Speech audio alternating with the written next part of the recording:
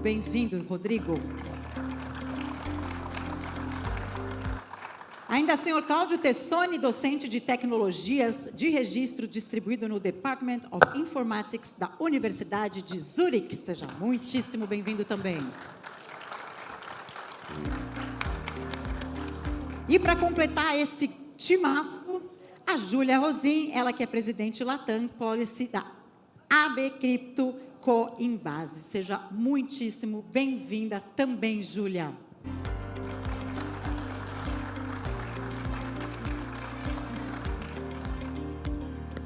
Todos apostos? Francisco, então o microfone é todo seu. Aproveite. Todos vocês que estão aqui conosco também. É incrível estar recebendo vocês de novo para essa jornada, né? Esse é o 5º ano de Blockchain.RIO e a gente vive um momento muito especial para a indústria, né? Então, queria agradecer novamente e compartilhar com vocês o que a gente vai viver nesses 2 dias.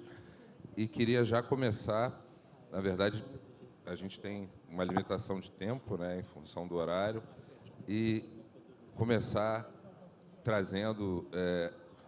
conversando com o Cláudio Tessoni, que está aqui do meu lado, que traz uma perspectiva muito diferente, né, Cláudio? Queria que você me contasse um pouco de tudo que você vem fazendo y da tua perspectiva desse momento global. Sí, Francisco, antes que nada, muchísimas gracias por la invitación para participar acá en Blockchain.RIO. Creo que la innovación que traen las tecnologías descentralizadas son específicamente importantes en áreas del mundo como América Latina, y es por eso que ver cómo el ecosistema está floreciendo, pero también cómo iniciativas gubernamentales lo están adoptando de manera tan seria, es una cosa que muestra el potencial que tiene toda esta área en esta región del mundo. Mi nombre es Claudio Tessone, soy profesor de Blockchain y Distributed Ledger Technologies en la Universidad de Zurich. También desde el 2020 soy presidente del Centro de Blockchain de nuestra universidad. La Universidad de Zurich es la más grande de Suiza, que es pequeña a escala global. Tenemos 28.000 estudiantes, 7 facultades y somos la universidad más completa que hay en Suiza. Suiza es un lugar en el cual muchos de los proyectos cripto nacieron o por lo menos se fortalecieron. Ethereum ya en 2014 fue el primer ecosistema que se estableció en Suiza, porque Suiza entendió algo muy rápido, como entendieron cosas similares también en otros periodos de la historia, que es una reglamentación, una regulación que facilite la innovación y que no la ahogue, es una cosa especialmente importante para sectores económicos del país. Y con el caso de Ethereum, lo que terminó pasando fue que la fundación de Ethereum, que es la que controló los primeros tokens generados en la red, fue lo que permitió hacer un bootstrap sobre el desarrollo de Ethereum, y Ethereum se convirtió en lo que todos vemos hoy. Después de eso, siguió en Suiza habiendo una regulación que le dio la bienvenida a distintos proyectos cripto, y así es que hasta el 2020 muchísimos ecosistemas se establecieron en Suiza. Y es por eso, y ahí vuelvo a nosotros, que muchísimos profesores en nuestra universidad y en todo el sistema académico suizo se interesaron mucho, porque estaban interesados en este tipo de innovación, se interesaron mucho en el mundo blockchain desde ángulos totalmente distintos. Estaba hablando antes de nuestra universidad, tenemos profesores de la Facultad de Filosofía, mi facultad es la Facultad de Economía, Negocios e Informática, profesores de finanza, de economía, de negocios, de administración de negocios y también de ciencias de la computación, empezaron a hacer investigación en blockchain, y con el tiempo empezamos a tener actividades informales en 2017. Para el 2019 ya teníamos 20 profesores en distintas facultades que estaban interesados en el tema. Y ahí es que empezamos a tener un rango de actividades bastante grande. desde eventos, cursos, diálogos con reguladores. Y en lo personal yo me convertí en el presidente del centro en el 2020. En mi grupo hacemos distintos tipos de investigación en blockchain. Por un lado hacemos investigación en blockchain analytics. Miramos cómo es que el flujo de activos adentro de las blockchains da lugar a procesos económicos a nivel macro en estos sistemas. Hacemos investigaciones forenses, desarrollamos herramientas que permitan trazar el flujo de activos y entender su origen o destino. Miramos protocolos de consenso, pero una cosa que a mí me parece lo más interesante de todos estos sistemas descentralizados es cómo es que dan lugar a distintos tipos de comportamiento y cómo mecanismos económicos generan, lo repito, cómo distintos tipos de incentivos económicos generan propiedades macroscópicas a nivel macro en todos estos sistemas. En unos casos tenemos blockchains que dan lugar a una gran cantidad de ciclos especulativos, en otras no necesariamente, y vemos cómo es que toda esta variedad que hay de incentivos económicos, con todas, por ejemplo, con todas estas blockchains que están basadas en Proof of Stake, hay una variedad tremenda de maneras distintas de distribuir recompensas, como estos que generan distintas propiedades macro. Otra cosa que estuvimos haciendo también últimamente fue mirar en finanzas descentralizadas, justamente porque tenemos toda la secuencia de interacciones con las plataformas registradas en la blockchain. Miramos procesos de manipulación de mercado, rug pools, front running y este tipo de cosas que pasan también en muchas blockchains. Y en realidad una cosa que es especialmente importante, que la posibilidad de tener este tipo de comportamientos en los sistemas muchas veces está generado por la manera en la cual las plataformas están desarrolladas.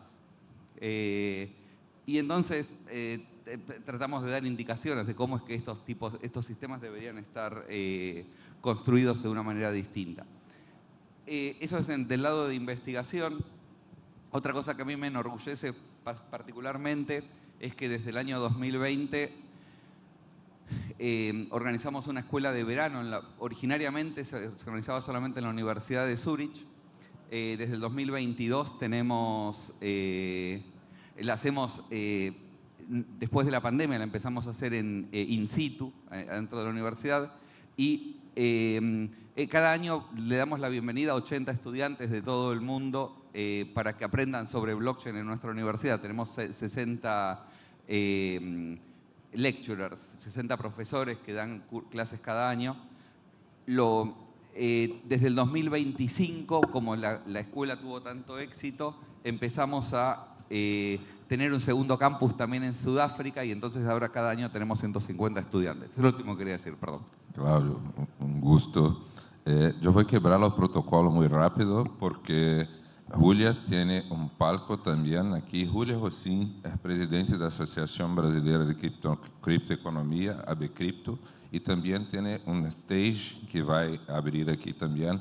Y voy a quebrar el protocolo para que hable también y se pueda ir para... Por favor, Julia, se puder compartir con nosotros tu momento, tu visión de mercado, que está a pasar. Julia es una gran representante de todo que estamos haciendo aquí, es la persona que está también capitaneando la regulación. Tiene uma visão muito importante para compartilhar com você.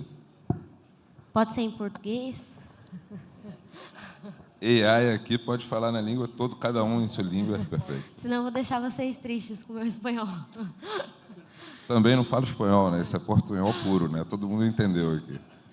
Não, primeiramente, obrigada, Francisco. É uma honra estar aqui, não só no palco, mas participando do evento. Acho que o Blockchain.RIO é certamente o melhor evento de cripto que a gente tem na América Latina hoje. Acho que graças, né, ao seu trabalho. Então, parabéns e obrigada pelo convite. Eu vou precisar saber, porque a gente tem a abertura de um palco daqui a pouquinho também. Mas o que eu queria passar, eu acho que a gente está num momento crucial do mercado, né? A construção de regulação é exatamente o que pavimenta como o mercado vai se comportar nos próximos anos. Então, o trabalho da associação hoje tem sido justamente abrir diálogos, né, com o regulador e trocar justamente com ele toda a estrutura e como funcionam as operações, como o mercado está se organizando, para que a gente consiga entrar num consenso sobre regras que sejam efetivas, né? Eu acho que ninguém aqui acredita que não devam existir regras de proteção ao cliente, ao usuário, de PLD, de antifraude. A questão é como é que a gente equilibra essas regras e, na verdade, cria regras que sejam realmente inteligentes e condizem realmente com o perfil no qual as ações ilícitas acontecem, né? Então, hoje o que a gente vê, na verdade, é que a visão do regulador ela vem muito alinhada justamente até com um pouco, né, de preconceito sobre como o mercado se organiza. Eu sempre falo que o crime existia muito antes do cripto existir, e se a gente desaparecer, se eles acabarem com o mercado, né, ele vai continuar existindo de outras formas, né? Então, na verdade, o que a gente precisa fazer aqui é construir uma regulação que tenha instrumentos que sejam efetivos o suficiente para, obviamente, inibir esse tipo de atuação, mas também permite o desenvolvimento do mercado, né? Hoje nós estamos no momento no qual as empresas precisam, né, se preparar para um processo de licença junto ao Banco Central. Então, em outubro, né, até outubro, a princípio, a gente fez um pedidinho ali de prorrogação, mas não sei se vai rolar. A princípio, em outubro, todo mundo que for atuar com criptoativos e está dentro do escopo do que seria considerado um prestador de serviço de ativo virtual, precisa pedir licença junto ao Banco Central.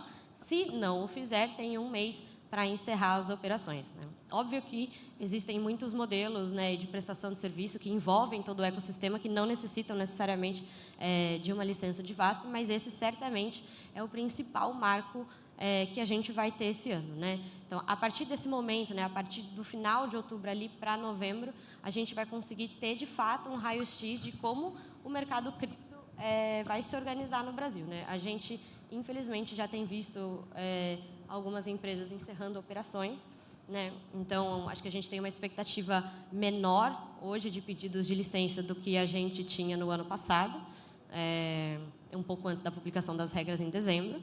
Mas eu acredito que isso seja temporário, né? Eu acho que a partir do momento que o Banco Central, principalmente, né, o Banco Central, tiver mais segurança, mais informações sobre a organização do mercado, um entendimento mais aprofundado sobre as atividades que realmente são executadas no dia a dia, a gente vai ter uma flexibilização por uma questão, acho que, de conforto mesmo, né, do regulador em ter conhecimento mais aprofundado sobre o mercado. Então, eu gosto sempre de ver o copo meio cheio. O pessoal fica meio bravo comigo, mas acho que é isso, assim, no sentido de olhar para as VASPs, esse é um momento muito relevante. E hoje também, acho que do lado da CVM, né, que é um regulador importante dentro do mercado de ativos virtuais, a gente tem todo um foco hoje da gestão em buscar regras para o processo de tokenização, né? Então, o presidente Otto fez um plano de 100 dias de gestão, criou um grupo de trabalho para a gente poder testar e escrever regulações conjuntas, né? Itens que tratam principalmente sobre como a CVM pode garantir segurança dentro da rede blockchain, possa garantir que exista segregação patrimonial, que exista supervisão daqueles que estão prestando serviço dentro do mercado. Então, eu acredito que esse ano é realmente um ano de criar, né, a base para o que o mercado vai ser no Brasil no futuro. Eu estou bastante otimista, eu acho que a CVM também tem feito um trabalho de escuta muito significativo e eles têm realmente, para esse ano, metas bem ousadas, eu diria. O Banco Central, acho que a partir de outubro, a gente vai passar por esse momento aí de conhecimento mais aprofundado do mercado e aí, a partir de então, a gente conseguir construir regras que realmente façam sentido e permitam com que participantes menores entrem, né, dentro desse ecossistema e tenham a possibilidade de crescer. Então, no final das contas, eu sou bastante otimista, assim. E aí a gente trata muito sobre regulação dentro da associação, que obviamente não está só restrita ao Banco Central e à CVM, também está também embarca ali todo o universo do Congresso Nacional, por exemplo. E esse ano é um ano de eleição, né? Então, um ano de eleição, por si só, ele já dificulta bastante o avanço de algumas discussões, mas a gente também tem, a partir ali de outubro, para poder desenhar esse novo, outros novos marcos legais, né? Acho que a gente tem pontos que a gente realmente precisa construir, que tem em relação com segregação patrimonial, o projeto de stablecoin, a possibilidade da criação de uma reserva soberana em ativos virtuais dentro do governo. Então, esse ano a gente também está aproveitando para poder ampliar as discussões. Inclusive, a associação fez uma parceria hoje com o movimento Juntos por Cripto, que tem um stand aqui, também aqui no Blockchain.RIO, que é justamente um movimento que busca abrir diálogo com os candidatos à presidência, os candidatos ao Senado, ao Congresso Nacional, pedindo para que eles tenham um cuidado e olhem de fato para a pauta cripto, né?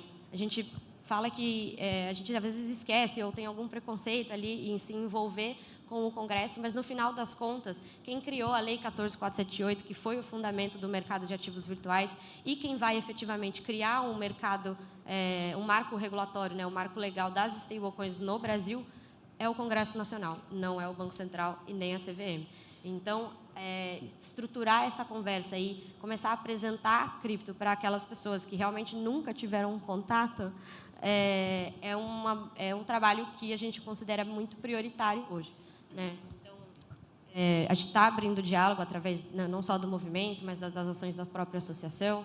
A gente tem um plano de conversar com os presidenciáveis, a associação está elaborando, né, um plano de ação, né, e de metas nos quais a gente vai entregar para esses candidatos, para eles entenderem quais são as pautas do mercado.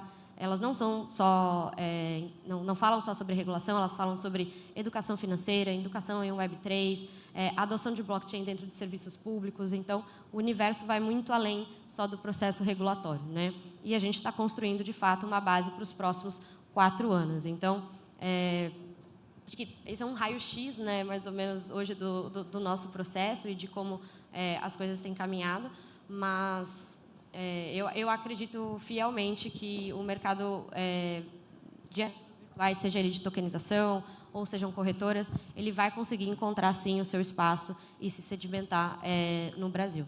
Então, obviamente, a gente tem muitos desafios pela frente, mas a associação serve para isso, né, para dar cara a tapa e brigar pelo setor. Então, contem conosco todos e, principalmente, obrigada de novo, Francisco, pelo espaço. Obrigado, Júlia. Vou te liberar e queria pedir uma salva de palmas para a Júlia, que é essa grande liderança do mercado brasileiro. Se quiser ir, Júlia. Juan, es una honra enorme siempre recibirte aquí, hermano. Juan es el presidente de CNAD, que es la Comisión de Activos Digitales de El Salvador, y es posiblemente una de las lideranzas globales con la visión que mejor entiende y comprende lo que se pasa en este universo de activos digitales de tokenización. Gustaría de compartir su visión. Gracias. Gracias. Bueno, primero que todo, les traigo saludos del país de El Salvador, la tierra dirigida por el presidente Nayib Bukele. Y les quiero decir que un agrado siempre venir a visitar a Francisco y a Blockchain.RIO, charlar con ustedes sobre lo que hemos logrado hacer en El Salvador con activos digitales. Quisiera también defender al Banco Central, la Comisión, porque el Brasil es un gigantesco monstruo comparado a la hormiga que es El Salvador. Nosotros tenemos una posibilidad de agilidad que no existe en Brasil. Al mismo tiempo, cuidado con lo que pedimos, porque miren lo que pasó en Europa con MiCA. Estar pidiendo mucha regulación tan rápido, sin entender la industria, puede ser muy peligroso. MiCA se estimaba que en el 2024 había más de 3.000 compañías, hoy en día hay menos de 200 registradas. Entonces, es importante entender la necesidad, la importancia y la manera que se tiene que hacer la regulación y la supervisión de activos digitales. En El Salvador, nosotros, como adoptamos Bitcoin en el 2021, entendimos muy bien lo que es activos digitales. Nos enfocamos no en cripto, pero en lo que ustedes hoy en día se está mencionando. Julia mencionó tokenización, que es lo que venimos haciendo nosotros desde el 2022, desde la ley de emisiones de activos digitales del 2023. El enfoque es qué es lo que va a hacer esta industria en el futuro y no lo que pasa en medio que es cripto. Y el problema con cripto es que tiene muchos mercados secundarios y muy difícil de supervisar. Por eso en El Salvador nosotros de verdad no hacemos nada con cripto, hacemos Bitcoin. Y después es tokenización de activos reales, que World Asset Backed, Real World Asset Backed se llama, que son subyacentes reales. Y ese es el futuro. Ahí es donde van a empezar la charla este año. Mundialmente va a ser tokenización. En El Salvador ya tenemos más de 200.000 millones de dólares en activos tokenizados. Supervisamos globalmente compañías. Estamos en un nivel reconocidos como el número 1 en el mundo, no solo por los números, por las compañías que supervisamos, pero también porque somos el único ente regulador mundial independiente con ley, que tenemos el mismo derecho que el Banco Central, la Superintendencia, pero específicamente para activos digitales. Entonces, El Salvador va a seguir creciendo y va a seguir liderando en esta materia, y con gusto aquí para trabajar con Brasil, con las experiencias que hemos aprendido, y también con las compañías. Hay varias compañías brasileras muy buenas registradas allá en El Salvador, también con el crecimiento de supervisión de compañías. Es bueno compartir con todos ustedes la experiencia. Voy a dar 2 charlas, creo, 3 charlas, entonces bienvenido a que participen y entiendan en detalle lo que hacemos en El Salvador. Pero oficialmente, muchas gracias por la invitación, gracias Francisco, y un gusto estar otra vez aquí en Río. Muchas gracias, Juan. Tenemos a honor de recibir pela primera vez acá en Brasil Patricia Tudisco, intendente del Banco Central de Uruguay. Patricia, ¿se puede compartir su visión? Es un honor recibirte acá. O honor é meu e muito obrigado, Francisco e Blockchain.RIO, por o convite para estar com vocês aqui hoje. Y ahora eu troco a español, que es más fácil para mí. En Uruguay el abordaje ¿sí? Ha sido un poco diferente, primero porque las necesidades ¿sí? y la estructura organizacional del país e institucional es distinta, tanto como con la de El Salvador, ¿sí? Como con el propio Brasil, que es un gigante hermano para nosotros, pero un gigante al fin.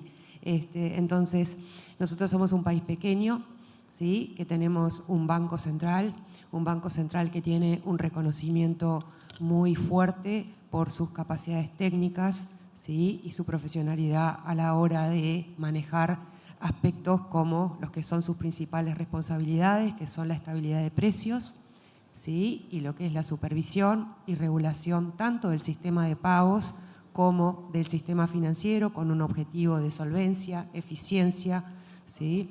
Estabilidad y, bueno, y desarrollo, ¿sí? Y todo eso está dentro de un único banco central. Cuando empieza a aparecer a través, digamos, del observatorio de innovación y luego una oficina, empiezan a aparecer los fenómenos, ¿sí? Finanzas digitales, activos virtuales, tokenización y muchos otros temas que empiezan a aparecer. El Banco Central de alguna manera se cuestiona, ¿sí? Y empieza a estudiar, y somos, por eso llegamos recién ahora a estos temas, empieza a estudiar ya desde el 2020, 2021 estos fenómenos y empieza a ver cómo se posiciona, ¿sí? Este Banco Central ante esta nueva actividad, ¿sí? Y cómo la va a contemplar. Y en ese camino es que, de alguna manera, más allá de que nosotros no somos capaces de promover leyes, sí podemos, ¿sí? Elevar propuestas para llevar adelante leyes que luego el Parlamento valida. Así trabajamos desde el 20 hasta, bueno, y seguimos trabajando. Hasta el año pasado logramos una segunda ley, ¿sí? En la cual nos da a nosotros las potestades dentro del Banco Central y en particular de la Superintendencia de Servicios Financieros, ¿sí? De regular y supervisar dentro del propio sistema financiero a estos nuevos actores, como son los proveedores de servicios de activos virtuales. También nos da la potestad, porque también incorpora dentro de lo que es el sistema financiero a los emisores, ¿sí?, de activos virtuales estables, y lo que ya hacía a la materia de security tokens o valores, ¿sí?, eso se trata a través, eso se ajustó en una ley previa, ¿sí?, del 2024, ¿sí?, reconociendo la posibilidad de poder hacer emisiones de security tokens, ¿sí?, con un registro descentralizado. Pero al final del día, como la superintendencia, ¿sí?, regula y supervisa 4 mercados, lo que sería la parte de intermediación financiera, lo que son valores, lo que son seguros y lo que son fondos de pensiones, lo que son security tokens en particular, ya es parte de la materia, ¿sí?, que regulaba y supervisaba la superintendencia. Entonces, como un resumen, es que el Banco Central de Uruguay logró de alguna manera incorporar en su propia infraestructura, ¿sí?, la regulación y la supervisión de estas nuevas actividades, contemplando los riesgos particulares que estas actividades pueden tener, ¿sí?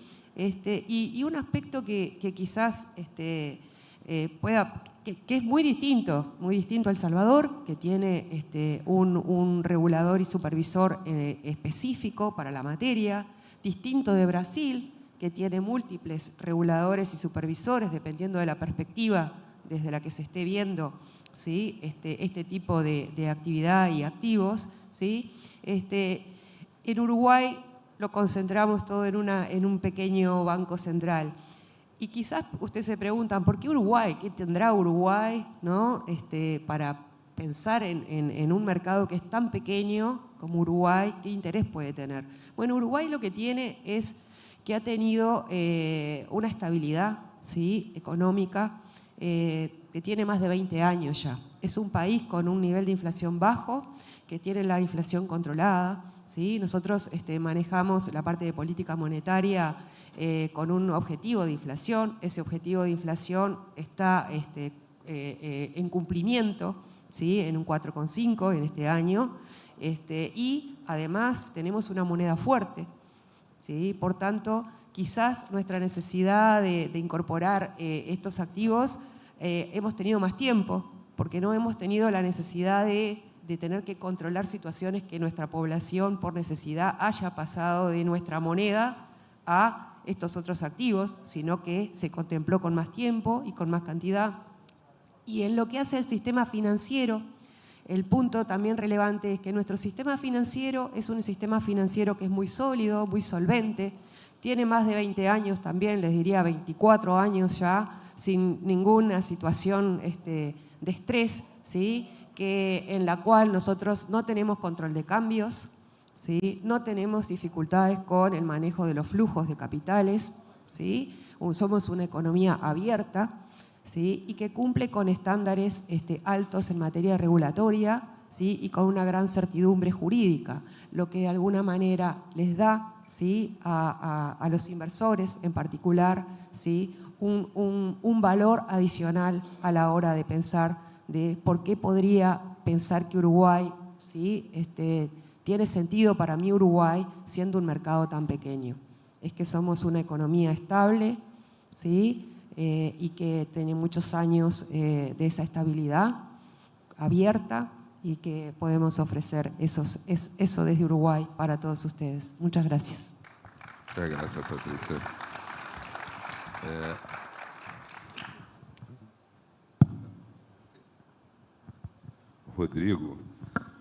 Rodrigo é, sem dúvida, uma das grandes lideranças que a gente tem no Brasil, né? Diretor de inovação da FENASBAC, da Federação da Associação de Funcionários do Banco Central. Acho que toca o Lift to Next, cria junto com a CVM, o Regulation Rocks, que é o palco que a gente tem aqui durante 2 dias, é sem dúvida uma das grandes lideranças que a gente tem no tema no Brasil. Rodrigo, por favor. Obrigado, Francisco. Obrigado para todo mundo que está aqui. Eu tenho direito a pedir música no Fantástico, que acho que é a minha terceira ou quarta vez já fazendo a abertura. Vou tentar entregar algo, um ponto de discussão que talvez eu não tenha falado, pelo menos dessa forma e nessa profundidade. Primeiro, isto aqui é uma maravilha, e não é por estar no Rio de Janeiro, mas você tem o princípio básico de inovação, um dos básicos de inovação, um deles chama da tripla hélice, né? Você tem hélice quádrupla, quinta, mas pelo menos você precisa de 3 hélices para o avião da inovação decolar. Um chama o Estado, o governo, os reguladores, vocês estão aqui representando. A outra é a academia, a inteligência, a universidade, está aqui representada. E a terceira são os inovadores. Então, muito bem representados aqui no palco pelas associações e as pessoas que estão convivendo aqui. O segundo grande princípio importante para a gente lembrar chama adensamento. Inovação só acontece quando essas pessoas se encontram. Todo centro de inovação do mundo, né, parte de um princípio de adensamento. Eu tenho que garantir que essas pessoas se encontram. Das grandes revoluções culturais, sociais, europeias, só existiu, o que a gente conhece, né, hoje como mundo moderno, só existiu por causa de um instrumento chamado cafés. Porque as pessoas iam se encontrar nos cafés. E elas ficavam conversando nos cafés. E elas trocaram ideias sobre o mundo que elas queriam. Então, isso aqui, Francisco, é maravilhoso, porque essa é a grande oportunidade que a gente tem de juntar a tripla hélice, adensada, num lugar importantíssimo para a inovação, que é o Rio de Janeiro. A Júlia falou, esse é o melhor evento Latam, e olha que a gente faz evento. Do nosso ponto de vista, a Federação dos Servidores do Banco Central, ela está há 10 anos ajudando essa instituição chamada Banco Central, no Brasil, a olhar para o futuro e dizer que o futuro é esse. Como é que a gente cria esses espaços onde o regulador participa ativamente do novo? Que há 10 anos atrás parecia contraditório. Há 10 anos atrás, as pessoas preferiam não mandar projetos para o regulador, projetos de inovação. O mercado reagiu assim e falou assim, tá bobo, vou nada, porque se eu for dizer para o regulador o que eu quero fazer, eu já sei qual é a resposta é não. 10 anos depois, você tem a CVM, fora o Banco Central, você tem a CVM testando inovação de verdade, no LIP, no Laboratório de Experimentação, Aprendizagem e Prototipagem, isso sem excluir o laboratório, o LAB da CVM, o famoso LAB da CVM, que tem uma discussão acadêmica, uma discussão conceitual super importante, mas tem 2 anos que a CVM testa. E tem aqui a Ambima presente também, que está testando o processo na rede de tokenização, projeto piloto de tokenização da Ambima. É super importante a gente ter esses espaços de testar a inovação, mas a gente tem que lembrar que isso é construído em cima de uma regulação, de uma regra, e a gente tem que lembrar a dificuldade de estabelecer regra para que todo mundo esteja construindo a coisa correta no momento correto e não perca tempo, dinheiro e inteligência. E eu vou propor uma coisa super rápida para vocês, assim, um exercício mental super rápido, que é, defina uma bicicleta. Que parece um exercício bobo, parece fácil definir uma bicicleta. Não, bicicleta é uma máquina, um veículo, um equipamento, já tem 3 definições diferentes.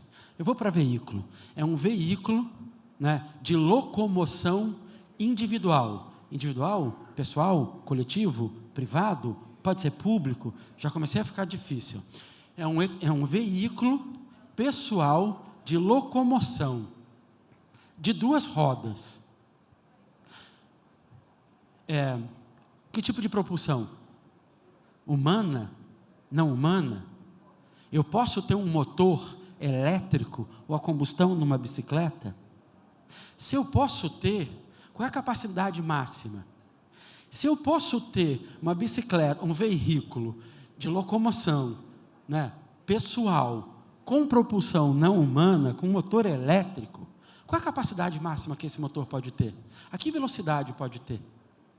E a depender dessa propulsão e dessa velocidade, que vias ele pode usar ou não? Se você olhar, você estica facilmente o conceito de bicicleta por uma motocicleta elétrica e finge que você está andando de bicicleta. Essa é a dificuldade do processo, quando você está criando algo novo. Quando você digitaliza o sistema financeiro, você acha que você continua falando da mesma coisa, mas não está. O Juan ontem trouxe, né, um exemplo maravilhoso. Carro elétrico não é carro. Né? Carro elétrico é um computador que faz as vezes de carro. Um celular não é mais um celular. Ele é um computador que faz as vezes de um telefone móvel. O sistema financeiro digital não é o sistema financeiro que a gente conhecia. Ele faz às vezes. E essa gama de possibilidades nova, ela precisa ser profundamente discutida, de pelo menos 3 vertentes, que é o que a gente quer trazer aqui para dentro, e no evento que você proporciona para a gente, Francisco, que é o Regulation Rocks. A gente faz um evento dentro aqui, Regulation Rocks, regulação é bacana, é massa, é legal.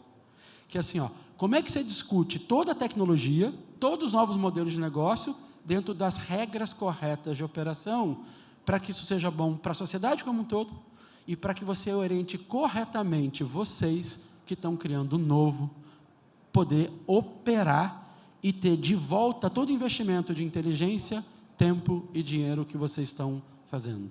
Acho que essa é a grande pedida, é isso que a gente tenta fazer há 10 anos, né? Ajudando os reguladores aqui no Brasil, CVM e Banco Central, e a Ambima, que fica com um pé aqui, um pé ali, como, né, a Associação de Autorregulação do Mercado de Capitais, e a gente tem esse prazer enorme.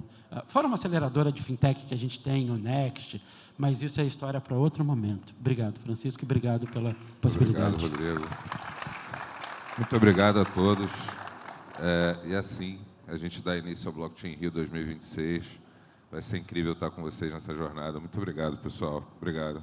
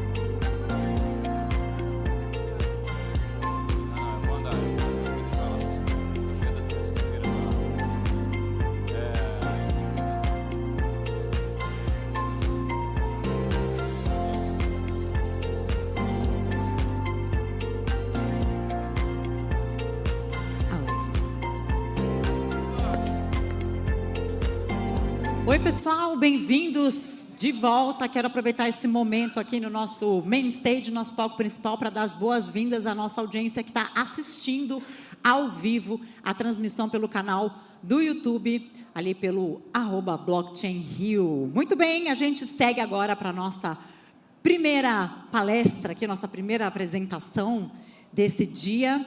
Tudo que o seu dinheiro quiser ser, como a Binance une cripto a TradFi em super app de finanças. E para isso, eu tenho o prazer de convidar aqui ao nosso palco, ele que é um dos grandes nomes do mercado de ativos digitais. Então, com vocês, vem para cá, Thiago Sarandi, diretor-geral da Binance no Brasil. Seja muito bem-vindo, Thiago. O palco é todo seu. Aproveite. Bom dia a todos. Bom dia a todos que também estão assistindo online. É um prazer estar aqui falando com vocês. Acho que alguns ontem estiveram no Blockchain Líderes. Eu vou ser repetitivo, já adiantando, eu vou fazer a mesma apresentação de ontem.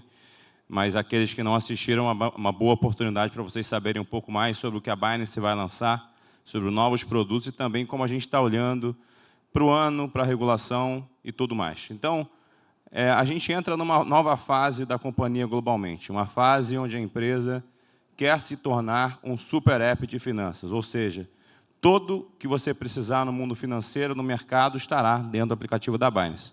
E para isso a gente precisava de um slogan, de uma frase, algo que traduzisse esse sentimento, essa visão da empresa.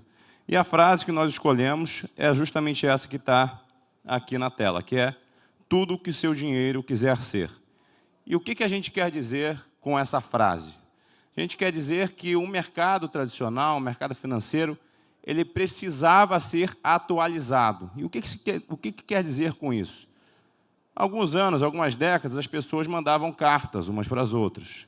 Hoje em dia, elas mandam um WhatsApp, uma mensagem instantânea, que não é enviada apenas para brasileiros, mas globalmente. Você pode mandar uma mensagem agora para um francês, em qualquer lugar do mundo, e essa mensagem vai ser recebida imediatamente. Por outro lado, no mercado tradicional, quando você olha, por exemplo, uma transferência internacional de dinheiro, você tem uma demora, não é instantâneo. Quando você olha para investimentos no Brasil, como, por exemplo, investimentos em bolsa, a bolsa fecha no final de semana, fecha durante a madrugada. Então, seu dinheiro fica ali durante o final de semana sem poder ser movido. Quando você olha, por exemplo, para investimentos em renda fixa, da mesma forma, você tem um horário para aplicar, você tem um horário para desaplicar, e você tem uma série de restrições para você ter acesso ao seu recurso no final de semana, ou até mesmo durante a madrugada, ou durante um feriado.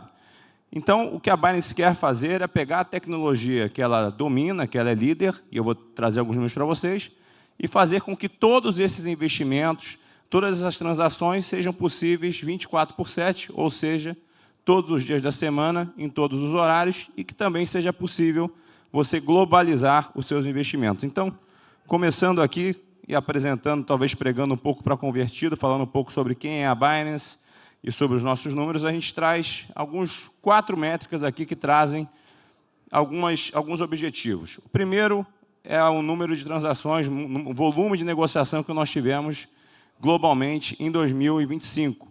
Nós superamos 34 trilhões de dólares de movimentação de livro, que é um número recorde para a empresa. Se a gente pegar desde a fundação da Binance, que tem 9 anos, foram mais de 170 trilhões desses 9 anos, e apenas em 2025 foram 34. Isso mostra justamente o tamanho da empresa, a liquidez da empresa, dentre outras coisas. E, obviamente, para atingir um volume desse, o número de transações que acontecem por segundo é muito elevado. E o nosso pico em 2025 foi de 4,4 milhões de transações realizadas em um único segundo. Então, temos os nossos 325 milhões de usuários em mais de 100 países, e em um único segundo, para estes usuários, nós processamos 4,4 milhões de transações, que foi o pico de 2025. E o que isso mostra? A capacidade da empresa para lidar com ordens globais que funcionam todos os dias da semana. E um outro dado que é importante, que mostra a confiança do usuário na Binance, é justamente o montante de ativos sob custódia. Nós temos mais de 1 trilhão de reais, fazendo a tradução desses 160 de dólar, custodiados na Binance. E como todos sabem aqui, até um incentivo da própria empresa, diferentemente do setor tradicional, você pode fazer sua autocustódia. E ainda que haja autocustódia, os usuários da Binance, ainda assim, uma boa parte deles opta por deixar seus ativos sob custódia da companhia. Então, esse é um dado importante que mostra a confiança do usuário em nós. Então, esses números nada mais são do que uma tradução que eu quero trazer para vocês, que a Binance é uma empresa absolutamente segura, confiável e é, de fato, a maior do mundo no seu setor. E aí, agora, falando um pouco sobre a fase do mercado tradicional, a fase de cripto, conversando com vocês um pouco sobre isso. Se vocês forem ver, o século XIX é onde começam os investimentos. E no século XIX, assim como foi até os anos 2000, a compra e venda acontecia num grande salão, né? Tinha os pregões e você conseguia comprar e vender ali títulos, enfim, ações e dentre outras coisas. Nos anos 2000, o pregão se tornou eletrônico. E o que isso quer dizer? Que as ordens podiam ser transmitidas por um home broker, por um aparelho, por um dispositivo. Só que o pós-negociação naquela época não havia sido resolvido. Então você comprava, mas aquilo não era registrado ainda dentro da sua carteira, dentro da sua conta.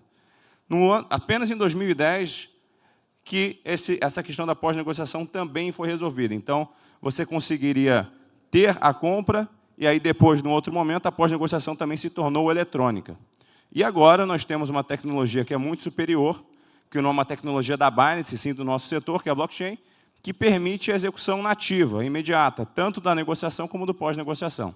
Então, é aqui que nós estamos, e é justamente nesse tópico que eu quero falar com vocês agora, que é a fase de cripto.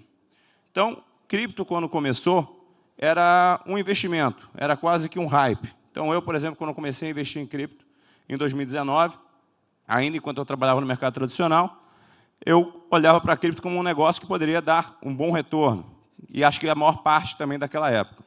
Mas depois, as fases foram evoluindo. E o que isso quer dizer?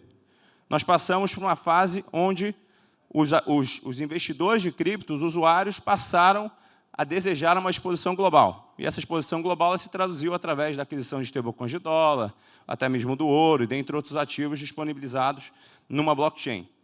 E, posteriormente a isso, os usuários começaram a olhar, olha, poxa, eu tenho aqui meus investimentos, na Binance, o meu investimento rende no final de semana, meu Bitcoin eu sei o preço na hora que eu peço. Por que minha renda fixa não é assim? Por que meus outros investimentos não são assim? Ou por que eu não consigo fazer uma transferência agora para uma pessoa em outro país no momento que eu desejar? Então, as pessoas começaram a buscar essa liquidez 24/7, começaram a buscar a exposição global e mantiveram, obviamente, o interesse no investimento em cripto. E aí, aqui é mais ou menos o que eu falei, né? Então, a gente saiu de uma tecnologia de nicho e nós entramos numa infraestrutura efetiva de sistema financeiro. Então, saímos do hype, passamos a ter utilidade. Saímos de utilidade, passamos a ter regulação. Os atores começando a convergir. Interesse institucional grande, grandes fundos, BlackRock, Franklin Templeton, dentre outros, se interessando em cripto. Grandes ETFs lançados nos Estados Unidos, grandes ETFs lançados no Brasil, através da nossa CVM, que foi até o ETF da Solana, foi a primeira SEC do mundo a aprovar. E aí, chegamos na fase final, que é a integração. Então, o setor cripto, Binance, originalmente só cripto, começou a conversar com grandes players globais, BlackRock, Franklin Templeton, dentre outros, Anchorage, grandes parceiros do mundo financeiro que nós fizemos nessa trajetória. Então, hoje, o sistema ele está no caminho da integração entre a tecnologia da blockchain mais a tecnologia tradicional, ou seja, os players tradicionais já percebem a necessidade de revolução e nós percebemos a necessidade de melhorar os produtos tradicionais. E aí, independentemente da fase que a Binance estiver, as nossas prioridades sempre serão as mesmas. E é por isso que eu trouxe os números no começo. Então, a nossa prioridade principal é garantir a segurança do nosso usuário. E, para isso, nós temos não só uma robusta tecnologia cibernética de proteção, mas também temos fundos de proteção que a Binance construiu com seus próprios recursos. Um desses fundos é o Fundo de Segurança ao Usuário, que chama-se SAFU, que é um fundo que basicamente tem $1 bilhão, que a Binance foi colocando ali derivado da sua corretagem, e esse fundo visa proteger o usuário caso a Binance sofra um ataque cibernético que resulte em perdas para os usuários. Felizmente, esse fundo nunca foi utilizado e eu espero que nunca precise ser utilizado. Outra prioridade que é muito importante para a gente é a liquidez. Nós somos a exchange mais líquida do mundo, com muito espaço, e nós temos provido essa liquidez para vários players do mercado tradicional e também para o mercado de competição da Binance direto de cripto. Então, liquidez é um negócio muito importante. Basicamente, liquidez é a possibilidade de você comprar mais rápido, no melhor preço. E a última coisa, que, para mim, é o que traduz a Binance, e é por isso que a Binance tem sido a maior do mundo desde o seu 6º mês de vida, que é o foco no usuário. Então, a Binance ela é focada em lançar produtos considerando as necessidades dos nossos usuários. Pode ser que as necessidades dos usuários brasileiros sejam diferentes, por exemplo, dos usuários japoneses, porque cada um tem um foco, cada um tem uma perspectiva. Pode ser que, por exemplo, no mercado japonês, as ações sejam mais desenvolvidas e a renda fixa não, ou pode ser o contrário. Então, a gente observa as prioridades dos nossos usuários e a gente foca no feedback do usuário. Eu posso dizer isso com propriedade, porque toda semana nós temos reuniões no Brasil, onde a gente coleta os feedbacks principais dos usuários para a gente trabalhar em cima deles, sejam feedbacks positivos ou negativos. Então, a gente tem, de fato, um foco no usuário e essa é uma direção global da empresa. E aí, agora, entrando um pouco com relação ao dinheiro do brasileiro. Então, a gente tem visto que o dinheiro do brasileiro está migrando, que é uma coisa muito boa. O brasileiro, de 21 para 25, a gente vê que o brasileiro diminui o investimento em poupança, que era o investimento preferido, e, felizmente, começa a investir mais em títulos privados, começa a investir mais em cripto. E esse é um dado muito legal que vem da Ambima, que é uma associação de mercado financeiro muito respeitada. E aí, como eu coloquei, naturalmente, somos brasileiros, quem não gosta de surfar um pouco os juros brasileiros, naturalmente, desde o 21 até 25, a renda fixa não deixou de ser atrativa. Naturalmente, ela continua sendo atrativa. Só que a renda fixa ela precisa ser melhorada com base no que eu falei para vocês no começo. Então, essa renda fixa precisa ser 24/7, você precisa conseguir investir nela a hora que você quiser e desinvestir também a hora que você quiser. E é nisso que a gente traz esse produto que nós anunciamos ontem no Blockchain Leaders, que é o Binance Rende Mais. Nós temos uma pré-lista desse produto, uma lista de lançamento, de espera. A gente pretende lançar esse produto muito em breve. E agora eu vou explicar para vocês, basicamente, como esse produto funcionará. Antes de falar da taxa, que talvez aqui seja uma hora atrativa, eu quero falar dos benefícios de tecnologia desse produto. Primeiro, esse produto, como eu coloquei no começo, ele vai render todo dia. Isso significa dizer que ele vai render também no final de semana. Chega desse negócio do seu investimento só render no dia útil. Chega de você perder dinheiro no feriado, de você perder dinheiro no final de semana. A renda fixa brasileira, através da Binance, vai render todos os dias. E, além de render todos os dias, ela também vai ser aplicável e resgatável todos os dias. O que eu quero dizer com isso? Que, se você aplicar na sexta-feira, você vai ter um rendimento até o domingo, vai sacar no domingo. Então, não há nenhum outro produto equivalente a isso hoje no Brasil disponível. E, de fato, não é porque eu sou da Binance, não é porque eu sou o General Manager, mas eu tenho certeza que esse será o melhor produto de renda fixa que o Brasil já viu. E, naturalmente, o que é muito importante, que é um grande chamariz, é a taxa desse produto, que é equivalente a 120% do CDI, que hoje vai dar aí, enfim, algo em torno de 16% a 17% ao ano, considerando a taxa atual. Então, é um produto muito bom. E aí eu acho que a próxima pergunta que naturalmente vem é: Tiago, qual que é o limite? Porque eu já vi esse negócio de 120% do CDI, eles só deixam investir 3 mil, ou então você investe num título, e aí você tem que esperar 1 ano ou 2 anos para você conseguir ter acesso àquele título. Como é que funciona esse negócio? E aí, o nosso limite para esse produto será de até R$100 mil, que é um limite espetacular, um limite real, para que você tenha uma exposição diária, e diária realmente, 7 dias em uma semana, para você ter acesso a esse produto que é o Binance Rende Mais. Aqui tem uma lista preferencial, eu vou passar aqui em benefício do tempo, mas tem um QR Code. Se você não puder ler esse QR Code agora, você pode ir em um dos nossos stands e teremos lá explicações, enfim, para falar um pouco sobre o produto. Eu também vou estar por aí, então fiquem à vontade para me questionar, para tirar suas dúvidas. E agora, entrando um pouco na nossa filosofia, né? Na nossa nova filosofia, na nossa nova visão. Aqui, nessa projeção do aplicativo, vocês vão ver o Binance Rende Mais ali, né, que muito em breve vai estar disponibilizado. De novo, quem estiver na lista de espera vai saber primeiro. Nós temos cripto, que é o nosso business principal, que nós já fazemos desde que nós nascemos. Temos o Pix, para aqueles que não sabem, a Binance já disponibiliza há algum tempo a possibilidade de você utilizar suas criptos para fazer Pix, para comprar uma água, para comprar um carro, para comprar o que você quiser com suas criptos, embora eu não recomende, por exemplo, utilizar o Bitcoin, mas o Bitcoin você pode utilizar. E você também tem um cartão, que é um produto de pagamento, que já está disponibilizado, que você consegue utilizar seu cartão para fazer qualquer compra ao redor do mundo. E tem um produto que não está no aplicativo ainda, mas que já está nessa projeção, que são as ações americanas. E aí, qual que é a ideia aqui com as ações americanas? Pessoal, espera aí que eu passei demais aqui. Qual que é a ideia aqui com as ações americanas? A ideia com as ações americanas é dar a opção para o nosso investidor de acessar o mercado americano na perspectiva de risco. Então, olha, pessoal, cripto, agora não estou gostando, está no bear market, eu quero investir agora em tecnologia na Bolsa Americana. Você vai ter essa possibilidade também no aplicativo da Binance. E eu trouxe até alguns dados interessantes. Enfim, eu vou passar agora um vídeo para vocês, que eu fiz questão de colocar nessa apresentação, que é um vídeo muito bacana do produto. Peço que assistam e daqui a pouco a gente volta a conversar.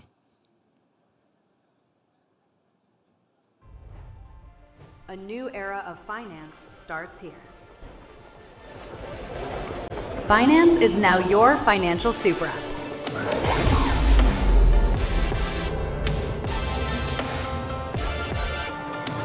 The first crypto exchange to offer direct stocks globally.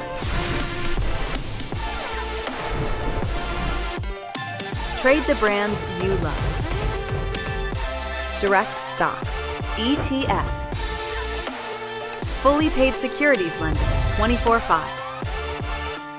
One app, more markets, more opportunities for everyone.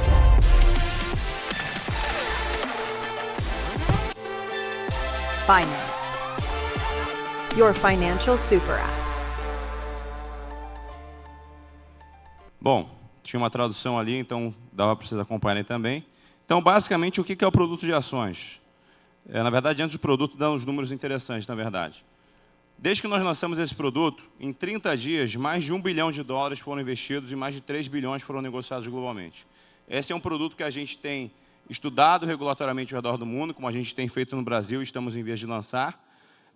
E quando nós tivermos concluído esses estudos regulatórios para todas as jurisdições que nós desejamos lançar, esse volume será exponencialmente maior. E aí, eu pedi que a nossa equipe colocasse esse slide, porque me surpreendeu saber que os investimentos que os nossos usuários das ações têm feito não têm sido em AI. Eu imaginei que AI ia ser o setor que ia liderar de lavada, mas, na verdade, o setor que foi mais investido nesses 30 dias foi o setor de semicondutores, que me surpreendeu, porque eu pensei que IA fosse ganhar. Aí, depois dos semicondutores, a gente tem as Big Techs, que isso já era esperado, sempre foi, já há alguns anos, a IA, que para mim está em primeiro, energia limpa e biotecnologia. Então, isso mostra que o perfil do investidor de cripto na Binance me surpreendeu com relação ao investimento nas ações. Não houve um foco na IA, a IA ficou apenas em terceiro lugar. E aí, pessoal, acho que, como eu já falei aqui, enfim, não quero ser repetitivo, a gente tem construído nesses 9 anos a plataforma do presente, não do futuro. A gente tem colocado já à disposição de brasileiros produtos absolutamente revolucionários. Isso não envolve só a compra e venda de cripto, não envolve só a maior liquidez para você comprar e vender a hora que você quiser, o ativo que estiver listado na Binance, no melhor preço e no momento que você demandar, no segundo que você pedir. Isso também envolve você tropicalizar produtos para entender a necessidade brasileira. Então, pagamento, Pix. Pix é um negócio revolucionário, que funciona 24/7. O Brasil é um dos poucos países do mundo com esse sistema de pagamento que funciona 24/7. É uma revolução que o Brasil ensina ao mundo como fazer pagamento. Um dos melhores países do mundo nesse aspecto. E, além disso, também agora, investimentos globais. A capacidade do usuário da Binance, nas próximas semanas, conseguir investir em ações americanas, conseguir investir na renda fixa brasileira, seja ele nacional ou seja ele estrangeiro. E a nossa missão é democratizar. Eu vim do mercado tradicional, eu passei mais de 12 anos da minha vida trabalhando para bancos, e eu tenho um enorme respeito pelos bancos, os bancos são os nossos clientes e vice-versa. Eu acho que nós temos que juntos construir um sistema melhor para o Brasil, mas a nossa missão, a minha missão, a missão do nosso time, é garantir o acesso, independentemente do nível do usuário, aos melhores produtos de investimento. As ações, há uma renda fixa real, que renda bem, as melhores criptos, há uma empresa que tem um dos melhores suportes do mundo, que em 15 segundos você já é conectado com o ser humano, você não fica ligando e esperando 10, 15 minutos para ser atendido e depois a ligação cai na sua cara. Então, a nossa missão é democratizar o acesso a investimentos. E aqui, terminando a minha fala, e reiterando essa frase que eu adorei, que o nosso time de marketing pensou e pensou muito bem, isso aqui não dá para fazer com IA, eu acho. Que é essa frase maravilhosa que é tudo que o seu dinheiro quiser ser. Literalmente, na Binance, o seu dinheiro, obviamente governado por você, vai poder ser o que ele quiser. Temos 325 milhões de pessoas nessa jornada conosco, e se você ainda não está conosco, eu convido você a participar e também a fazer parte dessa lista. Era isso, muito obrigado a todos.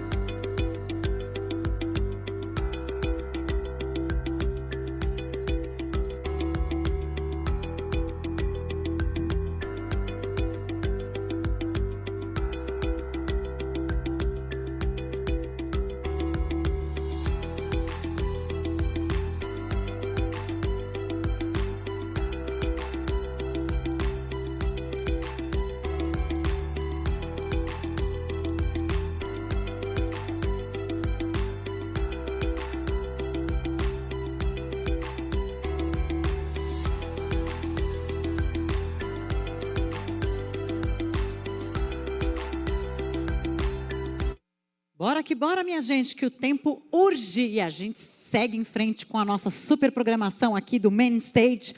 Hora de falar sobre os desafios da supervisão da economia de ativos digitais em América Latina. Lembrando que nós estamos com transmissão ao vivo pelo canal Blockchain.RIO no YouTube. E eu tenho o prazer de convidar agora ao nosso palco um timaço que vai se reunir aqui, a começar por ela, Nicole Discan, ela que é a nossa mediadora da vez. Seja muito bem-vinda, Nicole, CEO e co-founder da Regdor. Quero ver as palmas, gente.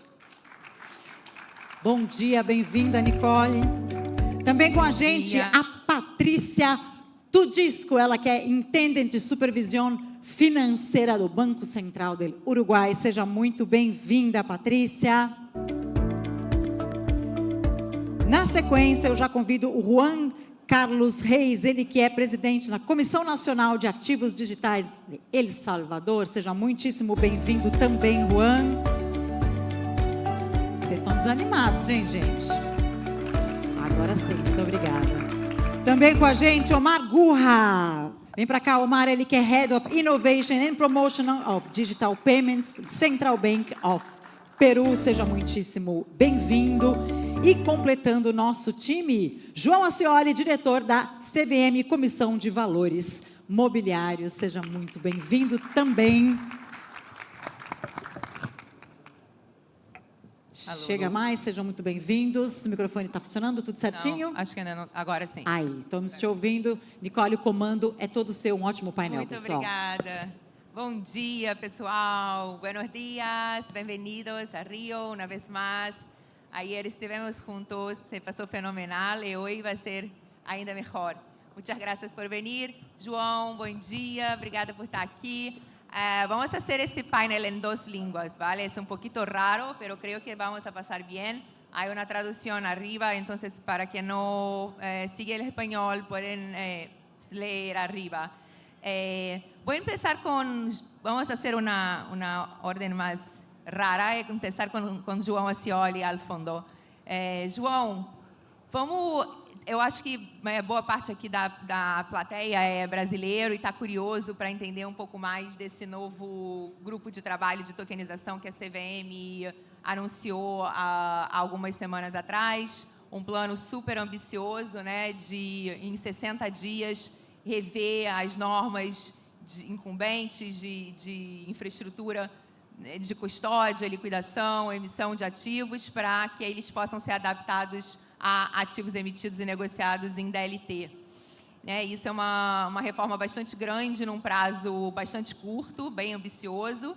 E aí eu queria entender um pouco da sua visão, se, em primeiro lugar, você acha, na sua opinião, e aí eu estou fazendo aqui pelo João, que a nossa intimidade permite o disclaimer de que ele vai falar por ele mesmo e não pela CVM. E eu queria saber a sua opinião, se esse prazo é factível e se você acha que desse estudo vai sair, de fato, uma regra inovadora que se afaste das regras mais tradicionais que a CVM tem, né, há 50 anos. CVM, para quem não sabe, está comemorando 50 anos em dezembro. E eu, da minha carreira, desses 25 anos de carreira, acompanhei boa parte desse trabalho incrível que a CVM faz. Então, João, a bola está contigo.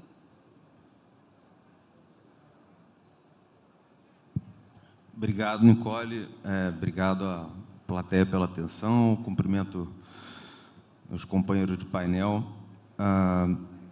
Eu acho que, se a necessidade é a mãe da invenção, acho que o prazo é a mãe da produtividade, né? Então, se a gente tem um prazo de 60 dias para fazer, se a gente fosse pensar quanto tempo seria necessário, não se pensaria em 60 dias. Então, se você tem esses 60 dias para fazer, acho que a gente tem que se esforçar para encaixar o trabalho nisso e fazer. E o tempo dos 60 dias, ele é talvez mais longo do que parece. Quer dizer, ele é curto, mas o espaço que a gente tem não são 60 dias para fazer as coisas do zero. Tem todo o tempo acumulado por todo o mercado, todos os participantes que estão nisso há anos, conhecendo isso muito bem, que acumularam a experiência que permite fazer mais em menos tempo, né? Aquela história do parecerista que cobra caro para um parecer, fala assim, mas você vai levar uma semana para fazer isso. Não, levei 20 anos para fazer o que me permite fazer em uma semana. Então, se a CVM não tem a experiência toda que permitiria a ela fazer nesse tempo, por isso que também tem o grupo de trabalho, tem essa interação mais viva, né? Então, assim, um recado é para um desafio para todos nós, para a sociedade, fazer com que a CVM possa conseguir, nesse prazo, entregar essas mudanças, que eu estou muito confiante que virão, né? Porque ela vai pegar a experiência justamente acumulada por tanto tempo. Então, 60 dias vai ser o que a gente tem para fazer, e eu confio que vai ser bastante.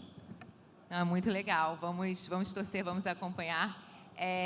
E é verdade, né? A CVM conta também com um mercado bastante interativo, os participantes daqui, né, do Brasil e parte que está aqui na plateia ajuda muito a CVM nesse trabalho. Então, eu acho que faz sentido isso que você está falando. E é muito legal ver do colegiado essa visão tão inovadora e esse senso de urgência.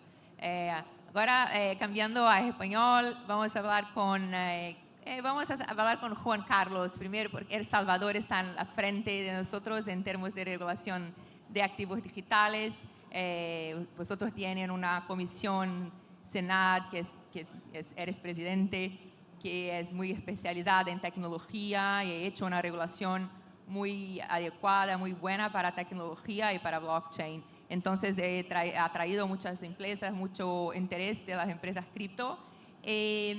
Pero ayer hablamos en la mesa de apertura y me he dicho que solamente 20% más o menos de las empresas que aplican están habilitadas después del procedimiento de aplicación, ¿verdad? Entonces, ¿qué necesitan demostrar para vosotros para que estén habilitados a operar y que no sea solamente un domicilio, que no van a hacer de facto actividades reguladas desde El Salvador? Sí, gracias, Nikki. Buena pregunta. ¿Cuánta gente aquí habla inglés? ¿Se siente confortable con inglés? Una. Bueno. Voy a hablar en español, entonces. ¿Pero los portugueses entienden más el español que el inglés? O bueno, hablamos en español. Bueno, gracias por la invitación. El Salvador es una situación muy única mundial, dado a que nuestro gran presidente Nayib Bukele legalizó Bitcoin en el 2021. Lo que pasa cuando legalizas Bitcoin es lo mismo que se te va a pasar si te mandan a un pueblo en medio del África donde nadie habla tu lenguaje.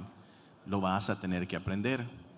Y nosotros obligatoriamente tuvimos que aprender de fondo, no solo la comisión, pero todos en el país aprendimos lo que es Bitcoin. El Salvador es el Bitcoin country, donde tenemos más gente educada de lo que es Bitcoin en cualquier otro lado del mundo. Pero lo importante de lograr aprender lo que era Bitcoin es entender dónde es que va esta industria. Nosotros, después de legalizar Bitcoin, apagamos el sonido a todo esto de cripto.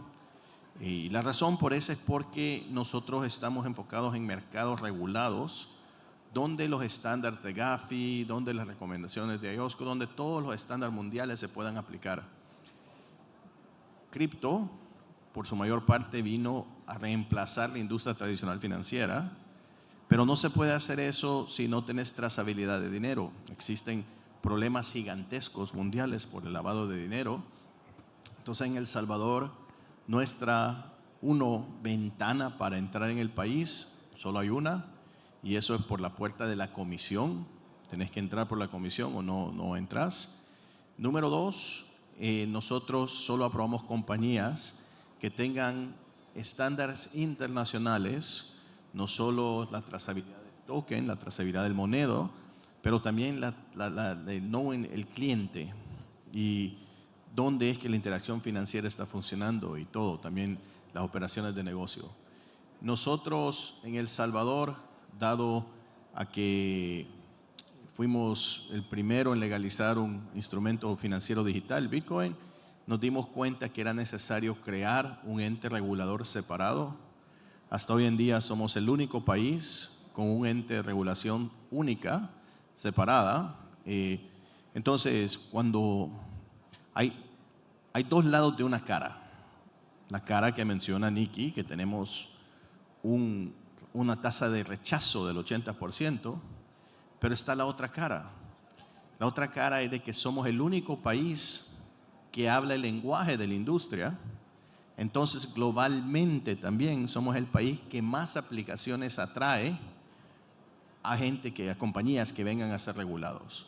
Entonces, la tasa de rechazo es alta porque también nadie más entiende la industria y la mayoría de compañías, tenemos compañías de Brasil, pero hay bastantes aplicaciones de compañías de Brasil que vienen a El Salvador a tratar de ser regulados. Nosotros no podemos ser el regulador del mundo todavía, no tenemos la capacidad financiera para lograr hacer eso, aunque regulamos bastantes compañías mundiales y por eso también no necesariamente, y como digo, los dos lados de la cara, ya oyeron el negativo que es el 80% rechazo, pero en el otro lado no es que todas las compañías que están viniendo a aplicar no estén en una madurez para poder hacer negocios internacionales, pero que nosotros también nos damos una capacidad para hacer una supervisión internacional de vida. Entonces, los dos lados tienen que poderse justificar, la regulación que está al estándar, pero también el propósito de la supervisión que tenemos que hacer. Entonces, en fin, El Salvador lidera globalmente como regulador número 1 en activos digitales, pero es por diseño. Nosotros entendimos la diferencia entre activos digitales e instrumentos tradicionales financieros. Para ponerlo sencillo, es como un carro eléctrico.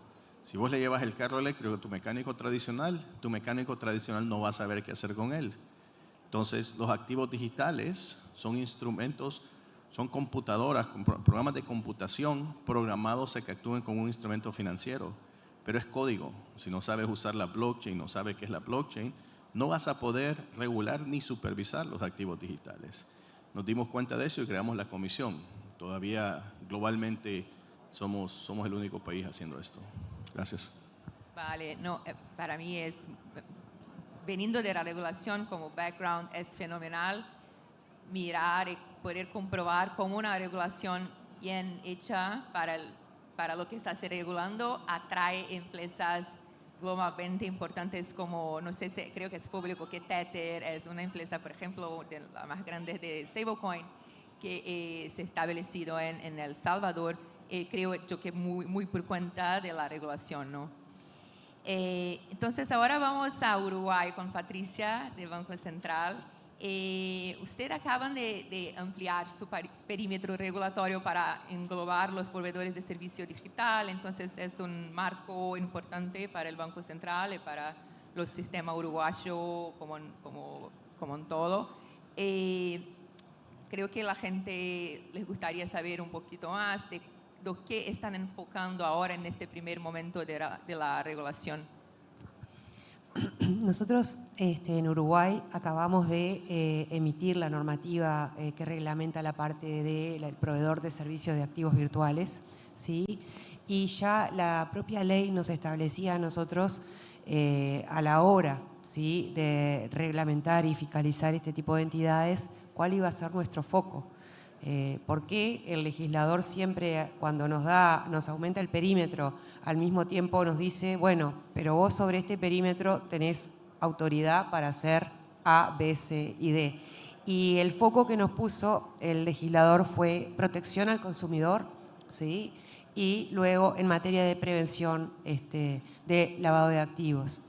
Con ese foco nosotros escribimos una regulación que tiene un fuerte componente en lo que es el proceso de autorización. Es un proceso de autorización, no un mero registro, ¿sí? Un proceso de autorización que mira mucho en aspectos, ¿sí?, como ser la gobernanza de la entidad que se está proponiendo establecer, llevar adelante actividades en Uruguay, ¿sí?, todo lo que hace a sus sistemas, toda la parte de tecnologías de información y la seguridad de sus sistemas de información, porque acá la seguridad y el tema del riesgo cibernético y los riesgos tecnológicos son potencialmente mucho más importantes que estos riesgos en otro tipo de entidades, ¿sí?, financieras. Aspectos nosotros también pusimos requerimientos de carácter prudencial, ¿sí?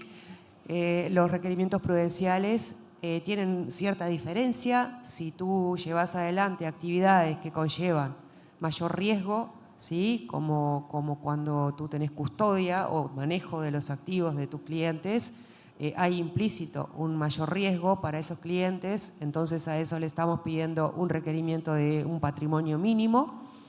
Por otro lado, a todos les requerimos una garantía mínima, ¿sí? y un pequeño depósito para otros gastos. Y luego, en materia de foco de consumidor, también otro aspecto que es importante es todo lo que es el relacionamiento con el cliente, ¿sí? Y en particular aquellos que tienen custodia o administración de estos activos, que hayan contratos claros con su cliente de cuál es el alcance del servicio, de cuáles son los costos implícitos en los servicios que se están prestando, ¿sí? En su caso, si tenés custodia, también que la gente pueda tener acceso a saber sus saldos diferenciados y tener información en todo momento dónde están esas custodias, qué calidad tiene el custodio, dónde están esos activos. Y bueno, y un poco eso han sido los focos donde nosotros hemos puesto a la hora de definir nuestro marco regulatorio y de supervisión. Y bueno, y en materia de lavado, que no les hice ninguna mención, y bueno, y fue una de nuestras principales necesidades, nosotros, más allá de ver las implicancias que esto tiene dentro de nuestro sistema financiero, una de nuestras, digamos, presiones para incorporar esto dentro de nuestro perímetro era Gafi. Entonces, los requerimientos en materia de prevención de materia de lavado también son importantes. Y bueno, y acá incluimos claramente la regla de viaje, ¿sí? Para todo tipo de transacciones, y el tema del conocimiento, mucho foco en lo que es el conocimiento del cliente, ¿sí? El Know Your Customer, y ahora el conocimiento de las transacciones de los clientes. Así que bueno, que en este caso cualquier operación, y en particular en el caso de cripto, cualquier operación que supere, de un cliente que supere los $1.000, tiene que pasar por un proceso de registro de ese cliente o de conocimiento del cliente, ¿sí? Que son importes bastante más bajos que lo que sucede cuando estamos hablando de moneda fiduciaria. Vale. No, me parece un abordaje muy similar al que tiene Banco Central aquí en Brasil con la regulación de proveedores. Seguro que hay diferencias en capitales, en requisitos, pero el abordaje es muy similar. Entonces, me parece que lo hablan bien las regulaciones. Omar, ahora contigo vamos a hablar de stablecoins, que hay una adopción significativa en Perú, si no me equivoco, aunque no hay un marco regulatorio todavía. ¿Cómo están viendo este desarrollo de la tecnología desde el Banco Central? ¿Cómo esto está involucrado en su mandato de regulación?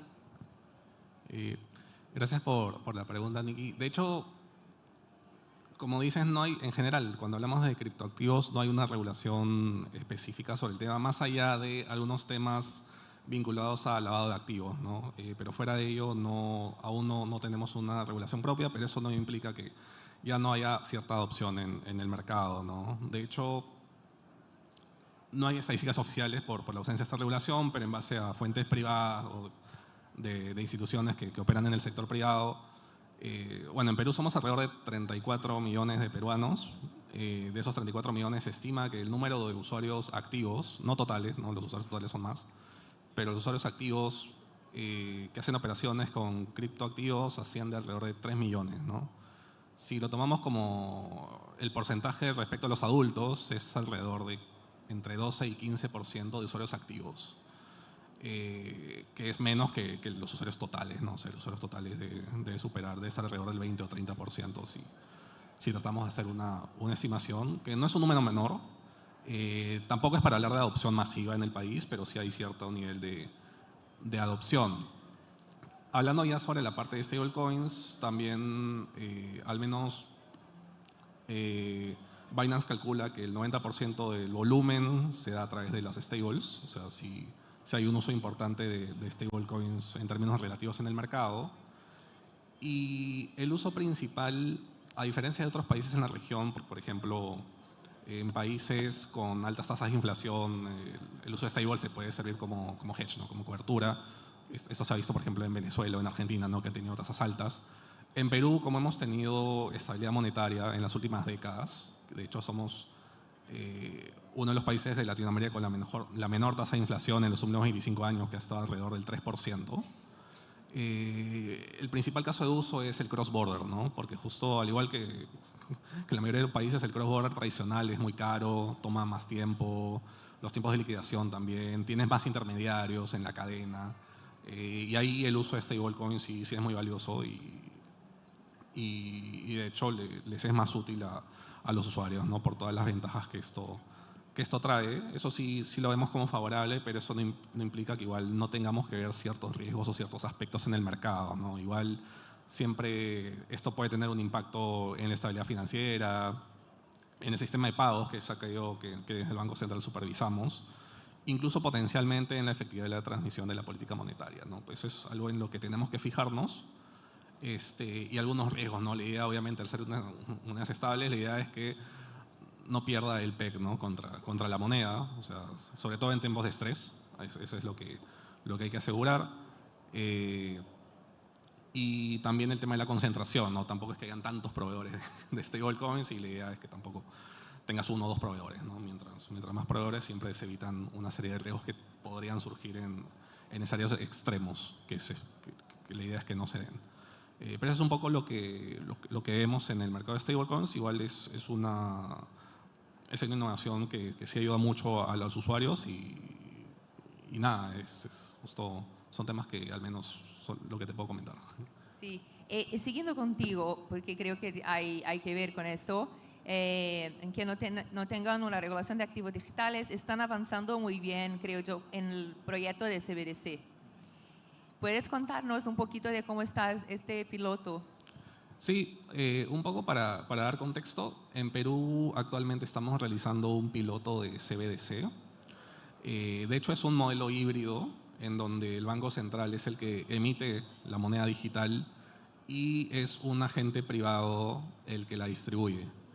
De hecho, la empresa que distribuye el CBDC en Perú es una empresa de telecomunicaciones llamada Vitel. Es una empresa vietnamita.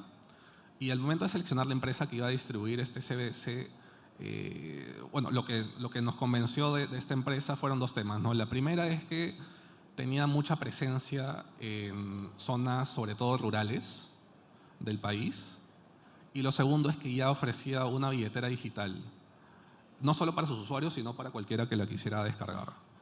Y eso lo vimos como favorable porque el principal objetivo que nosotros queremos conseguir con el uso de CBDC es ver si a través de este instrumento podemos lograr mayor digitalización de pagos en las zonas menos bancarizadas del país, ¿no? Y el hecho de tener una empresa que tenga una fuerte presencia fue algo que fue un plus, definitivamente. De hecho, este es un piloto que se enfoca en Perú son 24 regiones, nos estamos enfocando en las 8 regiones, que es el tercio, con menor bancarización, ¿no? Y sobre eso se ven cosas interesantes, se ve que sí, el número de usuarios activos, número de usuarios totales, la transaccionabilidad ha aumentado. Incluso se ve en ciertas métricas un mayor crecimiento en las zonas menos bancarizadas que respecto al promedio del país, que también muestra un crecimiento favorable. Esa es la parte buena. La parte como limitaciones que se han observado es que como la empresa que distribuye el dinero y la que provee la billetera es una empresa de telecomunicaciones, es una empresa que no ofrece cuentas bancarias a los clientes. Y en un ecosistema como Perú, donde todas las billeteras bancarias están interconectadas, el hecho de que tengas una billetera que no puede enviar fondos a estas otras billeteras le pone en una desventaja competitiva, ¿no? O sea, el usuario te dice, ¿no?, cuáles son los motivos por los que no necesariamente sigue usando o no usa tan activamente la billetera, y dice porque no puede enviar fondos a otras billeteras que sí pueden recibir fondos de otras, ¿no? Y eso es una de las razones por las cuales la empresa está ahorita solicitando una licencia como empresa emisora de dinero electrónico para que justamente pueda proveer cuentas y pueda unirse a este ecosistema, ¿no? Lo cual también implica, o es una lección que hemos obtenido, que la interoperabilidad que se ha logrado en Perú te reduce considerablemente los costos de entrada al mercado, ¿no? Esa es también una lección muy importante. Y tal vez como tercera lección, que sí lo vemos con mucho optimismo, es que cuando hemos encuestado a los usuarios de esta billetera que usa CBDC, que no están bancarizados, y les hemos preguntado, luego de usar esta billetera, ¿qué tan interesado estás en abrir una cuenta bancaria en alguna institución financiera? Alrededor de la mitad sí se ha visto animado a abrir una, ¿no? Y esto lo vemos como que también la CBDC puede impulsar este proceso de bancarización e inclusión financiera en el país, ¿no? Eso también es un resultado que creo que es muy potente. Creo que esto es más importante, es como pano de fondo para todo esto que estamos hablando, es promover inclusión financiera, que la gente pueda estar más bancarizada. Entonces, qué bueno escuchar eso, que está mirando esto como un posible resultado de las inovações que estão haciendo. João, voltando a falar um pouco de estrutura regulatória, né, e eu acho que assim, a gente tem alguns pontos aqui que os panelistas colocaram, né, sobre aumentar um pouco a barra dos novos entrantes. Eu acho que as nossas PSAVs aqui, né, as provedoras de serviços virtuais, estão sofrendo um pouco com essa entrada da regulação do Banco Central, porque a barra subiu muito, né? Então, tem muita gente, muita startup, muita empresa que provavelmente não vai conseguir cumprir os requisitos de capital. Um pouco do que a Patrícia estava falando também nessa linha de abordagem baseada em risco, que o Banco Central, né, por não conhecer muito, por ser um novo perímetro regulatório que está sendo regulado, a princípio parte do risco mais alto, né, até inclusive classificou todo mundo como S4 para depois revisar, né, no sentido de que não vai ter muita flexibilidade. Eu queria entender a sua visão um pouco disso, em termos de, né, obviamente, olhando para a CVM. Uma preocupação que guia, né, a principal preocupação que é usada como o lado positivo, né, a lógica de se adotar uma barra elevada, por exemplo, especialmente de capital mínimo, se fala sobre você ter mais garantia, mais segurança para os consumidores. Então, se você tem algum problema, você tem um patrimônio de onde buscar ressarcimento. Só que é um trade-off que tem que ser pensado. Acho que tem um aspecto que fica muito de fora, ou pelo menos muito mais de fora do que eu acho que deveria, que é da dinâmica da concorrência dos mercados. Assim, a importância que tem você ter mais players disputando inovação, disputando clientes. A disputa por clientes, ela não só é a torta do market share, ela vai aumentando. A gente vê a experiência da desbancarização no Brasil, que tinha uma preocupação muito grande dos bancos já, né? A XP fez isso e aí tirou, mas assim, tirou percentualmente, mas assim, o tamanho do mercado cresceu, porque quando os concorrentes estão disputando, eles não disputam só aquilo que está ali, eles são forçados também, pela pressão de obter resultados, a expandir a base de clientes, né?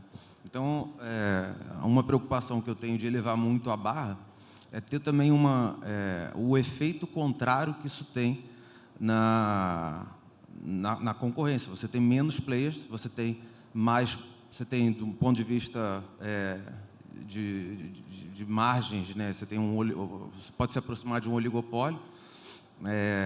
Eu acho que também tem que pensar, ver caso a caso o que leva o regulador a fazer isso, porque também tem uma narrativa que não é tão simpática, mas assim, se você puser a barra tão alta que só vai ter um player que consegue, o regulador também tem uma vida mais fácil. Só vou precisar olhar um, né? Só que aí qual é a consequência para o mercado de só ter um, né? Ou só ter poucos? Então, quanto mais players, mais você tem a possibilidade de um desenvolvimento, um florescimento do mercado e melhora da qualidade do serviço.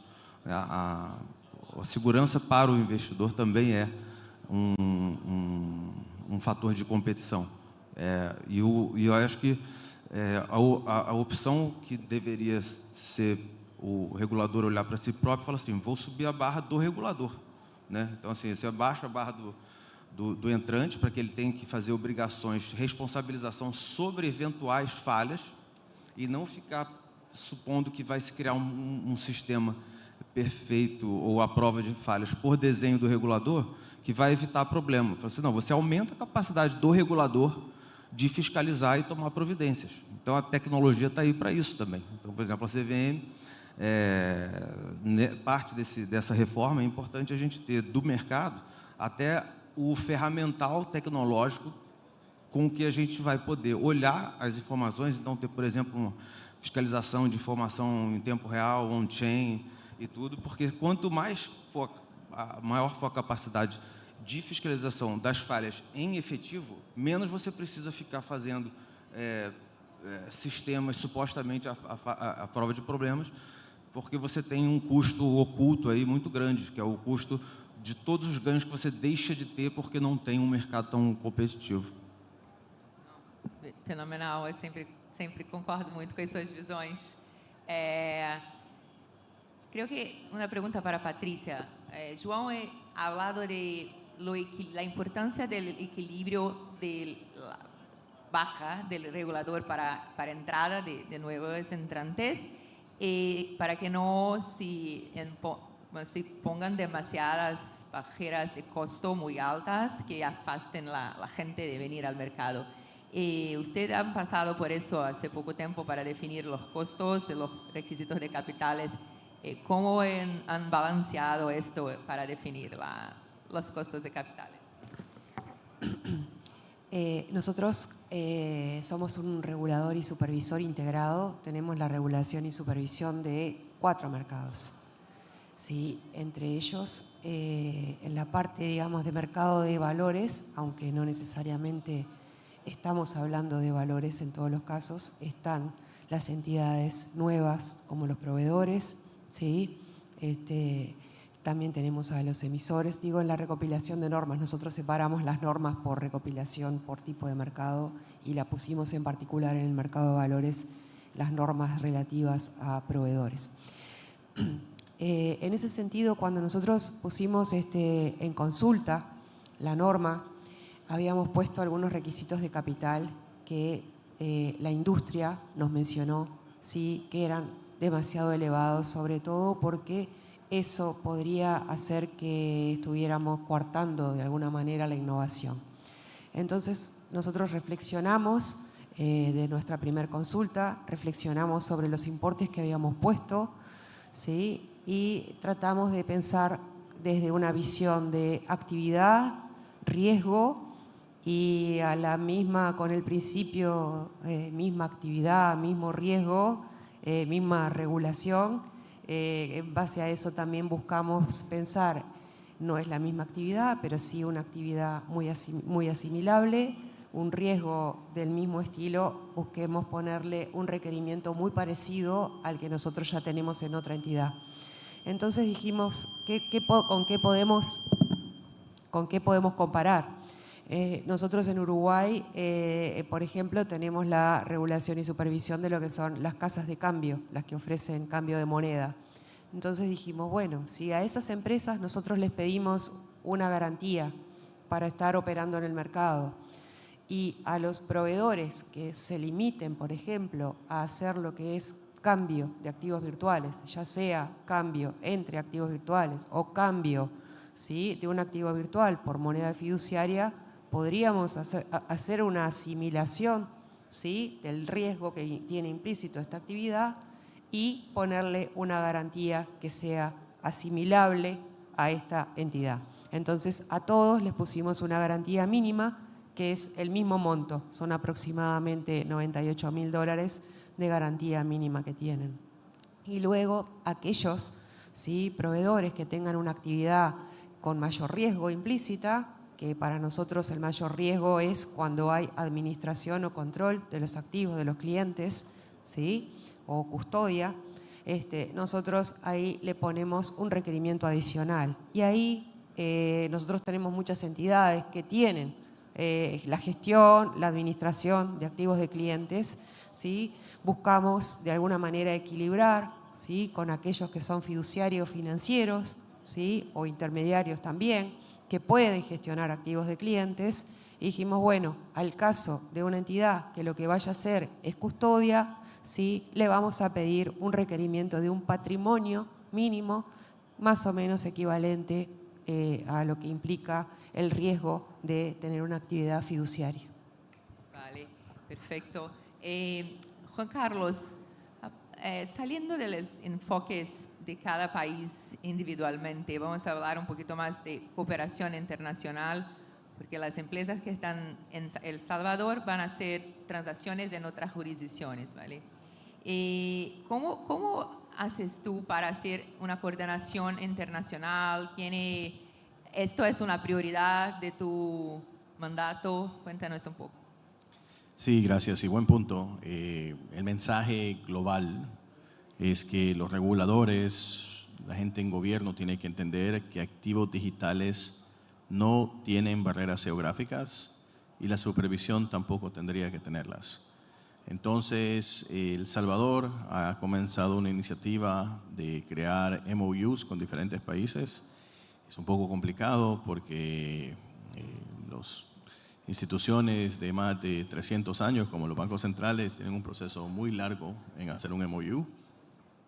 Con Brasil hemos hablado, estamos con el Banco Central ahorita afinando los cambios para el MOU, pero es importante, dado a que el problema más grande que existe es que se sigue hablando del futuro, esta industria está aquí, hombre. Sí. El año pasado que llegamos a nuestro punto más alto, la industria valía casi 5 trillones de dólares, 4.3 trillones de dólares. Es una industria gigantesca, bien sofisticada, y dentro de más seguimos atrasando, que ya está aquí, menos información tenemos de cómo funciona. Como decía la pregunta inicial del desafío de la supervisión en la economía de activos digitales, el desafío más grande es que todavía, y no es por tener algo contra lo que tú has hecho, Patricia, pero todavía decimos, mira, se parece a un pato, tratémoslo como un pato. Es como, les digo, la diferencia más grande, sí, el carro eléctrico se parece al carro tradicional, pero si usas las mismas herramientas, no te va a funcionar. Entonces, el problema más grande, el desafío más grande es ese, que no entender a fondo que esto es una industria innovativa, una industria madura, y bastantes de las reglas, por ejemplo, lo que hablaba Patricia y lo que se habla, tiene que ver con cripto mercado secundario que no se puede supervisar, muy complicado. Para eso están los exchanges y tenemos reglas para los exchanges, pero nosotros trabajamos en la tokenización de real world assets, donde sí tenés 100% trazabilidad, donde sí existe un subyacente real atrás del token, donde si llegan a robar un token, no te sirve de nada porque el token tiene un contrato inteligente que no lo puedes mover si no tenés tantas autoridades. Entonces, cuando ya entendés a fondo la industria es muy sencilla de supervisar y muy sencillo de identificar qué es lo que se puede supervisar y qué es lo que no se puede supervisar. DeFi, fantástico, yo lo uso, me encanta, pero no va a ser supervisado. No queremos DeFi en El Salvador. Entonces, de entender la madurez de la industria donde está y en vez de tratar de decir, mira, se parece a esto, tratémoslo de esta manera, de entender que se parece a eso porque el diseño de la user interface está programado a que se parezca a eso. Pero atrás es programación, es computación. Perfecto. ¿Alguien más tiene algún comentario sobre este tema de desafíos de supervisión, ampliar el parámetro regulatorio y la coordinación? ¿Quieren hablar? Sí, podría agregar que en nuestro caso, ¿sí? Al ser un supervisor y regulador que regula y supervisa al sistema financiero tradicional, para nosotros sí que ha sido un desafío poder incorporar esto a nuestro perímetro. ¿Y por qué es un desafío? Primero, porque en nuestro caso aumenta el perímetro, ¿sí? Implica eso el desarrollo de nuevas capacidades, porque es claro que con las capacidades que teníamos nosotros no estábamos en condiciones y le diría que debo reconocer que aún nos falta avanzar en el desarrollo de esas capacidades, ¿sí? Para supervisar, porque no alcanza con tener una regulación. Esto es como Gafi, no alcanza con tener las normas.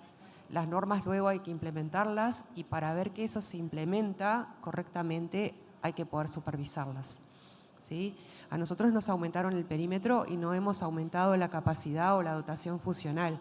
Entonces, nos hemos tenido que ir transformando o ir adaptando, ¿sí?, nuestras competencias para poder ahora afrontar el desafío que se nos viene, que es, una vez que estén estas nuevas empresas operando en el mercado, vamos a ser responsables, ¿sí?, por la supervisión y por lo que está pasando, porque en el fondo lo que interesa es la estabilidad, la solvencia, la eficiencia y el desarrollo del mercado, ¿sí? Entonces, para eso no alcanza con tener una barrera para el ingreso, porque una vez que las empresas ingresan, hay que supervisarlas y supervisarlas dentro de un marco de un organismo como el nuestro, que tiene un amplísimo perímetro regulatorio, que tiene que ir transformando a las personas para poder incorporar estas nuevas capacidades.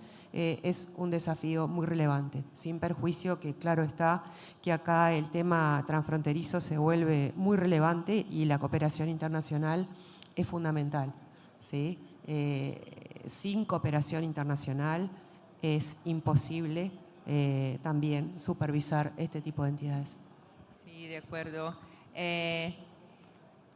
Señores, tenemos como más 20 segundos. ¿Alguien tiene algún mensaje que quiere decir? Como algo que quieran dejar para la audiencia. Si no, muchas gracias. Suerte para todos. Hablamos en el próximo año. Gracias.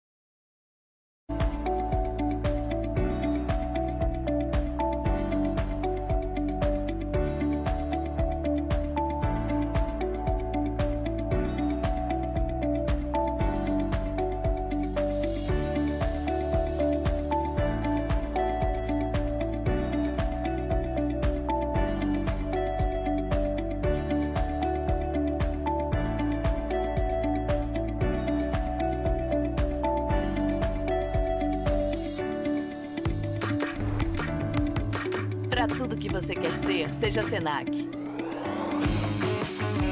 São diversos cursos em vários níveis, com uma formação prática e reconhecida para todo tipo de jornada. Seja para quem quer começar na vida profissional, começar a empreender, quer crescer na carreira ou mesmo se reinventar. Escolha o seu curso e comece agora. Senac, para ser o que você quer ser. O Sesc é pra gente viver mais. Vem viver mais amor, arte e prazer. Tudo que há pra você. Vida vem acontecer.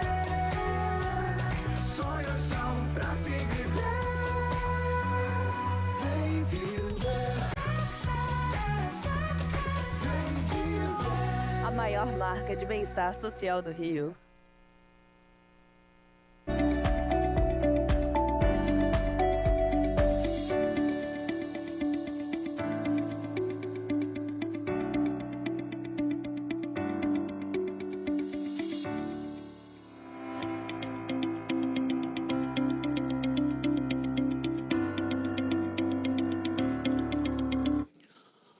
Muito bem, pessoal. Para quem está chegando agora, bem-vindo aqui ao nosso main stage. Para quem permanece com a gente, bora que bora. Nossa programação segue adiante. E agora temos um bate-papo aqui com o tema No Bear Market in Stable Coins. Então, para isso, eu quero convidar agora ao nosso palco os palestrantes. Me perdoem se a minha pronúncia não for a correta no nome de vocês. Mas seja muito bem-vindo, Ragulan Pati, ele que é CEO e founder da Cast, e também Hai Awad, Latam Growth Manager, também na Cast. Palmas para eles, gente. Bem-vindos. Tudo bem? Ragulan? Eu acertei. Hi, how are you? Good, thank you. Enjoy. Aproveitem.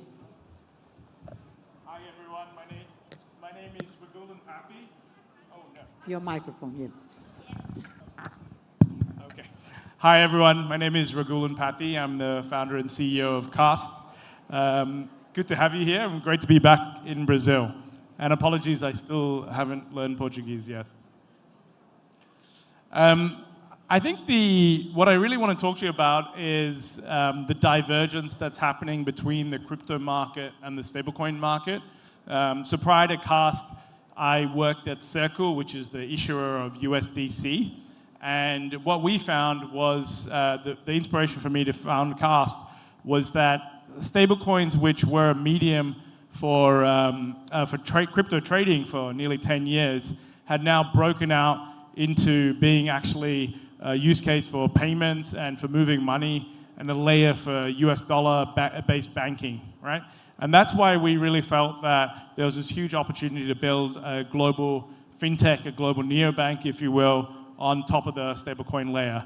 Now, what we have here is really a representation of the Bitcoin price as it sort of peaked around about September, October, and then as it's come down, and this is Cast's volume. Now, we started in July 2024. This represents from July 25. But you can see that we've probably gone approximately about 4x or so in the last year, even though the Bitcoin price is halved. So we hope the Bitcoin price, of course, will pick up again and things will start moving again. But it really shows that there is no bear market in stablecoins. If anything, things are accelerating. I guess just speaking a little bit about what we're really trying to build at Cast, and we'll speak a little bit more, we'll talk a little bit more about LATAM. What we really think is that that layer upon which you could build a bank that operates, especially here in the Americas between the US and Latin America with stablecoins is really a huge mega opportunity. And in Brazil, we're seeing obviously tremendous innovation with the support of the central bank around crypto and stablecoins. And also in Brazil specifically, not only USD stablecoins, but I think one of the most popular non-USD stablecoins are really coming out through BRL stablecoins and yield-bearing BRL stablecoins. So yeah, we just continue to see tremendous growth, and we're investing very hard in terms of licensing here in LATAM. I think the thesis that we had around it being dollar-based is definitely playing out as the mega opportunity, but I think Brazil being a very large economy, 200 million plus people, has an opportunity to build, use the same technology, but extend it into BRL-based stablecoins as well. So a little bit about Cast today as it stands. So we support over 170 countries, so we have licensing and a framework for over 170 countries. We have the ability for you to deposit stablecoins and cash. We support PIX here in Brazil, have done so for a long time. And so you can use cash, you can use stablecoins, you can have accounts, you can do payments globally. We support over 18 currencies today, and soon we'll support more than 50 currencies globally. And you can send money via SWIFT as well, which means you can access 200 countries nearly. The other thing also is that we are also opening up the interface to be usable by agents, and we also have an AI native interface coming as well.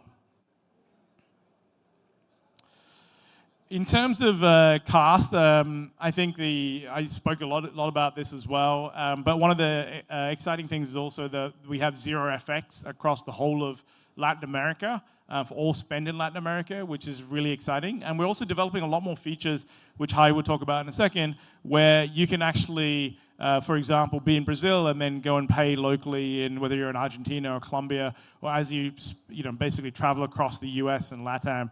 And we think that is obviously a huge advantage. It's very, very low friction, being able to move your money across LATAM very easily. So I'm going to talk a little bit about the new releases, and then we're going to get Hai on stage to help me out. So I think the first thing that's super exciting, which comes out tomorrow, is the reserve account. So traditionally in Cast, you would be able to deposit money and it will be held in USD, but we now have a reserve account, which as a promotional rate will be paying 6%, 9%, and up to 12% for our private tier members as well. So you can deposit, you can move your money from your standard account into the reserve account, and you could be earning interest.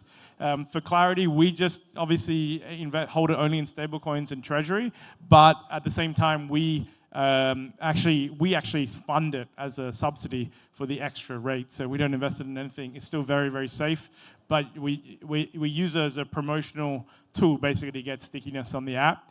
I think a lot of people have standard and private. 6% for standard is super good on your USD, and 9% even for premium tier members, which is pretty accessible as well. The other thing also that we have is BRL. Whoops, sorry, back. Is Euro and BRL accounts as well. They're coming imminently as well. You can already deposit via Euro and BRL, but actually being able to hold in Euro and BRL is coming as well. And the other thing that we're seeing massive demand for is Cast for Business as well. So this is especially from Brazilians who run global businesses, whether they're incorporated here in Brazil or a lot of people are incorporated with LLCs in the US or other markets. So being able to do that is super interesting as well. And we're seeing a lot of demand from Brazilian users who run businesses who want the full Cast experience, but for their business as well. Much easier to set up as well. With that is also coming a new business app as well. And that business app will go into V2, I think, in the next few days as well. I talked a little bit about Kim AI, which is our AI assistant, through which you can access things a lot faster than actually navigating on the app itself. So for example, you'll be able to ask Kim AI, like, can you please tell me all the transactions? I just went on a holiday to Europe. Tell me all the transactions on my holiday. Maybe leave out the ones that are too expensive when I was buying bottles, etc. But like, you can ask it to access a lot of information or produce a statement or do a transfer or get your blockchain address for if you need to send it to someone. All of these things a lot quicker as well. We're also spending a lot of time building our direct rails as well. And so the direct rails would mean that you could send money instantaneously to over 50 countries. Eventually, we are aiming for over 90 countries globally. And the ability to split bills, we also see this as a popular feature where people want to split bills with people as well. Cool. In terms of what's next, I think for us at Cast, the biggest thing is just product velocity, shipping more and more features. And then also, I think we're catching up. We're number 2 right now in this global fintech race. We're probably one of the last to start. We only started like 2 years ago. But we're catching up to, and we think within the next year or two we'll be number 1. We're also spending a lot more money owning the infra and owning the licenses. We're getting licensed here in Brazil. We have licenses in Europe. We're expanding that, expanding licenses in Asia. This allows us to actually be able to offer more and more direct payment opportunities as well. We understand, I think, one of the big things about Brazil is that most Brazilians are very, very global. They don't really just live here in Brazil, especially our customer. They're traveling a lot to other countries. And so they're looking for ways to move their money that may be traditionally quite hard with a bank, or is maybe only available to the very richest Brazilians who have private banking. We're trying to essentially bring that private banking experience and make it available to everyday Brazilians. I think on that note, I'll invite Hai up to talk a little bit about our plans in LATAM.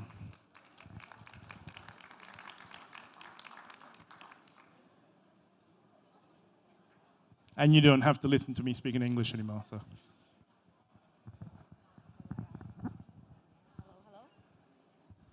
I'll take this. Thank you. Thank you, Reg, so much. Thanks, guys. Thanks. I'll take over the stage now. Thanks, Reg. All right, guys. So I am Brazilian, but I think I'll speak English here because the slides are all in English. Yes, I think I'll just keep that. So I'm Hai. Nice to meet you all. I'm the LATAM Growth Manager for CAST. I started with Brazil as a challenge, and I think I've been doing a good job because now I'm taking over LATAM. So I just want to talk a little bit about what LATAM means for the market in general. So, of course, Brazil is a very important market. We're going to have a whole talk just about Brazil tomorrow. Israel, our country manager, is going to have a whole 20 minutes just to talk about Brazil. So this is why my focus here is going to be more in LATAM as a whole. So in LATAM, last year, 730 billion in transactions were done in crypto. And out of those, 334 billion was done in stable coins only. So LATAM is a market that does seek a lot of stable coins. And I think that's why CAST is growing a lot here, like Rag showed in his previous slides. Also, in LATAM, we're growing 3 times faster than the US in stablecoins because the monthly active crypto users across LATAM grew 18% in 2025. And this is 3 times faster than the US. I do believe if there's a lot of Brazilians here, you guys know, because this growth is propelled by severe local currency instability. This happens not only in Brazil, but also in Argentina and other LATAM countries. We also have very high remittance fees, which average from 6 to 10%, hidden FX taxes, and with CAST, you don't have any of that. So how is it that CAST is growing in LATAM? We have a global product, like Rags showed, but we do tell a local story. The story here with CAST is we have to find the wedge in each country so we can talk to that country specifically. And we can find the pain of the local users so we're able to help the users and understand how the product actually works for them. In CAST, like you guys saw, we offer so many different products. We have cards, we have remittances where you can send money abroad, we have reserve where you can save money, but for each country, it means something different. Each country needs something different. So with the team here on the ground, we're able to actually understand what each country needs so we can talk directly to those regions and tell a local story and actually grow in the way that the users from those specific regions need. We were able to do this in Brazil. Brazil did grow a lot after we introduced PIX. We used to have just stable coins. Once we introduced PIX, CAST grew a lot more in Brazil. And in Brazil here, for example, CAST is seen a lot as a travel card. Why? Because when you use CAST to travel, it's a lot cheaper. You get cash back. A lot of people like cashback, right? And this is also a story that we can tell locally in other countries as well. So this is what we've been doing, just getting a global product, but it's not the same language. I'm not talking just about language as Spanish or Portuguese. We do have to tell a local story in order to be able to grow locally in each different regions. I also highlighted here on this slide, Mexico, Colombia, Brazil, and Argentina. Those are the 4 countries today where we have local rails, meaning that users can deposit using not only stable coins, but also fiat as well. So here in Brazil, you're able to deposit using PIX and also pay for anything using your CAST card or just scan a QR code or even using PIX. We have a lot of our CAST employees that are visiting here Brazil for the first time, and they were able to make purchases yesterday using PIX, for example. That usually is not a possibility for people that are not based here in Brazil, but with CAST, we make that possible. Not only possible here in Brazil, but if any of you today visit Mexico, you'll be able to pay using local currency as well with CAST. So this is what we're trying to do globally, but my goal is LATAM. Here a little bit of what LATAM has taught us. People just want their money to work. They don't really care if it's stablecoin or what it is that they're depositing there. They just want to make sure that their money works. It gets to point A to point B in a fast way. So they demand active utility, real yield, and a functional money that operates in dollars to protect their salaries, right? This is a reality that we have here. A lot of the users sometimes receive their money in dollars, but without CAST, they weren't able to keep their money in dollars. They had to send it to reais or to their local bank, and then they were protected from inflation. Sending cross-border payments, receiving international funds. Stablecoins is just how we do it. But people don't, they just want to know that it works. And this is what we provide them. In Brazil today, and I just mentioned Brazil because we are here, and I think it's the most amount of users that we have. You don't need to know anything about stablecoins to use CAST. I have a lot of the users that we onboard today. They just know that it's an app that works. You can deposit in Pix, you can send money anywhere, you can spend your money anywhere, and it just works. This is what they want, their money to work. And like Regs mentioned, one of the campaigns that we're doing here across LATAM is Zero FX. What does this mean, right? Usually when you spend on an international card, our card is dollar-based, there is a fee when you spend it. But now our CAST card is Zero FX across all of LATAM. So 16 different currencies, and we're committed until the end of 2027 to keep it this way. I listed here all of the currencies, so if you're traveling to Argentina, you're traveling to Colombia, you travel to any of these countries, you're able to just use your CAST card, still get your cash back, and get your Zero FX fee as well. Right now, we're doing it as a weekly payback. So you pay the FX fee, and by the end of the week, we send you a reimbursement. But soon we'll have that in a way where as soon as you spend it, you're just gonna see a line cross through of how much FX fee you would have paid for that transaction, but we're just keeping it Zero FX. And that is also until we have the, for Brazil specifically, the BRL accounts. I think that's going to be a big game changer for Brazil as well. Once we're able to deposit in BRL, keep it there, save in BRL, and also spend in BRL. I'm excited for the future here with CAST. And I think that's it, guys. I hope you enjoy the presentation. And if you guys have any questions at all, we do have a booth. It's right in front here of the main stage. We are running some special promos for whoever opens accounts during this week with boosted cashbacks. Whoever is a CAST user already is getting free Uber rides this week as well. So make sure you stop by, ask questions, open account, and thank you so much for taking the time and listening to us. Thank you.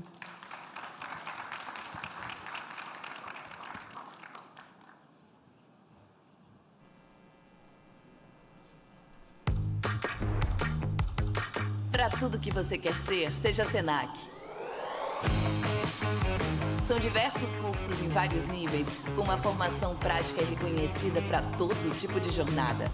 Seja para quem quer começar na vida profissional, começar a empreender, quer crescer na carreira ou mesmo se reinventar. Escolha o seu curso e comece agora. Senac, para ser o que você quer ser.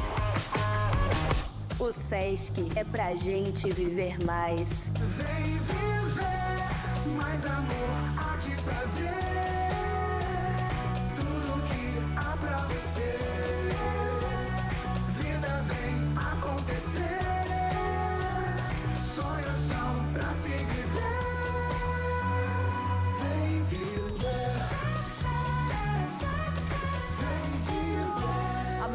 marca de bem-estar social do Rio.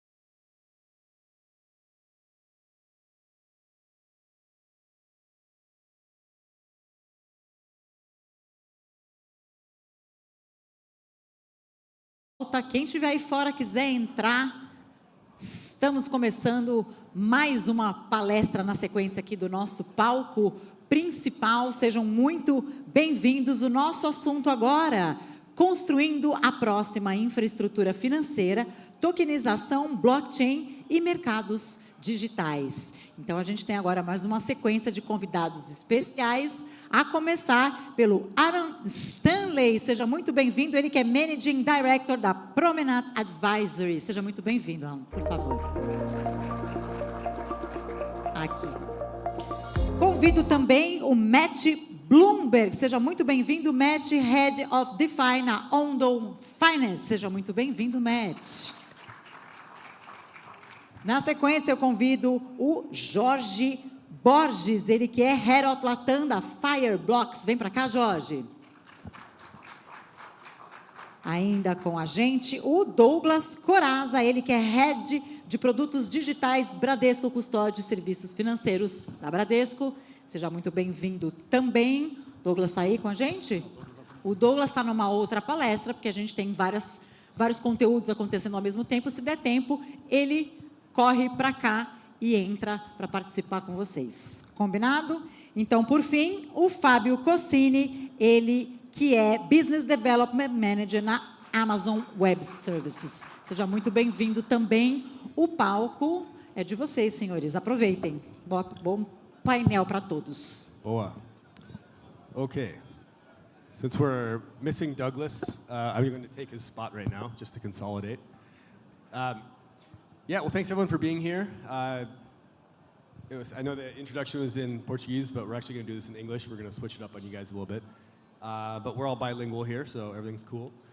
But yeah, so today's panel, we're going to be talking a bit about the, just tokenization and financial infrastructure of the future. We have a really interesting lineup here. We have Matt, who's come all the way from New York, from Ondo Finance. He's going to be telling us about some of the interesting stuff that Ondo's been working on in the realm of tokenization. Really one of the kind of the early pioneers on this front, everything from tokenized T-bills to ETFs to things like perps that he's been working on. He's going to tell you more about that. And we have Georgie from Fireblocks. Fireblocks, as you probably know, is one of the biggest infrastructure providers of blockchain infrastructure custody, compliance, all these types of things in the world. And they've got a huge presence here in Latin America. And then we've got Fabio with AWS, who's going to be telling us a bit more about the role of AWS in this whole ecosystem. So quick introduction to myself. My name is Aaron Stanley. I'm a gringo who's been living in Brazil for a while. I think this is my 5th time speaking at Blockchain.RIO, which is kind of crazy how the time has been flying by, but really an honor to be here. And I also, I'm formerly of a podcast called Brazil Crypto Report. I used to do a bunch of content around English language content about the Brazilian Latin American ecosystem in English language. Now I've pivoted that a little bit. I'm still covering Brazil and the Latin America markets, but I've kind of broadened the focus a bit to talk more about some of the other emerging technologies like AI and data centers and energy infrastructure and that kind of stuff, in addition to digital assets. But digital assets are definitely still a prominent piece of that. So anyway, so we're going to commence here. Let's do a round of introductions, and I'd like each of you to take maybe 90 seconds and just kind of introduce yourself, your company, what your primary focus is at the moment. And maybe we'll go with Matt, since you came the furthest to Rio. So maybe go ahead and we'll come down the line here. Thanks for the introduction. Thanks for listening, everyone. I'm Matt. I'm head of DeFi at Ondo Finance. Ondo Finance is one of the largest players, depending on how you look at it, the largest player in RWAs and tokenization. We started with tokenized treasury bills. We're the 2nd largest player there, behind only BlackRock. And then, we have something like $2 to $3 billion of TVL in those assets, depending on the day. We since built tokenized equities. Our tokenized equities product has been immensely fast growing, and I think there's a lot of latent demand in the market that was never able to buy US equities before. So that product hit over $1 billion in TVL in just under 10 months or so.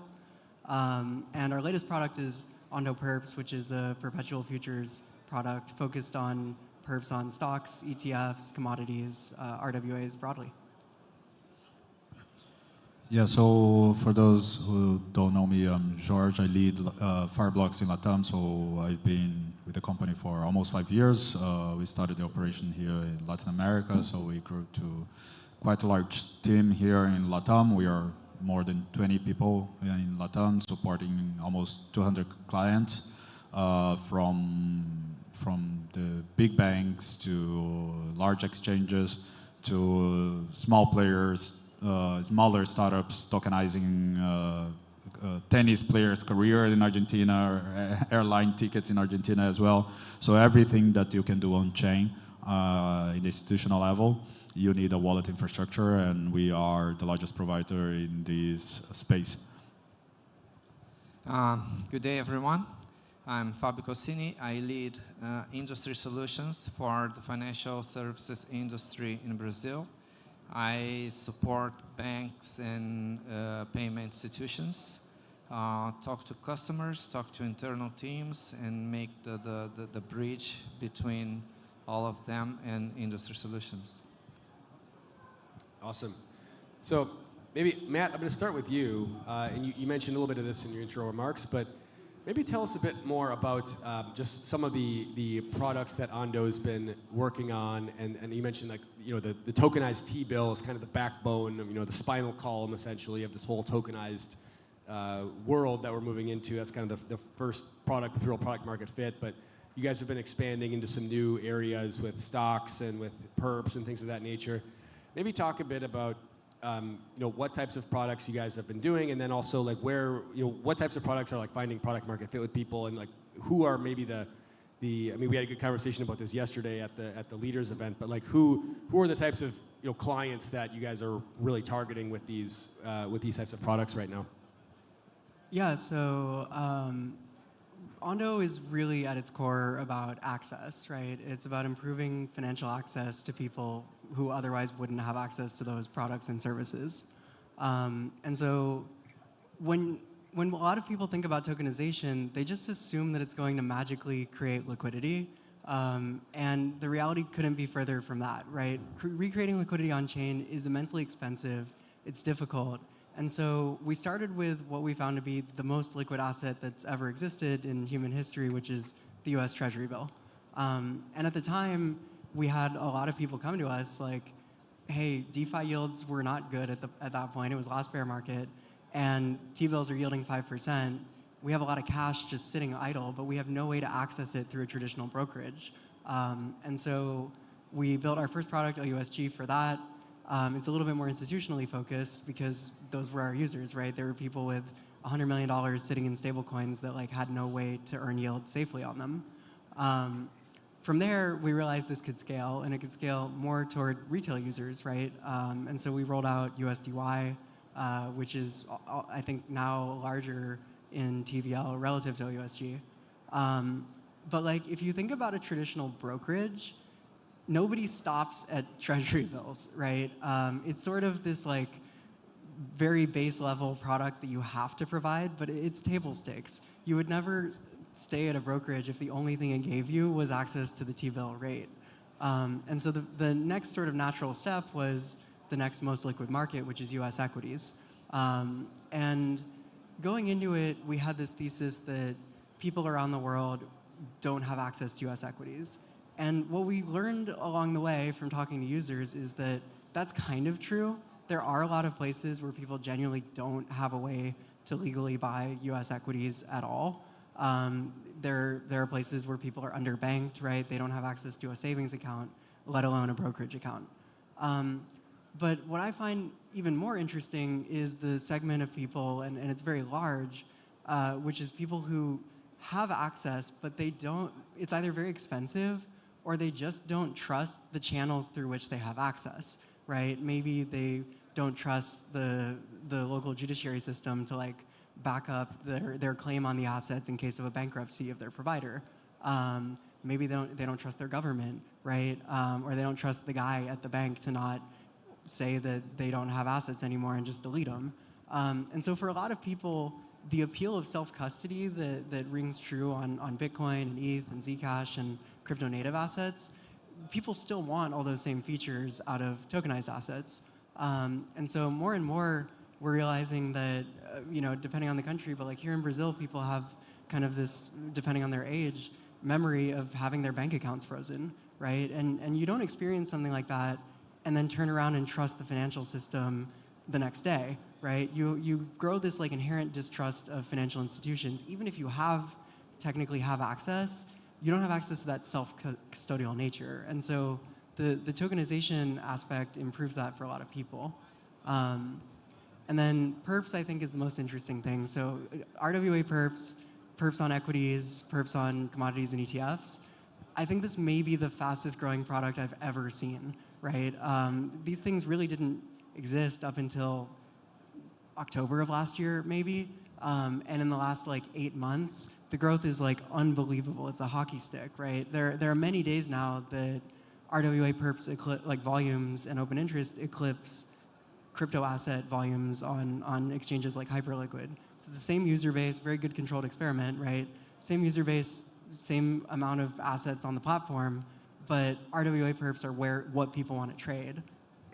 And then just double clicking on that really quick, like why do you think that is? Why has there been such explosive growth in that particular segment? It's a combination of factors, right? So the first thing is that they provide a capital efficiency, and Ondo's, I think, in particular, because we let people post tokenized assets as collateral.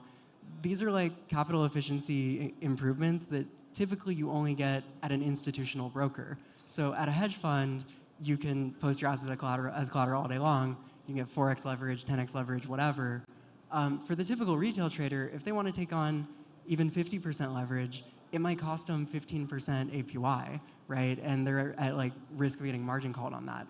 So it's just genuinely an access to a return stream that people typically don't have. I think the other piece is that the macro market has been extremely volatile this year, right? With a lot of geopolitical events driving movements in oil, movements in gold, right? And the volumes in those assets are just enormously high. And then on top of that, AI, right? So crypto doesn't really have a great asset to reflect AI growth, but Korean memory stocks definitely do. How am I going to buy Korean memory stocks? Like in the US, it's super expensive. I can only go through interactive brokers. Here in Brazil, I can only imagine, right? But on perps, they have this sort of purely synthetic quality to them where you can take positions on things that otherwise would just be completely inaccessible to you. And so it's kind of a combination of all of those factors, but it's like a true financial innovation, I think, on the scale of stablecoins. I think when we look back at like what did crypto bring to the world, I really do think it's stables and perps. Interesting. Thank you for sharing that.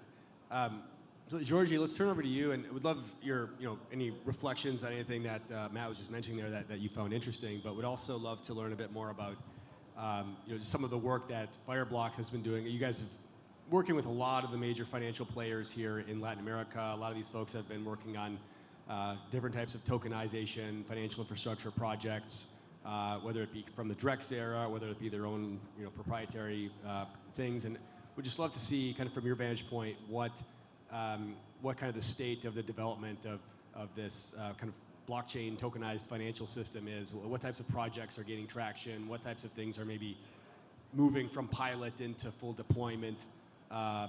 Would love some reflections on that. So go ahead. Yeah, I mean, if I can summarize, it's been a really nice ride, right? If you look back 4 years ago and see where we came from and where we are right now, and I think on those stories, it's like kind of like follows this timeline, right? Like we started Fireblocks. Focus it or mostly with like institutional trading, or even like guys in Asia with trading like hundreds of millions in like bitcoins 10 years ago, right? Or 8 to be more precise, when it started, to kind of like this conversion and these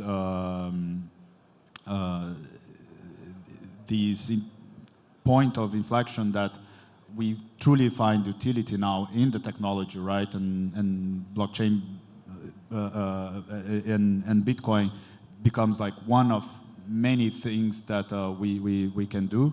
And I think to Ondo's point, we really started with like institutions, they really start with like this risk-on, risk-off approach, right? So, I mean, it makes sense first to tokenize like the various ways to represent money, right? So we had stablecoins back in the days. Then what comes next, right? Like you have stablecoins sitting idle, like without generating yield. What's the next best thing, right? In terms of mitigating risk and representing yield, T-bills, right? And when you realize, and we reach this inflection point, like, I don't know, 1-2 years ago, you start like opening up of these gates to like tokenize stocks. We also see from the infrastructure standpoint, we also see like a really, really hockey stick growth, like through Ondo and others, especially with fintechs, right, offering these in various markets. And perps is where like, you know, like the game becomes just multiplies, right? So we've seen that, and we've seen the institutional market following that. Like there's a reason, you know, like we always saw Ondo as like the largest issuer for like T-bills until like BlackRock comes, and BlackRock is BlackRock, right? It's a good position to be second to BlackRock, I believe. And now we were also lucky to be part of a pilot that is coming to production really fast with DTCC. And then, you know, like everything that you just mentioned just gets a different proportion, right? Because you have all these hedge funds, the largest players, Citadel, Alpaca, and others, like interacting in a venue that is known for like settling and clearing like trillions of dollars a day, right? And we unlock it. We are unlocking this value, right? So we started with the crypto native tokens, right? And if you think of like the market cap of that, it's like now $2 trillion, right? I always make the comparison. It's like 1/3 of the real estate market in New York, right? But still great asset. When we go to stablecoins, we are in the first 7 years of Fireblocks, our customers moved $8 trillion in digital assets. Just this year, we're expecting to reach another $8 trillion. And more than 2/3 of that is stablecoins, are stablecoins. And we're just scratching the surface on like the money movement, the money flow, like in payments, right? So there's still a lot to unlock there. And when we go to the financial markets and financial tokenized products, we use DTCC as an example, we still have like a lot of value to unlock. So I think we are in the early days. I love initiatives like Ondo because they bring to reality what we're discussing here, and you see they create attraction to make the market start getting this proportion. And I believe that we sit in a very privileged position as an infrastructure provider. If there's a blockchain we can support, or and connect solutions and products to the market and to our customers, we're happy to do that in our ecosystem, right? And the game is just starting and getting really interesting now. And then Fabio, I want to turn to you here, and would love for you to reflect on anything that you found interesting that Georgie was just mentioning, or anything you want to double down on. But I also wanted to hear, just from your perspective, from the AWS perspective, how are you guys seeing this transformation? What is perhaps the role that a cloud infrastructure company like AWS plays in facilitating this transformation? Where is sort of your papel, right? Where do you forgetting the word in English now, anyway. But I can help you. I'm not as native as you. Your role. The role, yes, the role. Sorry. You spend too much time in Brazil, you start forgetting your own language, you know. But anyway, Fabio, over to you. Would love your thoughts on all that and anything else you found interesting from Georgie and what Matt were saying. I would like to build on the timeline that you guys mentioned. So before resolutions 519, 520, 521, our customers already had built something related to digital assets. So there was some kind of initiation on that. So, and then after the resolutions, what we have seen is not only in Brazil, but also in Asia, a lot of customers moving to on-chain solutions or to DLT solutions. when we talk about AWS, we mostly talk about our customers' journey, not only of ourselves doing something, but our customers using our technology, working with Fireblocks. Fireblocks, that's our biggest partner here in Brazil. We see them moving to on-chain solutions for settlement, atomic settlement, for delivery versus payment. They are already building our solutions on that. We had the experience with Drex. We tried to do something with Drex, but then we have this kind of suspension on that initiative, but still see them moving on the blockchain, to the blockchain on-chain. When we talk about off-chain solutions, that we see that mostly 9% of everything still happens off-chain. So we see a lot of know your customer, anti-fraud. The ledger, as we see the traditional ledger, as we see it, is still happening off-chain.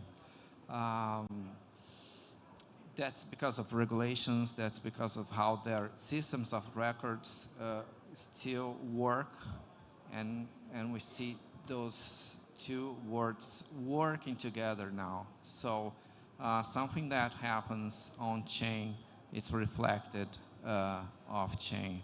So there is this integration, there are risks, there are solutions for that, to mitigate those risks, and we see them moving slowly to on-chain. And then underneath that, what we see is the cloud supporting those solutions. And we have, like AWS provides KMS, key management. We provide mostly multi-part computing, also with Nitro solutions. But what we see on that is the computational power that we have, and also scalability and elasticity when we need to have that, when we need to support that. And as I said, off-chain, we see a lot of our customers worried with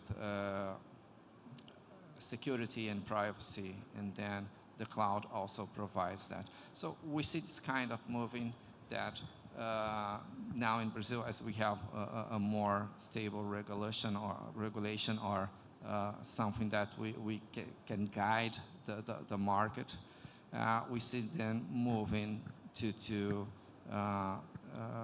developing their own chain solutions for financial assets, for non-financial assets too. And that's how we have seen our clients work on that. And if I can complement as well in the infrastructure part, like if you see all the projects from FSIs that went into production, I don't know, in the past, until like 2 years ago, they were like segregated. You know, like you would have like even a different entity building a product and offering to the market, and it wasn't really connected to the legacy systems, right? So I will call like AWS is a partner for a while. I will call like Fabio, he wouldn't probably pick up, right? Like now we talk almost every day, because every project starting like, I don't know, a year ago, that a bank start, and Douglas is not here, but Bradesco just launched yesterday, right? Like a custody for corporate clients in digital assets.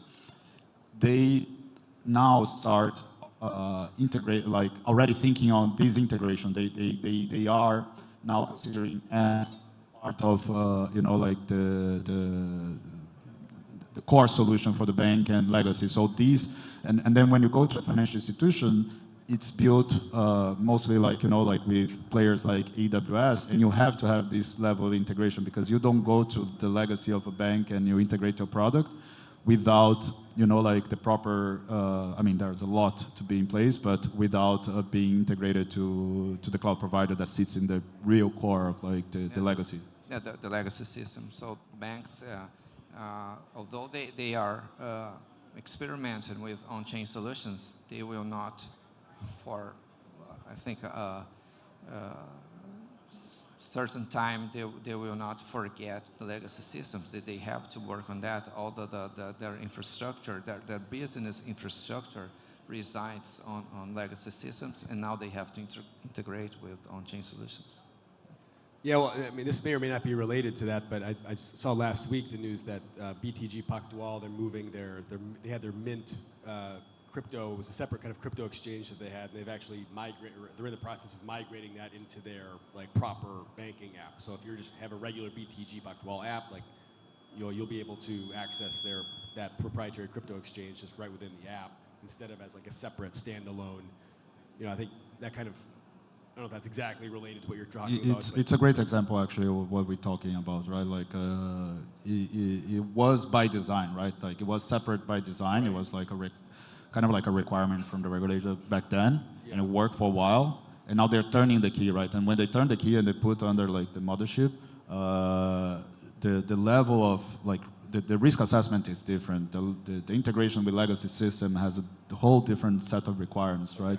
And the relationship also with vendors, like infrastructure vendors like Fireblocks, is quite different, right? So that's why, like, I'm joking, but like, like I talk quite a lot with Fabio nowadays and the AWS team to make sure that, like our customers don't feel any friction when doing that, right? And then, Fabio, I have one other question for you. Maybe this is somebody who's coming from perspective of somebody who's not super well informed on cloud computing, AWS minutia details, but is there kind of like a best practices or maybe best parameters that you guys have figured out as far as like what functions should live like in the cloud versus like on chain versus like in the bank's core systems? Is there kind of a best practices for like, okay, like how are we going to arrange all of these, or is that still kind of being figured out as we go, or is that really kind of bespoke based on each customer's particular setup? Yeah, the first thing that comes to my mind talking about best practice is security. Okay, so I'm not an architect, but what I think we have seen is a segregation of environments, may I say that? Separating core and on-chain solutions virtually with security. That's one thing that comes to my mind. Thinking about resilience is something that comes to my mind when we talk about traditional finance, like PIX, for instance. But when we have 24/7 trading, we have to have resilience too. So it's another best practice that we follow. When we talk about AWS, we have I forgot the word right now, but we have like the architecture best practices for traditional systems, for AI systems. Is well architected. I got it.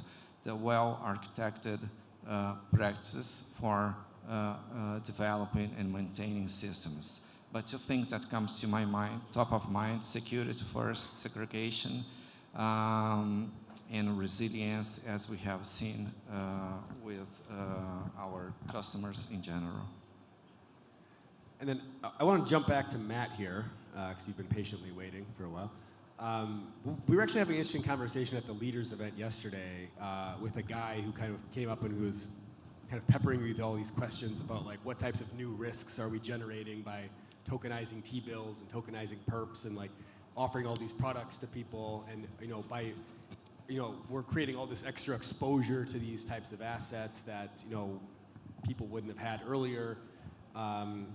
And I wanted to at least get your, I mean, I thought your answer was pretty good. I'm not going to paraphrase. Maybe I'll let you kind of reframe the answer. But I guess the question here is more generally about like what types of like new risks are being maybe introduced into the ecosystem or into the maybe the investor portfolio, et cetera, through some of these products that are just sort of I mean, in the case of perps, these are like a product that didn't even exist before. Or in the case of like tokenized ETFs, tokenized stocks, these are things that exist before. Now we have them in this kind of like synthetic format.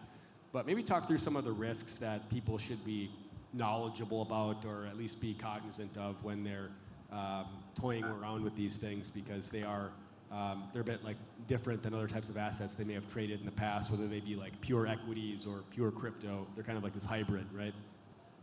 Yeah, I mean, I think generally my view on this is like there's nothing new under the sun here, right? So if you think about 24/7 trading, that's actually like a huge reduction of risk across the system. So we launched 24/7 trading of tokenized stocks on a handful of assets. I think we're up to 20 now, but it grows every weekend, like a few weeks ago. And if you're trying to build, say, a DeFi protocol where you borrow against those assets, or a perps protocol where you pledge those assets as collateral, actually having that 24/7 liquidity makes it way less risky. But even without the 24/7 liquidity, this is like weekend gap risk is nothing new to TradFi, right? Like you're always going to have banks and prime brokers providing leverage to hedge funds and whoever over the weekend, and they take that weekend gap risk, and it's like heavily regulated at the TradFi level, right? Like in terms of how much leverage the counterparty is able to give you as a borrower based on the composition of your portfolio.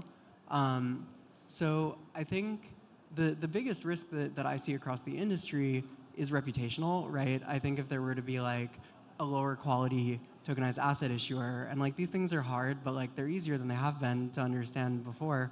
Like you can't really read the terms of service as a non-lawyer on these things, but you can throw it in ChatGPT, or you can throw it at Claude and be like, what kinds of risks am I taking? I think the sort of black swan risk is something like a Luna, where like you have one player who takes a lot of risk from a product perspective, but then users see that and then they're scared to dip their toes for the next however many years. But overall, I think the idea that like just because something is new, therefore it must expand risk, is like really reasoning by analogy here. We have ADRs, we have BDRs. Like people aren't really talking about, oh, there's so much incremental risk in the Korean market by having the SK Hynix ADR trade on the US exchange. I think it's kind of the same thing. In general, if you're trying to take risk, it's way cheaper to take it in the TradFi market, right? Where you have, a lot, you don't have instant settlement, so you have like a lot of implicit leverage existing within the system. If you're trying to like take a ton of risk and blow up, like that's the place to do it, like Bill Hwang style, right? In crypto, you're only going to get risk subject to someone else's parameters. And so yeah, in general, I think the risk of these things is like a lot lower systemically than most people would expect. Well, and I think the other point that came up in that conversation was that like anybody who's actually going to be trading these things is already like pretty far up the risk curve anyways, right? So I think this guy was kind of asking, like, what about like investor protections and all this stuff? It's like, well, anybody who's going to be trading, 24/7 perps is already like, they're there, like they're not there for the investor protections, right? I mean, to be clear, we definitely try to extend as much investor protection as we can in our tokenized assets, right? So we have bankruptcy remoteness that makes like USDY actually safer than USDC. But the audience doesn't care, right? These are like very risk-seeking people, at least for now. Over the next 5 years, who knows? It'll be users of neobanks. They won't even know they're using the chain or whatever. But yeah, currently that's kind of the other risk is private keys and private key management, right? I mean, like Fabio knows this better than all of us on stage here, how difficult it is to build something secure. Like security does come first. And so I'm much more worried about users losing access to their assets or losing them to attackers or whatever than I am about like a systemic financial risk being introduced by these systems. Yeah, and I guess that's an interesting segue into a topic that we should probably discuss here that I think lots of people are probably discussing here at this conference, which is the cybersecurity threats we've just seen. You know, I think now that you can kind of hack into anything with a $200 Claude subscription, apparently, and now we've got quantum computers coming. Everyone's kind of freaking out about, like, okay, how do I know my assets are secure? Like, I was told I should be self-custodying, and now we just had $100 million stolen from these Bitcoin maximalist self-custody wallets. And I mean, I think, you know, the open source stuff is kind of the low-hanging fruit, right, for the attack. You just plug some code into Claude and be like, okay, where's the exploit here? But then, you know, you got to figure eventually they're going to come for the closed source stuff as well. So maybe, I mean, Fabio, I'd like your thoughts on this, and I guess maybe framing this as maybe more of like a general kind of cybersecurity question of like, okay, how should folks be thinking about, you know, kind of protecting themselves, just given the sensitivities of on-chain assets and just the nature of key management and all these types of things. Do you have anything you want to, is there anything kind of that you guys would want to emphasize on that point? Yeah, as I told, security by design. So what we recommend from the very beginning of any project, talking to customers, talking to partners, when you sit together with them, taking consideration security since the beginning, since the inception. One thing that, well, talking about risk, I'm talking about the technical risks or related to security, but there is also the other side of anti-fraud. It's something that we have been talking a lot with customers on the fraud we have today in traditional finance.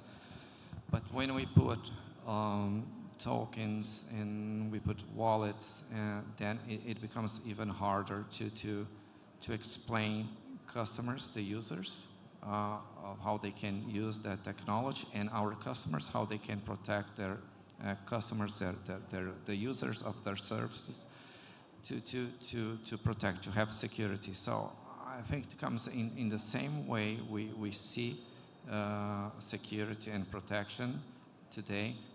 We are bringing that to on-chain solutions and to DLT. I'm curious to hear Georgie's perspective. This question is pretty much the ethos of Fireblocks, right? It's why we exist. We were able to get, you know, like very technical solutions that AWS created, like Nitro and KMS, and build into a product that really covers this question, right? So we abstract this complexity, and I think that today, with when we have these assets, right, becoming like bits and bytes, it's like the GDP of the internet, and you have a nation state like organizations trying to steal from you. We feel very secure in terms of like defending, right, our customers through a platform, because we live for that, right? We have like a team of 90 people in our GRC, like we have 45 people in our SOC room, you know, like getting attempts from attack from like these players, and sometimes we are able to, you know, like it's like a movie, a war, like they try to attack us, we try to attack them, right? Like to just to make sure we are like in the forefront, and also worrying about like the growth of AI, right? Like will Mythos steal my keys or something like that. That's like what we bring to the table in terms of to bring like the technical capabilities, the team that has the knowledge to worry about that. And of course you have best practices, right? Like our job is to reduce and mitigate the point of failures, right? And the attack vectors. At the end of the day, Fireblocks is a cybersecurity company that embraces blockchain, right? So there are best practices that we share with our customers, because in the end of the day, it's about implementation, right? you can have the best system, but if you don't implement right, you might let it pass like an attack vector, and things might happen, right? So that's why, you know, like I think Fabio brought a point on like he calls well architecture, and we also call with the customers like reference architecture, right? It's not on how Fireblocks is built and will help to protect you, but again, like integrating to your legacy and through your AWS infrastructure, how can I create like a comprehensive architecture that covers all the points from both angles, from the cloud service provider to our angle, just to give the institution the safety or the confidence that you know, like they are protected, and if they implemented in following the best practices, you reduce your mitigate your risk to the minimum, right? And everything that comes new, like in terms of like threats, that's what we eat for breakfast, right? Like we have a team that is ready to address that. Amazing. Fabio, you want to close this out here? Yeah, just and security spans technology. It goes far behind to business and to education. So that's one thing that we also we also worry about when we talk to customers, and we see customers worried about how they can explain those on-chain solutions or this tokenized world to their customers. So it spans to the business and to users. And also, if I can just add, like in terms of how the industry is closing some of the gap that you brought, and some of them are not real threats, right? Like it's some things that exist already. Is that what we see today is that the financial market infrastructures, they are being forced to catch up, right? Like so, I mentioned the DTCC. So in the DTCC project, they do have collateral management that accounts for other collateral, other than like just, you know, the traditional ones. Repo DVP using blockchain, so the financial market infrastructure has to catch up, right? I mean, they are already catching up. So if it is DTCC, B3, Nasdaq, once they catch up, like, and products like Ondo actually will kind of get to a different scale, right? Absolutely, love that. Our time is up, guys. We'd love to continue this conversation. I think there's a lot more angles we could dive into here, but we've got to get ready for the next panel here. But Fabio, Georgie, Matt, appreciate your time today, and thanks everyone for being here, and enjoy the rest of the conference. Thanks, Aaron. Thank you.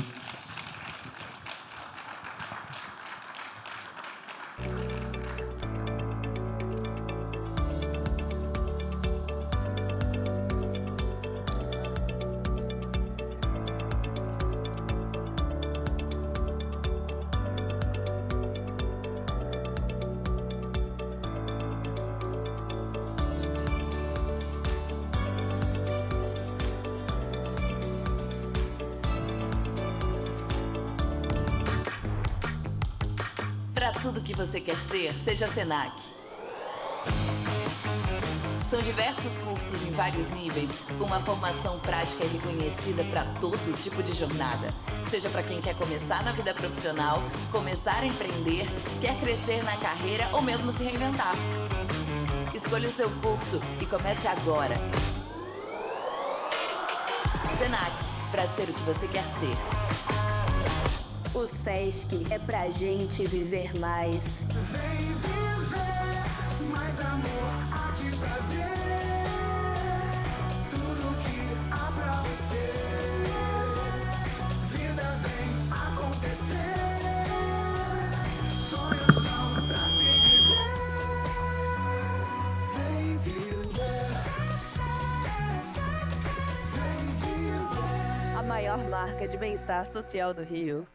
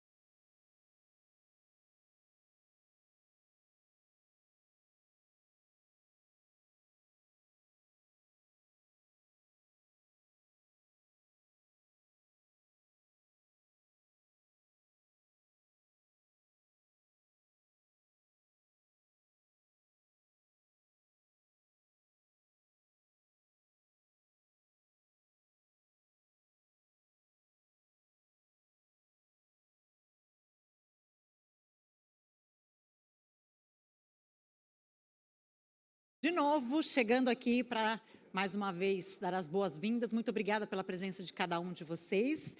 A gente segue, então, também com a transmissão ao vivo pelo canal do YouTube, do Blockchain.RIO. E a gente parte para a próxima apresentação, o tema aqui, The Future of Global Digital Asset Markets. Mais uma vez eu convido para mediar essa conversa o Aaron Stanley, ele que é Managing Director da Promenade Advisory. Be very welcome again. Pode bater palma, gente, não precisa ficar tímido não, tá? Convido também o Guilherme Bissoli, ele que é Managing Director, Coins. Aí você vai me ajudar quando você chegar aqui, a me explicar aqui a sigla no seu crédito. Coin.xyz, ou eu compliquei demais? XYZ para ficar mais fácil. Seja muito bem-vindo, Guilherme. Convido também o Felipe Maurano. Felipe, vem para cá. Ele é o Director of Kraken Brasil. Seja muito bem-vindo, Felipe. E também com a gente o Eduardo Prota. O Eduardo é General Manager na Orbit. Seja muito bem-vindo, Eduardo. Vem para cá. Todos apostos. Aaron, mais uma vez, é com você. Enjoy. Obrigado. This panel will also be in English, so yeah, this will be a good one. So I'm Aaron Stanley. You guys already met me in the last panel. Really excited to host another one with some really great folks from some really incredible companies that have been entering the Brazilian market and have a global presence as well. So really excited to get kind of the, get the lay of the land from each of you guys here. And we've got like really three, interesting different business models represented here, and we're going to be diving into that. And I think as we kind of reflect on, the journey of the crypto, blockchain, Web3 industry up until this point in 2026, like we've learned a lot over the last 10 years. There's been all sorts of different pilots and use cases, and there's been all sorts of bubbles and different types of products that people have spun up, and a lot of these things didn't really work. But all of a sudden here in 2026, we find ourselves at this moment where we can clearly really identify that the blockchain, like what blockchains are actually good for, right? Like blockchains are very good for global payments, and they're very good for global markets, right? Anything that fits into those two use cases, blockchains are an amazing technology. Anything that doesn't fit into those use cases, or maybe you don't need to be using blockchain, right? But I think in the case of each of you guys up here, you guys are kind of squarely, either in one of those buckets or kind of merging those buckets in some, those two areas in some capacity. So really excited to kind of dive into that here today, how you guys are doing that, and specifically what you're up to in the Brazilian market as well. So maybe let's take like 90 seconds and have each of you guys just give kind of a quick introduction, yourself, your company, what you guys are focusing on. Maybe we'll start with Eduardo and we'll go down the line. Thanks, Aaron. Good afternoon, everyone. So I'm currently working at Obit. Obit is a crypto payment.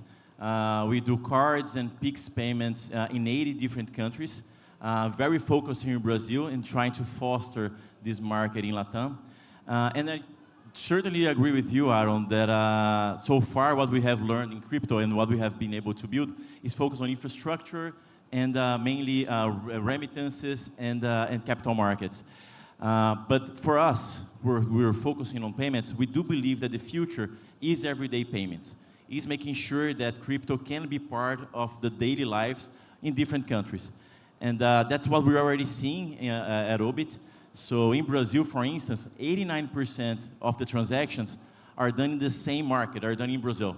So people are receiving USDT or revenues from DeFi, for instance, and then spending in Brazil.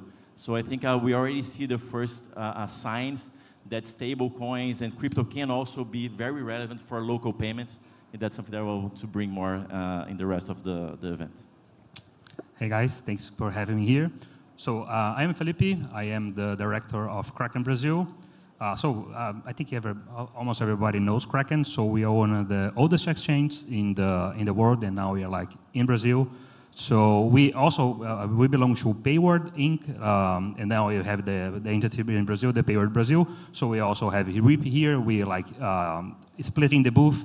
So yeah, as everybody knows, but the RIP is like is our infrastructure for stable coins. We have the car issuance.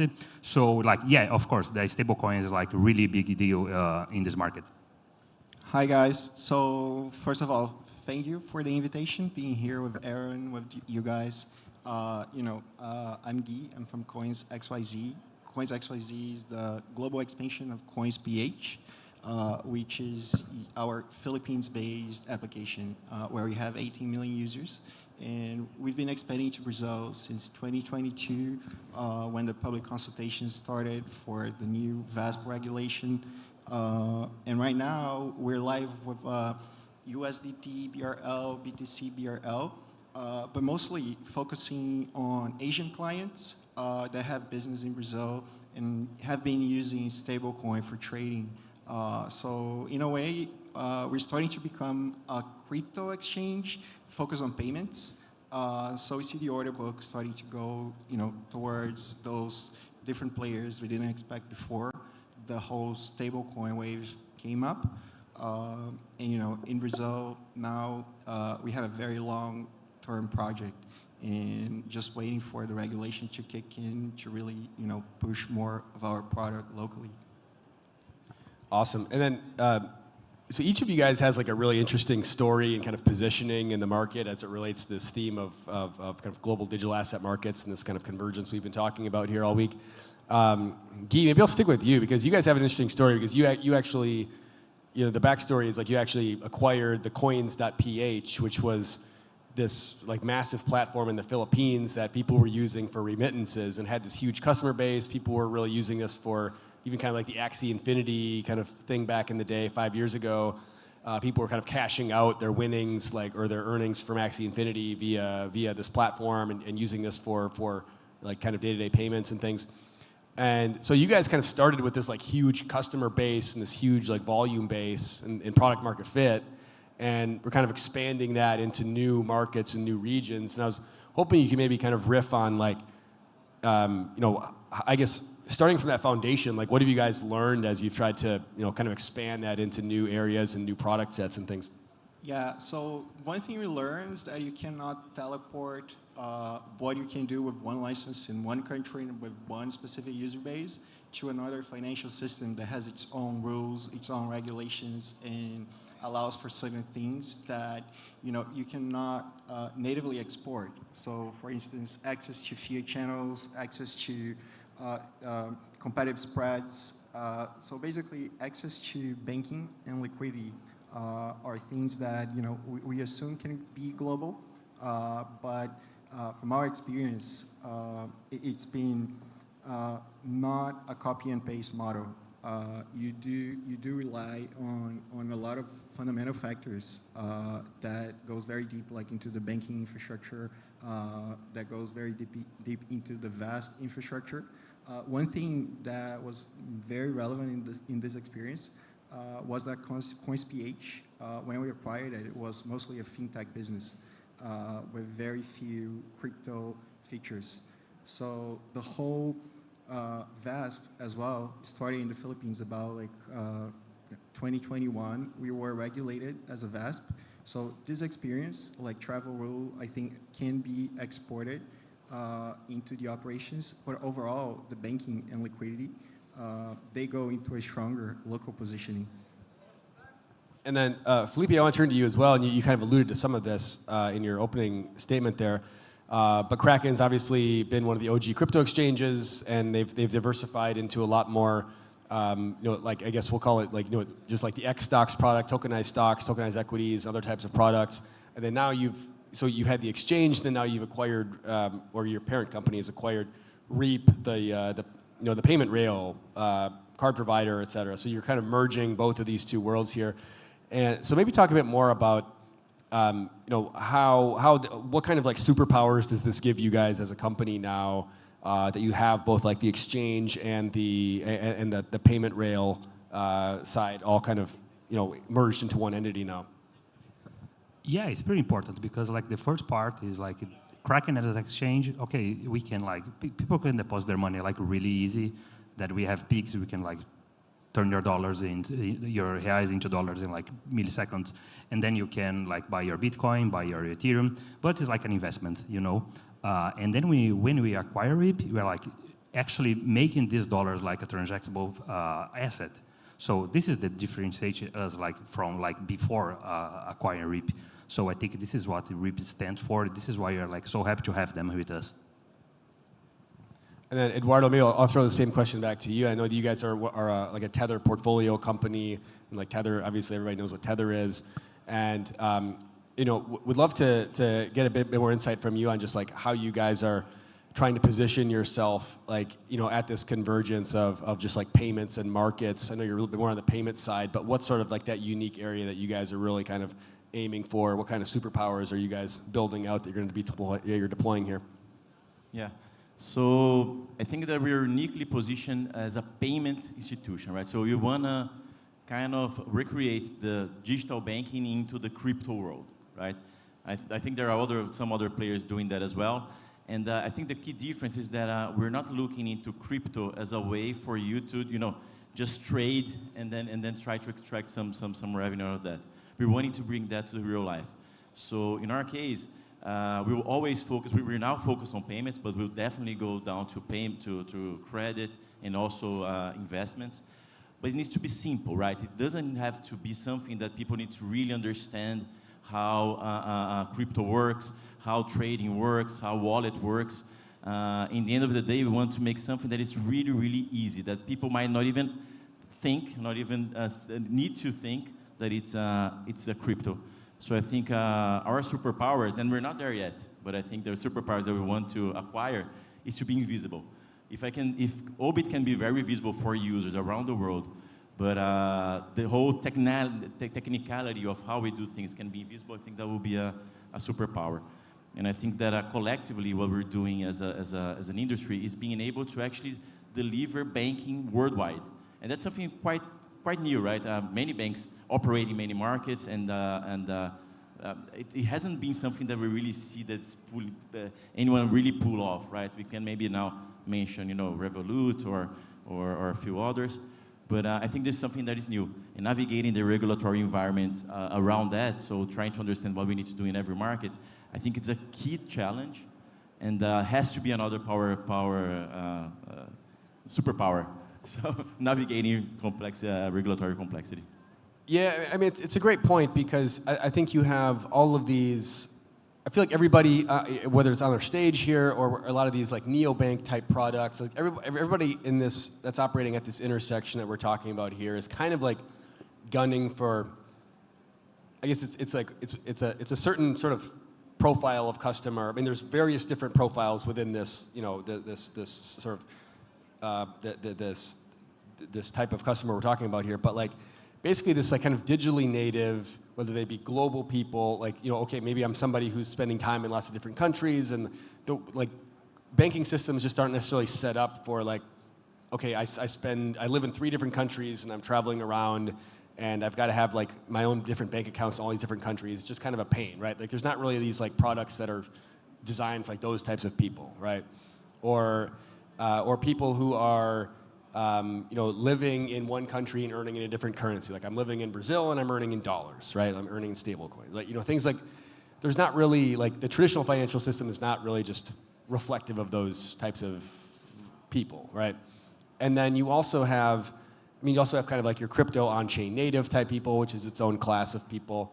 But as you're kind of thinking, I mean, maybe we'll even kind of turn this conversation back to Brazil specifically, since you guys are all representing your respective companies in Brazil here. But like, as you're thinking about kind of going to market and trying to drive more adoption, trying to get more users, et cetera, even in this kind of weird market that we're in, where like we have all this like 2026 has been one of these years where we've had a lot of infrastructure built. It's like it's been really good on that front. We haven't really had the volume. I mean, partly because October of last year, we had this huge wipeout, and then it just hasn't really recovered.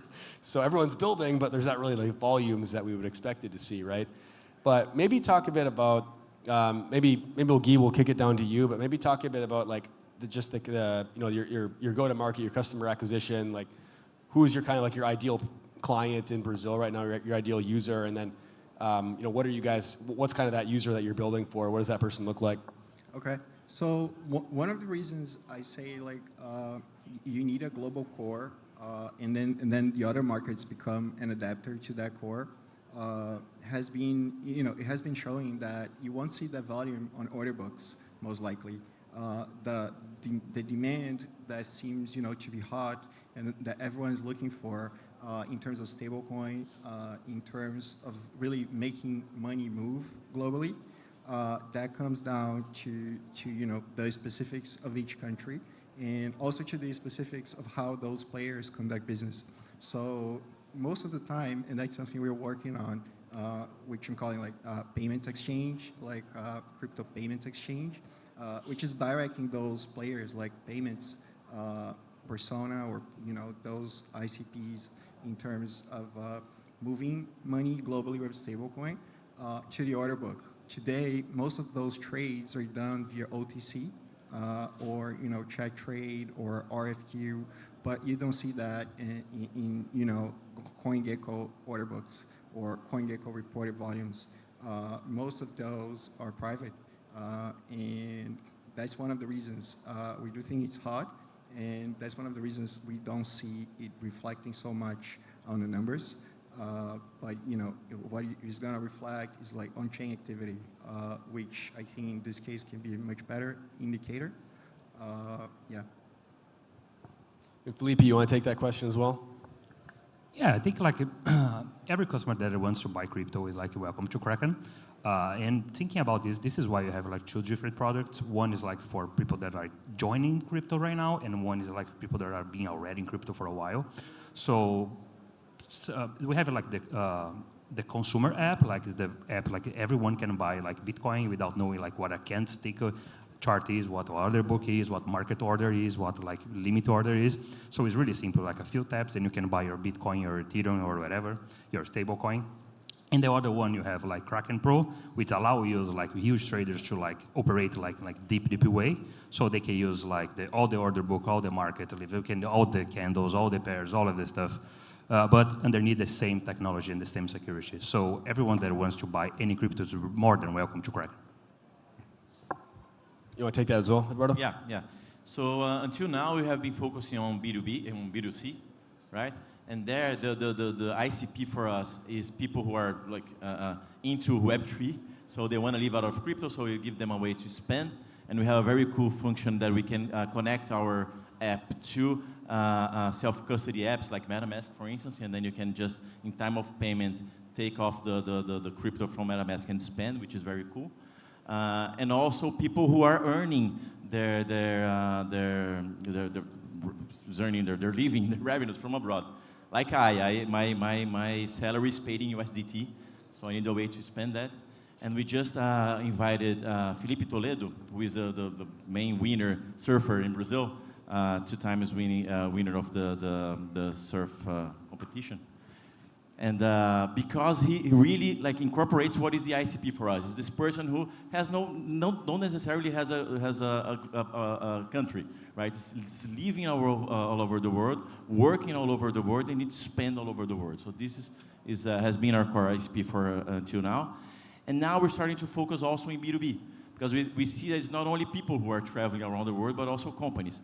So now we have a service where companies can issue corporate cards to help their salespeople or whatever they want to do to spend in other markets, and also to make payments to vendors. So you can pay using crypto or even money, bank remittances in 80 countries. So we're just starting there, and it's very exciting to be starting a whole new market. And then I wanted to come back to this, the question of order books, and I know that in the regulatory process, the consultation process here in Brazil, there was a big there was a big fight over, does Brazil, if you're exchange operating in Brazil, do you need to have your own Brazil-specific order book and Brazil-specific liquidity?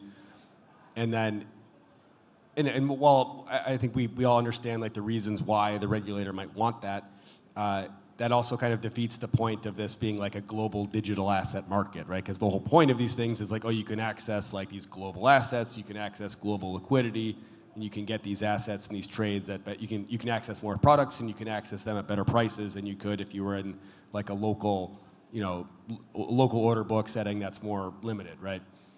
And I mean, I feel like this is a tension that's going to continue to be, playing out here as the regulations become fully, as I think we're approaching like end of October deadline when these things are going to formally kick in. But I feel like this is a tension that we've seen this playing out here in Brazil, and we've also seen this play out in other markets. And I think this is one of these areas that like it doesn't seem like we still have like a clear resolution to, but it does seem like there's some ways around it, right? So I know there's some exchanges that are offering like, they have like a localized version of the product, but then they also have like a dollar account version of the product where you can access, the perps and whatever else, all these other kind of products that like they can't necessarily be marketing to the Brazilian audience, but like, you could, or the Brazilian consumer base, but you can offer it, you just can't be like marketing it necessarily. And like, so I'm just kind of curious as to, what's been your experience with this tension? Have we kind of made progress with perhaps like resolving that? And if we can't really resolve that, what kind of value are actually providing for folks if like they're not because like, yeah, the whole point of this is that we're able to access like the global digital asset market, not just the localized Brazilian digital asset market that has no liquidity, right? It's not really gonna help many people out too much. So anyway, would love, I don't know, I guess whoever wants to jump in on that one first, if you've got a hot take. I go? All right, Guy, you wanna go ahead? It's me? All right. No, I'll whoever, yeah. Don't be shy, don't be shy. So, man, to be honest, I don't think we're fully solving that yet. So how we do is that we have a central liquidity, and then we have local providers to help on-ramp and off-ramp. It is easier than what banks need to do, right? Because we can have a centralized treasury, and then we can use that around the globe. But certainly it's something that is not solved. And it's very important for regulations around the world to actually be able to somehow allow for that to happen, right? The other way, we might kill the market. If we need to wait like for one day to make a transaction, maybe it's not something that is worth working with, right? So I think it's very important that us as a community here in crypto that we try to, foster the rules that help us, operate globally. Yeah. I can go. So I think that the regulator made some choices there. Like, for instance, you're not blocked to go trade elsewhere outside of Brazil. It's just not allowed to prospect users here. So the product becomes available again. Like, it's just a matter of how they decided to play it. And I do think like the amount of people that use that global liquidity here is mostly for trading nowadays. And by using it for trading, I think the regulator has a difficult time understanding like why you're not trading internally, what are those assets, and then they kind of doesn't care much about most of the 1,000 assets that we offer. And it becomes clear like what happens when maybe you take a case of like an offshore exchange. They constantly need to send funds back home. So if you have a heavy trader who's Brazilian, and I don't know, 2 a.m. he decides to cash out, there's usually no liquidity because that's how you hedge and how you maintain the local part of your operation. So when you have those exchanges regulated, I think that goes mostly for the fiat part. So a fiat exchange like that touches BRL, and in that sense, that's much of what we are doing. We don't offer derivatives or options or more fun products, but we focus on that. And as I understand, the regulator is like closing the perimeter and understanding what it is that users want to consume. And the way it's playing, it feels like this liquidity is gonna be redistributed locally, to have some tax incentives. Which I understand is going to push local, users to buy off exchange. However, mostly not for trading, mostly for like paying invoices, offshore. And in our case, that's most of the audience we've been dealing with. Yeah, I think it's part of the game. Like when you talk about expansion, we should be prepared for what like you're gonna face it. So I think like the first part is like the Brazilian liquidity is allow customers to like only off-ramp like wherever they want, at where they want. But if you see like the other products that we have, they should allow we should be allowed to offer like the global liquidity, and the client will be like more satisfied in that. And of course, talking about the products, we are not allowed to run futures in Brazil, for example, but you can choose another entity to doing this. So actually not quite worried about this, because I think we have all the tools that we need to make like a good experience for the Brazilian customer. And then, I guess let's move the subject, change the subject a little bit here. But I did want to ask you guys also about a point I was making earlier about how 2026 has really been this year where we've seen like a really kind of, in my view, like kind of an unparalleled expansion in terms of like the infrastructure we've seen even things just like Hyperliquid and like kind of this like global markets infrastructure like really taking off and getting some interesting adoption on some of these things. We've seen that the whole trend of like perps. We were just talking, Matt was just from Ondo was just up here on the previous panel talking about perps and like just the crazy adoption that they've gotten on some of these products. And it feels like we've really hit this kind of unparalleled point of like expansion in the infrastructure where this stuff is like really ready to go, but we're kind of like we just haven't really gotten the volume yet that maybe we were expecting to be getting by like this time. And it's like we've been in this game for like 10 years. It's like when's the we're all kind of just hoping that the next bull market's right around the corner, right? And I guess I'd be interested in maybe with that framing, Felipe, I'm going to turn this to you, but with that framing, I'm really interested in. I've always thought of Kraken as a very interesting case study, just in the sense that you guys like really did a great job integrating like the X stocks, like the tokenized equities product, right? And like you're really capturing, like there's a whole new market there of people, of clients that you can pull in who are not just like people gambling on meme coins or something, right? This is like, it's more of a sophisticated audience, like people that want to trade stuff that has like actual, fundamentals behind it, et cetera. But maybe talk a bit about how you guys are thinking of like, growing the pie. Where does that, now that we have this infrastructure built, like where is that volume going to come from ultimately? Now that we have all this infrastructure in place, whether it's, products for trading pure crypto, whether it's products for trading, RWA, tokenized stocks type of assets, and then also just on the payments, the stablecoin payment rails side of things. Yeah, I think what is interesting is that everything under the same roof, like with Kraken. So you can trade crypto, you can trade X stocks. X not 100% allowed in Brazil, but allowed in Latin America. You can trade like all the equities that you have, like ETFs. We also have not anybody knows about this, but we also have our layer 2. Like you can trade like perps on Nado. I think that all the liquidity belongs to Kraken. Of course, we have like either products like they have like their specific liquidity, but all with the same security. So I think this is the part of the game, Then Eduardo, you want to chime in on that? Yeah, it's a tough question, right?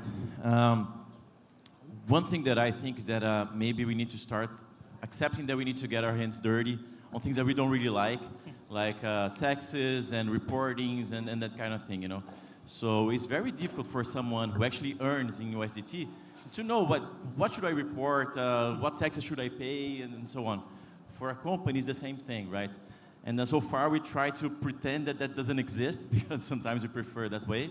But I think now it's time for us to make it simple for our users, right? So the users should feel that it's easy to use, any cryptocurrency, and how that plays along with the other currencies and all the other assets that they have. So I think that would help us having like real adoption from people that are not necessarily into the crypto community. Got it. Then Guy, what's your thoughts there? I'm not sure we're going to have this wave of, a bull market or something close. I think we're setting the base right now, the foundation, having the central bank regulating it, and sometimes in a weird way or in a very restrictive way. In the first moment should, in the local market should, make things more stable, but less volume. Like last week, they confirmed 24-hour lockdown on crypto withdrawals. So very hard to think in terms of a bull market when you have that. But in another sense, that's also the foundation that in our reality may open borders. So for instance, exotic trading pairs, and I think that's really more as bullish as I can see. So for instance, we do a lot of Asian-based merchants from the Philippines doing business in Brazil, and there is no exchange rate, PHP, pesos, Filipinos, and BRL. So I'm tending to look into or to redefine the concept of bullish as we enter more into the payments world. And my bullish view on that would be, opening up borders for different type of trades that today are, very much reliant on SWIFT for happening. But the user may not have a radar capability to import, export over that amount. So we think the bases are being set up for a bullish economy in terms of international trade. Not so much in terms of tokens so much. And then just piggybacking on that, because I know you mentioned that you guys have been doing quite a bit of business, in the Asian markets and even facilitating a lot, back and forth between. There's obviously the Asia LATAM corridor is one that the stablecoin. Yeah. There's a lot of product market fit for stablecoin transfers in that because these are both parts of the world that sit sort of on the fringes of the SWIFT banking system. So if you're trying to wire money around, it has to go through New York and all these different places, and it takes forever, and it's more expensive, et cetera. And given that you guys kind of emerged as an Asian, like your company was originally like this, out of the Philippines, and then your CEO Wei was one of the, the founder or the CFO of finance, and he was, that was his kind of remit for a long time. Maybe talk a bit more about what do you see? Do you see the potential for that Asia LATAM corridor? Is that still an area that's a real ripe kind of target area for stablecoin payments? We see that as a hidden treasury that was within Coins.PH, which was mostly a fintech when we first arrived, all kinds of InstaPay, PesoNet for international merchants. So we've been running kind of like a PSP for those guys in the Philippines, and it turns out that they've all been settling in stables for quite some time. So back in 2022, when we first acquired the company, a lot of those transactions were done via XRP. So the Philippines has those OFWs who are workers living offshore, basically just remitting funds back to the Philippines, and they go to Western Union, 7-Eleven, and all those guys send us, XRP from the U.S. to the Philippines once a week, which should crush the book right away. Once a week, non-fact, every Sunday they would, remit via XRP. And since the stable is starting, becoming more sexy and regulator sexy in terms of, you are allowed to do that now. And then we launched PHPC in the Philippines, which was PHP-backed stablecoin regulated by the Central Bank of the Philippines. And the moment we did that, we realized how much faster individuals or companies offshore could just pay someone in their own currency from wherever they are. And I think it goes a lot towards that. So in the Philippines, working with the regulator, what we saw, was a huge estimated increase in GDP by reducing the inefficiencies of, non-intermediaries. So you can actually see how use of stablecoin in there, which is, a live human experiment, has been having an impact in the country's GDP. Work we did with the BSP, the central bank there. Yeah, it's a super interesting case study, right? Because you've had, especially just given the volume that was going through at that point in time with all the Axie Infinity stuff. And you hear don't believe everything you hear, but there was all these stories about people in lockdown in the Philippines during COVID, they couldn't go to work, so they're just playing Axie Infinity and supporting their families, and I mean, I don't know how much of that was actually true, but like these stories get circulated, right? That's why I say it's a hidden treasury within the CoinsPH acquisition, because back then the market was very strongly GameFi. So X Infinity, you know, Manila was the capital of X Infinity. The whole X team was in there. Yeah, but it went over that now. Yeah. Yeah. So yeah, onto new use cases and new sources of volume and clients here. And then maybe we'll kind of wrap up with just a quick kind of lightning round here. But maybe Felipe, would love to know, you know, what should we be expecting to see out of Kraken? I mean, you guys have been in Brazil now. I think you've been the country manager in Brazil for about a year now, and you're kind of getting everything set up. And then, you know, it sounds like you guys are, you know, if you got the VASP application licensing, you know, that's all in the works. And then, you know, once we hit, assuming that this licensing deadline doesn't get extended, which I personally think it will get extended, but like let's just assume that is actually the end of October. You know, what should we be expecting to see from Kraken in the Brazil market? Yeah, we are working really hard to get the license until October. Yeah, maybe this push back to next year. We don't know that, but we are like getting all the efforts that we have like to make this happen in October. So that means that Brazil and Latin, they're like a really important market for Kraken. This is why I like keep expanding here. This is why I'm here. This is why we acquire HIP. This is why the RIP team is here. And I think everyone, like, crypto is not sexy at this moment because Bitcoin is trending down, but I don't think people are like realizing what we are seeing in this market, how RWA is evolving, how what their stable coins are doing.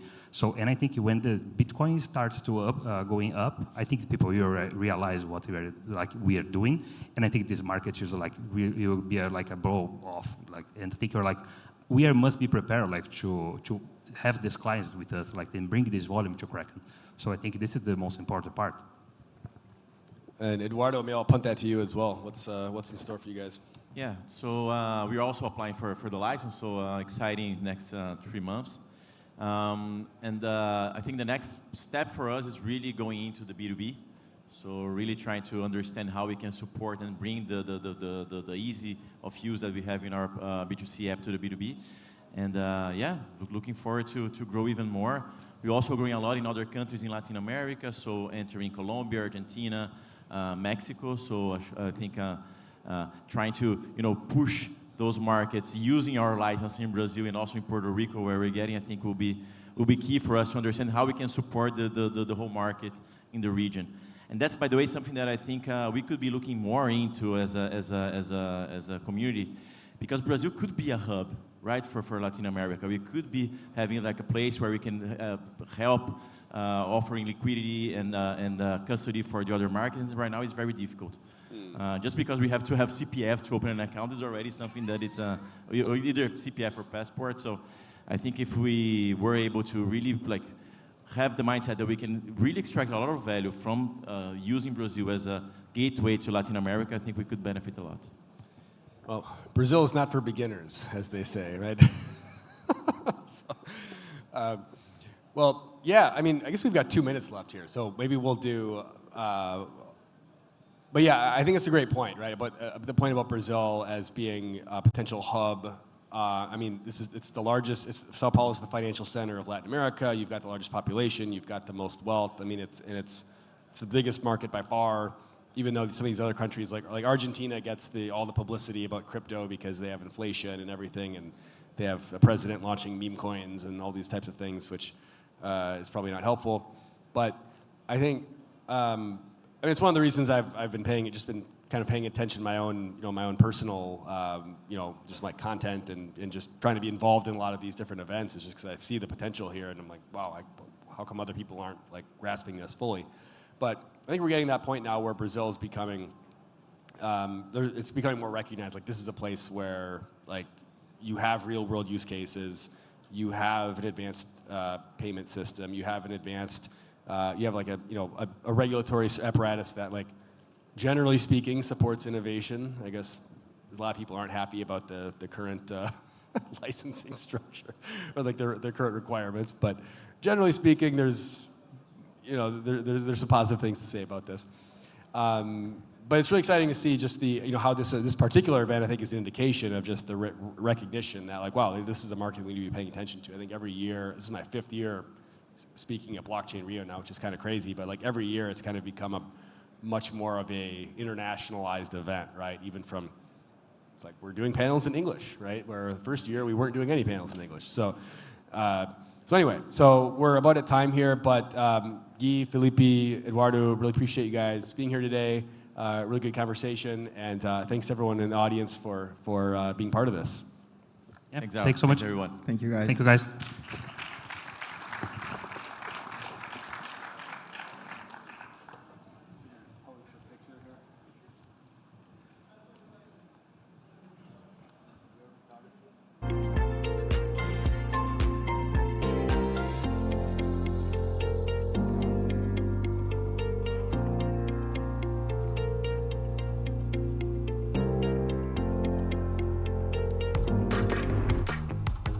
Para tudo que você quer ser, seja Senac.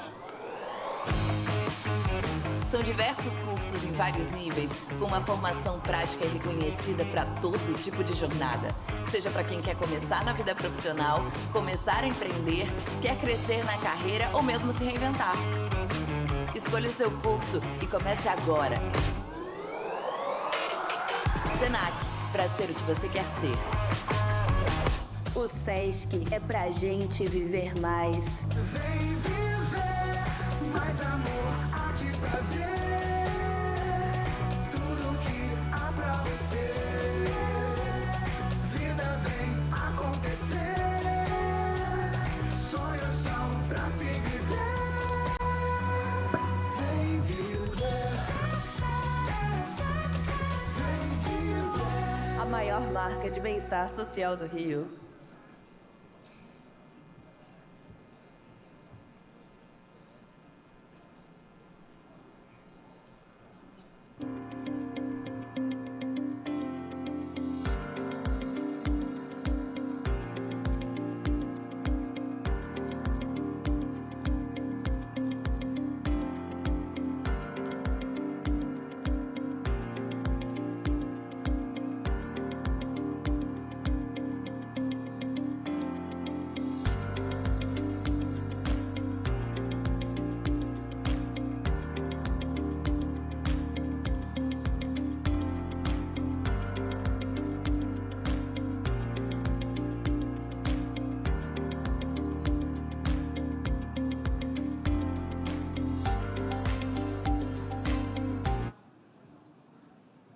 Olá, olá, olá, olá, gente, bem-vindos.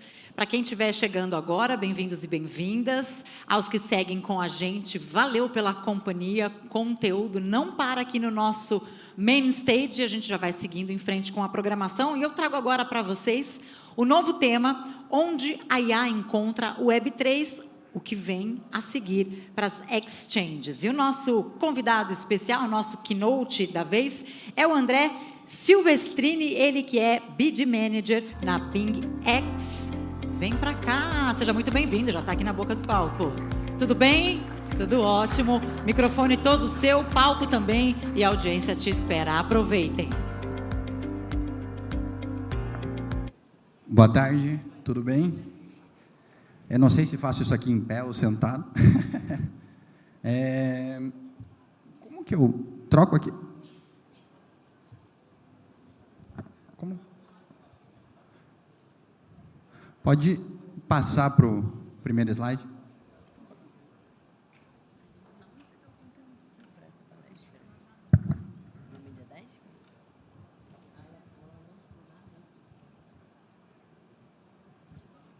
Problemas técnicos, já voltamos.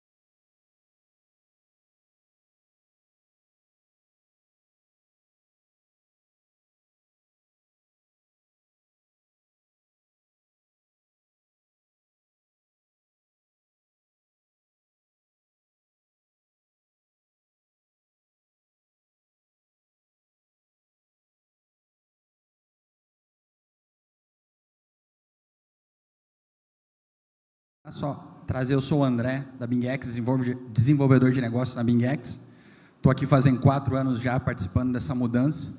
E vim trazer para vocês hoje um keynote focado em apresentar os nossos planos, né, o nosso futuro, se posicionando como uma exchange de cripto líder e empresa de IA para Web3. Tá? Então, começando um pouco mais apresentando a BingX para vocês, não sei se todos conhecem. A gente é fundado em 2018, somos um dos líderes de mercado hoje, então quem conhece Binance, conhece Bybit, OKX, todas essas corretoras, a gente está junto com elas, somos uma das maiores também.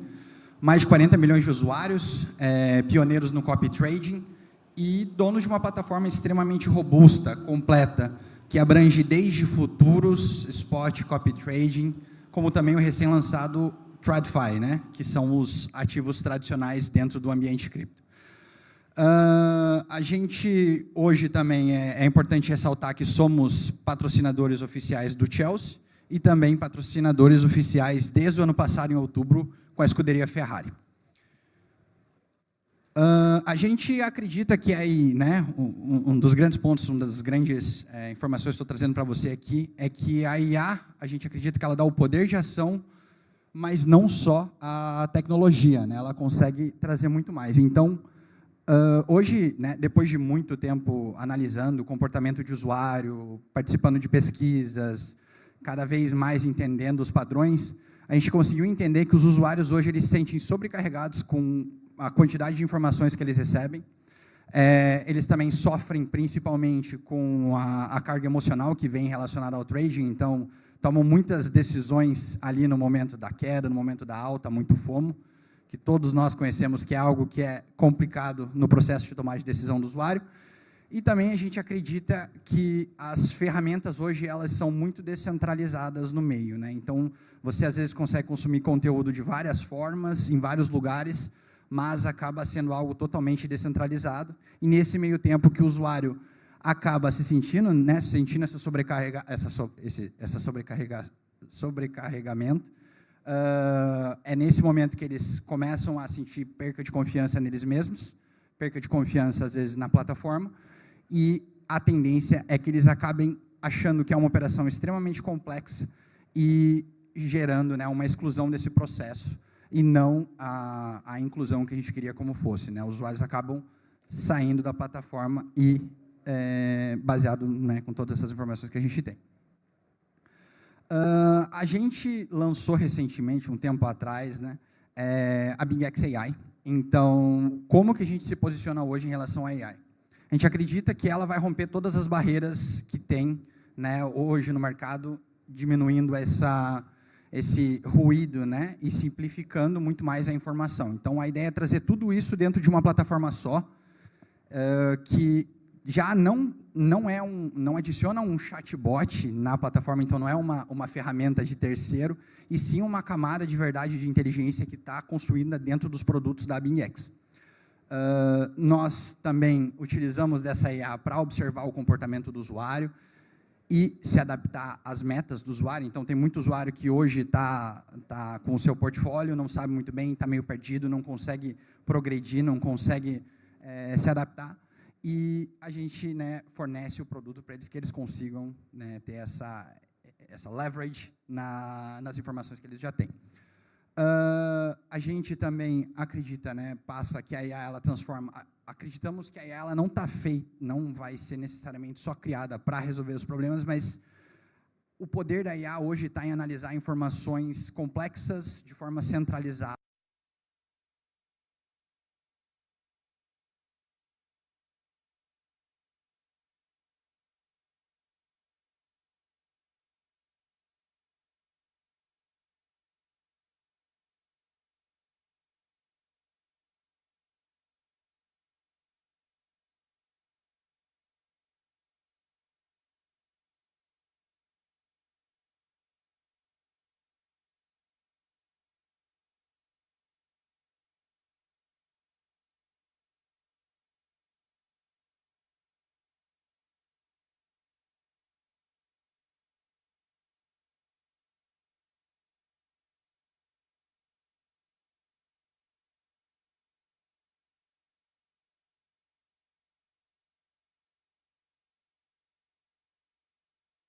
vocês daqui a pouco, mas basicamente o foco é a análise, o planejamento, a recomendação, a proteção e a vigilância constante. Também trazendo alguns dos recursos que a gente recentemente está cada vez mais introduzindo no mercado como pioneiros ou como também muito próximos dos lançamentos. Oferecemos hoje, você consegue operar dentro da BingX com margem do que você tem guardado dentro da sua poupança de earn, né? Então você consegue guardar, ter uma renda passiva em cima do seu USDT e mesmo assim utilizar ele para margem. Isso é uma funcionalidade que a gente lançou faz um tempo. Também temos os vouchers de copy trading, né? Parte do processo hoje várias plataformas oferecem, mas a gente também o voucher de copy trading de subsídio, bem bacana, convido vocês a conhecerem. Também outra disrupção que a gente lançou faz pouco tempo é a ferramenta de preço garantido, que vai sempre executar no preço que você vê na plataforma sem slippage. A gente, dentro da nossa IA, a gente tem a BingX AI normal, né, que é um portfólio hoje que está oferecendo uma inteligência, um serviço de inteligência para mais de 3 milhões de usuários, então teve uma adaptação muito grande na plataforma, a gente está tendo uma resposta muito positiva, e hoje a gente já consegue levar essa ferramenta para mais de 30 milhões de usuários, hoje cada vez mais crescendo, e a tendência é que cada vez mais cresça, porque a gente tem um projeto de, nos próximos 3 anos, investir mais de 300 milhões de dólares em inteligência artificial. Já anunciamos isso para o mercado, está para todo mundo ver, e realmente um foco, né? A gente quer se tornar, já somos e cada vez mais, líder de uma ferramenta, como uma plataforma de IA, que também consegue alavancar cada vez mais todos os produtos de trading. Então, trazendo todo o usuário e a experiência da BingX, aliando com a inteligência artificial para oferecer cada vez mais ferramentas, trazendo para o mercado. Já o BingX, o Bingo, né, AI é o nosso mascote, inclusive nomeado. Infelizmente, ele não pôde estar aqui, né, não foi autorizado. Mas vocês verem nos próximos eventos, a gente vai ter ele bonitinho, baleia, maravilhoso. A gente consegue trazer, por meio do Bingo AI, informações do mercado tradicional em tempo real, e como essas informações elas afetam o mercado cripto. Então, você consegue ter essa ponte entre TradFi, né, os ativos tradicionais, e os ativos cripto. E a gente também tem o BingX AI Master, que é uma ferramenta que a gente utiliza dentro, a gente disponibiliza as nossas APIs e as nossas AI skills para desenvolvedores e traders conseguirem construir a própria estratégia dentro da plataforma, né, não se limitando necessariamente a só a plataforma, podendo fazer na sua ponta também. A gente trazendo para vocês aqui agora os pilares que eu tinha falado um tempo atrás. Então, a gente tem as tendências, como que a inteligência artificial da BingX hoje ela consegue atuar.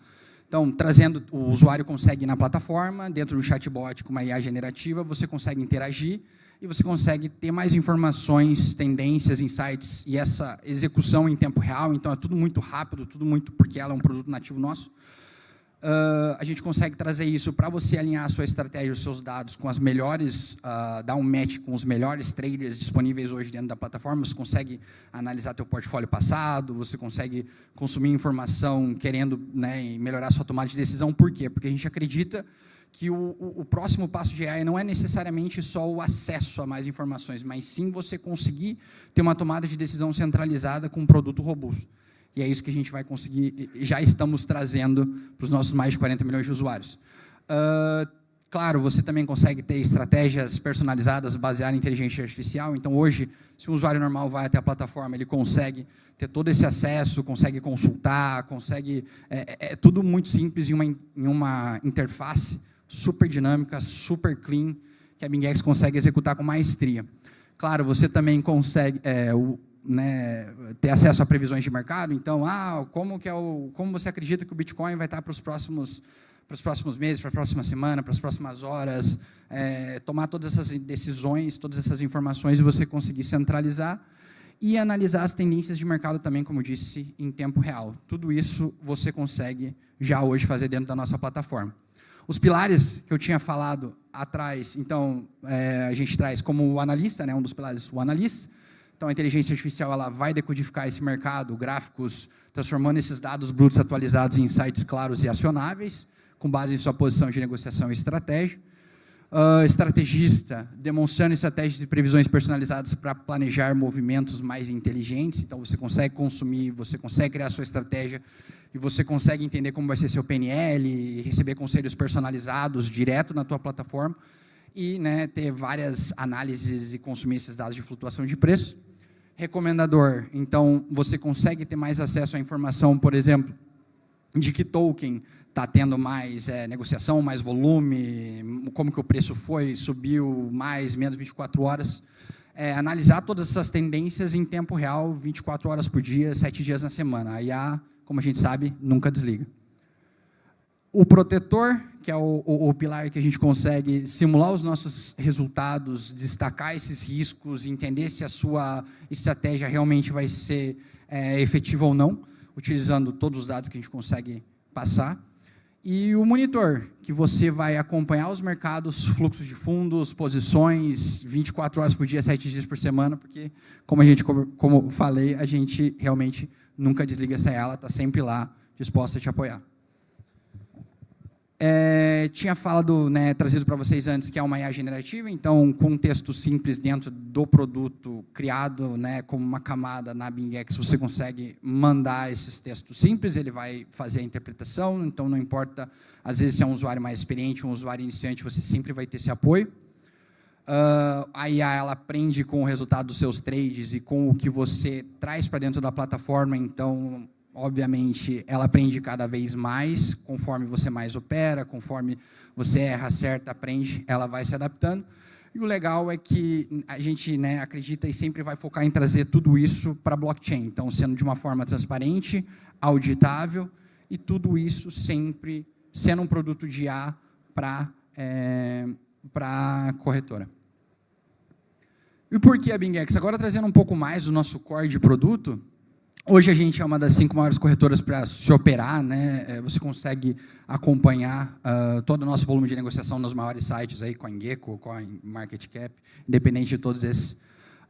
A gente tem uma plataforma que abrange desde spot, earn, empréstimos, a gente tem os futuros standard, que é um produto nosso criado pela gente.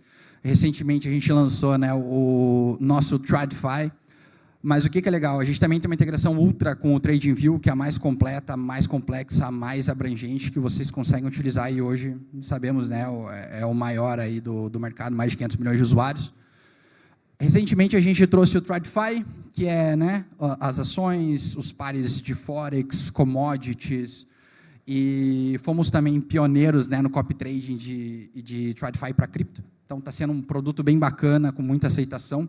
Até 500 de alavancagem a gente consegue permitir, diferente de cripto, que normalmente vai até 150, 100, depende do player. O nosso copy trading, fomos um dos pioneiros no mercado, então o copy trading de cripto é nosso.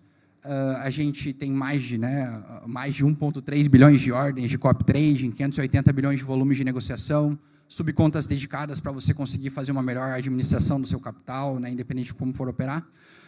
E também essa garantia que a gente trouxe de zero slippage, garantindo que o preço do mercado vai ser sempre o preço que você vê do ativo no gráfico. Também temos o spot, mais de 1.100 pares de spot listados na plataforma, desde meme coins até, né, independente do que vocês quiserem, a gente vai sempre ter uma das mais robustas e mais complexas.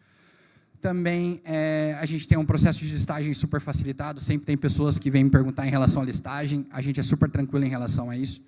A gente tem é muito transparente, então, de forma fácil, simples, se alguém tiver aí, tiver esse interesse, a gente consegue conversar depois também. E um projeto bem legal nosso, que não é muito ressaltado, é o BingX Labs. A gente investe em startups de Web3 que estejam começando, protocolos, a gente dá a oportunidade, a gente consegue investir capital nosso da BingX mesmo, então todos os projetos são avaliados e, né, estão prontos para investimento. A gente consegue fazer esse processo de fazer a listagem dentro da BingX. Aqui é um pouco do nosso TradFi, a gente recentemente lançou também os CFDs, então... você consegue ver que a gente tem acesso a múltiplos ativos, todos esses tradicionais, os mais líquidos do mercado, até commodities, forex, ações, índices, tudo em um portal só, então você não precisa negociar em diferentes plataformas, você consegue fazer tudo hoje dentro da BingX. Nós temos, como eu disse, né, uma liquidez profunda, taxas baixas e uma alavancagem bem bacana, possibilitando o trader operar da melhor maneira possível. E um copy trading sensacional. Aqui é realmente onde a gente acredita que o acesso e a democratização do trading vem para os usuários também, porque a gente consegue introduzir usuários iniciantes junto com usuários mais avançados. Trazer 2 pontos finais para vocês. Recentemente a gente fechou a parceria, né, como eu falei, em outubro do ano passado, com a escuderia Ferrari. Somos parceiros oficiais, estamos no carro, vamos estar no paddock, aí, tudo no Brasil, super bacana. E realmente a gente se une muito pelo foco, né? Busca por performance, precisão e inovação, que realmente é um dos motes da Ferrari, né? A Ferrari é uma empresa que está há muito tempo no mercado, sempre dominando a Fórmula 1 e, obviamente, a gente sempre buscou se posicionar de uma maneira, uma mentalidade muito próxima da Ferrari. E também, para trazer mais credibilidade ainda, somos parceiros oficiais do Chelsea fazem 2 anos e poucos. Estamos sempre, se vocês assistirem o jogo, quem assiste a Premier League aí consegue ver a gente no braço ou no uniforme de treino também durante a semana. E obrigado. Queria agradecer vocês. Muito bacana falar aqui para vocês hoje. E é uma das primeiras vezes, não sei se vocês perceberam. É difícil. Mas queria agradecer. A BingX se posiciona de uma maneira muito forte em AI. A gente com certeza vai ser uma das maiores para os próximos anos, cada vez mais trazendo produtos inovadores e uma operação robusta para trazer o melhor para o usuário, desde entidades, varejo. E é isso. Eu queria agradecer vocês. Ótima tarde. Obrigado.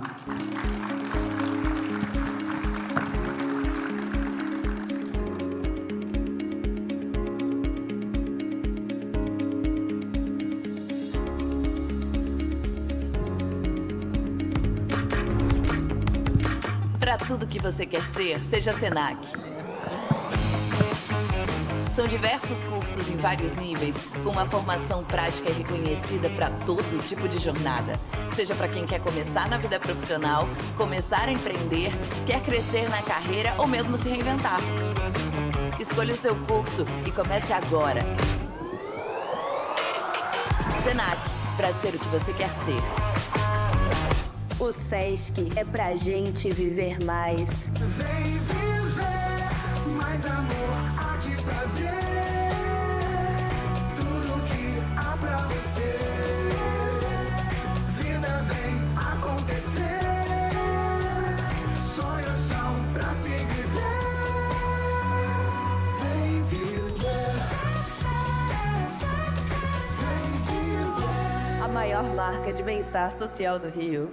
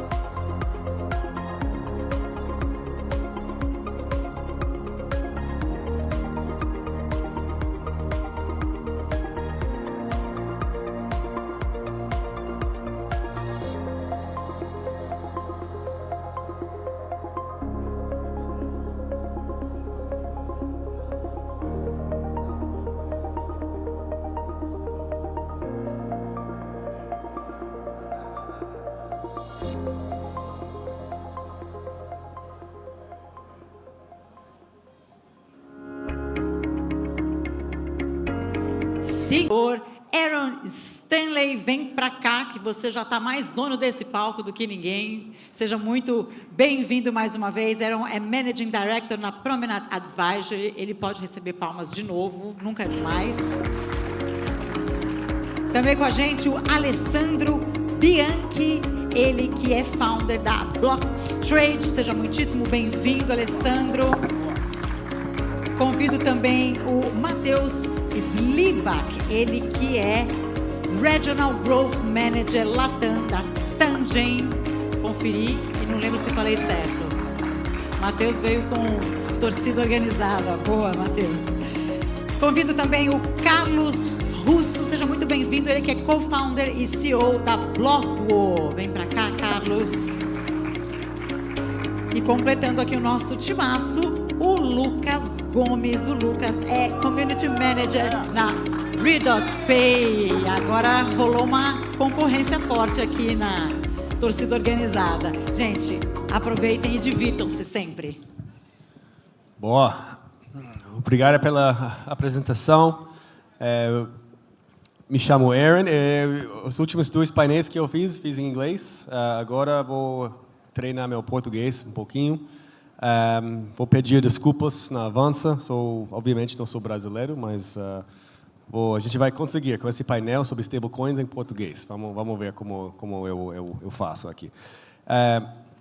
Já me apresentei em inglês, vou me apresentar novamente em português, mas sou Aaron, sou dos Estados Unidos, mas morando aqui faz 3, 4 anos agora.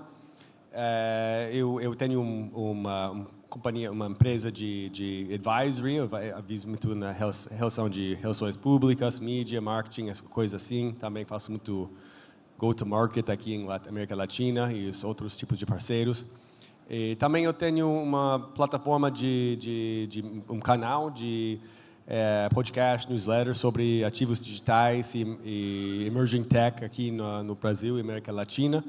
E o nome era o Brasil Crypto Report. Agora recentemente eu fiz um rebrand e agora sou Bits and Borders é o nome do canal. Então é um prazer para ficar aqui com todos vocês. Obrigado pelo Blockchain.RIO e Francisco, todo mundo que fez esse evento. Agora já é o meu 5ª vez falando como palestrante no Blockchain.RIO. O tempo fica voando, né? Esses últimos anos em mercado cripto. Então nosso painel vai ser sobre stablecoins, né? Todo mundo aqui já sabe o que é o stablecoin. O stablecoin é nos últimos 12 meses, eu acho, os stablecoins ficam provavelmente o narrativa mais como é que fala, aquecida, like a hottest thing in crypto, right? Em stablecoins, todo mundo já está percebendo que stablecoins realmente são o killer application do crypto, essa habilidade para transferir dinheiro instantaneamente, sem custo, etc. E a gente está começando de entender quais são os casos de usos fora de só trading. Stablecoins são bons para trading, né? Foi desde o início, mas agora a gente está entendendo mais o que você pode usar stablecoins para qual outros casos de usos fora de só trading. Então a gente vai falar sobre isso hoje. A gente tem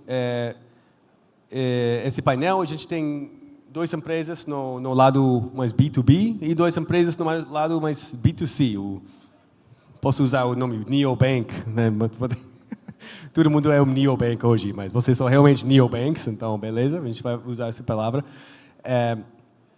E vamos começar com as apresentações. Alessandro, vou começar com você.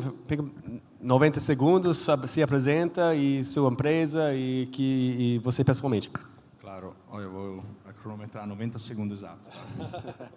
Eu sou Alessandro Bianchi, o co-founder da Blockchain. A Blockchain é um payment orchestrator, ou seja, um orquestrador de pagamento, onde a gente faz especialmente a ponte entre a América Latina e o APAC, o Asian Pacific. Fizemos um ramp of stablecoin e via stablecoin fizemos pagamento instantâneo. Então temos como target, como os clientes targets, os importadores que querem pagar, por exemplo, um fornecedor na China, e a diferença da finança tradicional, o pagamento chega em instantes ou em algumas horas. Boa. Bom, prazer estar aqui, Aaron e todos os colegas. A Bloco a gente chama de uma plataforma para transações com stablecoins. Então, a gente se considera uma infraestrutura financeira, tecnológica e regulatória que permite que players estrangeiros que queiram oferecer serviços virtuais aqui no Brasil possam se conectar à Bloco e, de alguma maneira, oferecer esse serviço. E também players locais que queiram fazer operações de câmbio com stablecoins, né, tomar liquidez, orquestrar pagamentos, possam usar também a nossa infraestrutura para poder orquestrar esse tipo de pagamento. Boa tarde a todos, me chamo Lucas, sou Community Manager e também organizo os eventos da Redotpay aqui na América Latina. E a Redotpay é uma plataforma de pagamentos cripto, e na prática o que a gente faz é pegar aquele USDC, o USDT, que já está na carteira do brasileiro e transformar isso em valor real, para permitir que as pessoas usem isso para adquirir bens. Nós rodamos na rede Visa, então hoje, com os cartões da Redotpay, que são os nossos principais produtos, você consegue gastar stablecoins em mais de 100 milhões de estabelecimentos ao redor do mundo. E hoje também somamos mais de 8 milhões de usuários globalmente. Boa. Boa. Bom, prazer estar aqui, primeiramente. Faço parte da Tangent, uma empresa bem famosa aí por fazer hard wallets em formato de anel, que vocês podem ver no meu dedo aqui, e também nesses cartões, então chama bastante atenção aí pelo formato. A proposta principalmente nossa é democratizar a autocustódia, isso desde a experiência de um preço mais acessível, como também na experiência do usuário, né? Facilmente com o celular via NFC, basta você aproximar e você consegue liberar essa transação. Trazendo alguns números só, a Tange é uma empresa suíça, a gente já vendeu mais de 6 milhões de hardware wallets até hoje, 0 hacks, ficamos muito orgulhosos disso, 25 anos de garantia e também código aberto, né? Então, o nosso foco principal sempre foi fazer autocustódia, mas desde o ano passado a gente entendeu por que não unir autocustódia com pagamentos também. Então, assim como a Red Dot, a gente também atua em parceria com a Visa, permitindo vocês gastarem stablecoins em diversos estabelecimentos pelo mundo. Uma piada muito ruim, mas vocês devem trocar seu nome para Zero Hacks. Já existe empresa Zero Hash, vocês podem ser Zero Hack. Então, é verdade, piada pode trazer esse conceito. Piada muito ruim, desculpa. Mas eu quero começar falando sobre o estado do ecossistema dos stablecoins aqui no Brasil, porque eu acho que o mundo em geral está descobrindo que o Brasil é um mercado gigante na questão de stablecoins, mas eu acho que o Brasil é um mercado muito com características bem diferenciadas dos outros mercados, né? A gente já tem Pix aqui, e você vai nas ruas do Rio de Janeiro, São Paulo, não vai, acho que 4 anos aqui eu nunca vi algum restaurante que fala, aceita USDT. Eu nunca vi isso. Talvez existe, mas nunca vi. Mas tem muita adoção dos stablecoins aqui no país, mas é meio escondido. Então, eu acho que tem muitos estrangeiros descobrindo o mercado aqui. O Brasil é um capital dos stablecoins, mas não é necessário, não é no sentido que eles realmente pensam. Então, eu gostaria de um comentário de cada um de vocês sobre de sua visão, sua perspectiva, qual é o estado do ecossistema agora no Brasil? Alessandro, começa com você. Claro. O Brasil, a nível macroeconômico, é sempre a 11ª economia no mundo. Se consideramos Latam, a economia número 1 no mundo. Em números, se consideramos a movimentação em volume de stablecoin, USDT e USDC especialmente, é o 5º país no mundo. Por quê? Porque, naturalmente, a tecnologia stablecoin que oferece um corredor de liquidez do dólar digital para depois fazer um pagamento instantâneo do outro lado do mundo, que pode ser Estados Unidos, pode ser Europa, pode ser China, por exemplo. Então, hoje estamos passando da uma adoção de um mercado tradicional, então as grandes instituições estão sempre sendo mais próximos da tecnologia. Pode ver, por exemplo, aqui no Blockchain.RIO era um evento muito de retail, hoje já vemos instituições mais que querem participar, que querem ter uma adoção tecnológica, e vai ser o motor iniciante de todos os outros países da América Latina. Inclusive, o regulador aqui é muito ativo, como a gente sabe. Então, a visão é sempre uma adopção maior. E nós, da Blockchain, como posicionamento no mercado, temos um programa também de educação do cliente, porque somos a ponte entre o digital asset e a parte operacional. Então, a parte de finança tradicional, fizemos essa ponte. Esse tem um gap hoje no mercado. Então, é sempre mais educar o cliente, fazer entender o cliente a nossas gamas de produto, o que a gente pode fazer, a vantagem tecnológica, a vantagem também de custo. Porque, por exemplo, se hoje vamos fazer uma transação no meio de finança tradicional, hoje demora entre 3 e 5 business days, por exemplo, para enviar um pagamento, e entre 2 e 3% de forex no swap cambial, certo? Hoje estamos falando de pagamento instantâneo, estamos falando de um 20% de custo comparado ao custo se seria no meio de finança tradicional. Boa. Eu diria que hoje do mercado, talvez só comparável à criação da instituição de pagamento, talvez um pouco mais de 10 anos atrás, é um momento... Posso dar um segundo? Segura mais. Alô? Então, acho que a gente vive um dos momentos mais revolucionários do mercado financeiro das últimas décadas.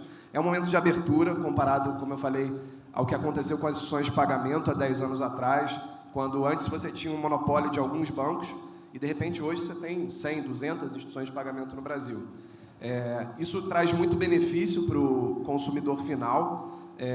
Quando você fala em stablecoins, você está falando, de alguma forma, em câmbio, né? O próprio Banco Central entende isso, né? Operações com stablecoin fazem parte do âmbito do mercado de câmbio. O mercado de câmbio, historicamente, no Brasil, sempre foi muito fechado, com poucas instituições provendo esse serviço. Acabou se tornando um mercado um pouco antiquado em termos de tecnologia, por conta disso, e empresas como a Bloco e outras empresas, acho que vêm para justamente trazer essa inovação para o mercado de câmbio. Eu acho que é uma oportunidade gigantesca, é um mercado de 2 trilhões de dólares por ano de movimentação financeira, mercado de câmbio. Stablecoins ainda é um nicho. A gente pode falar que stablecoins hoje representam 5% aproximadamente do mercado de câmbio. Mas não é difícil a gente prever que, em pouco tempo, stablecoins vão dominar o mercado de câmbio enquanto infraestrutura tecnológica. É isso que eu acredito. Bom, o Brasil é um dos maiores mercados cripto do mundo, né? O próprio Banco Central já apontou que a maioria das transações cripto que acontecem no Brasil não são em Bitcoin, elas são em stablecoins. Isso diz muita coisa. Então, o mercado hoje do Brasil, a gente saiu de um cenário de cripto como aposta e a gente entrou num cenário de cripto como infraestrutura. E o nosso papel, a RedotPay, é dar aquela última milha, aquele último passo em fazer o brasileiro pegar a stablecoin que o brasileiro tem na carteira, está rodando na carteira, e transformar ela em um ativo gastável. Isso está se escalando muito através de mercados emergentes, como Brasil, América Latina em geral, África, Sudeste Asiático, e isso não é um cenário só local, isso se expande em regiões subrepresentadas. É isso. Quando a gente fala de stablecoin, na minha opinião, é praticamente o único produto do mercado cripto que alcançou o Product Market Fit, né? Basicamente, é um produto que resolve uma dor real. Eu estou em cripto há praticamente 10 anos. Eu já vi vários booms. Começou com Bitcoin, depois teve Ethereum, blockchain de segunda geração, aí depois teve Cardano, XRP, como blockchains de terceira geração. E eu vi uma porrada de empresas naquela época, principalmente tentando criar soluções que a blockchain não necessariamente precisa estar por trás. Só que esse é o mecanismo na época de você fazer venda privada de tokens, né? Então, quando eu vejo um produto como stablecoins, que principalmente soluciona uma dor real, que é a dor do cara fazer uma autocustódia em qualquer wallet, poder enviar esse dinheiro para qualquer lugar do mundo, ou fazer a sua poupança ali e ter acesso a isso 24/7, eu acho que é um caminho, realmente a tecnologia sendo usada para aquilo que ela foi feita, né?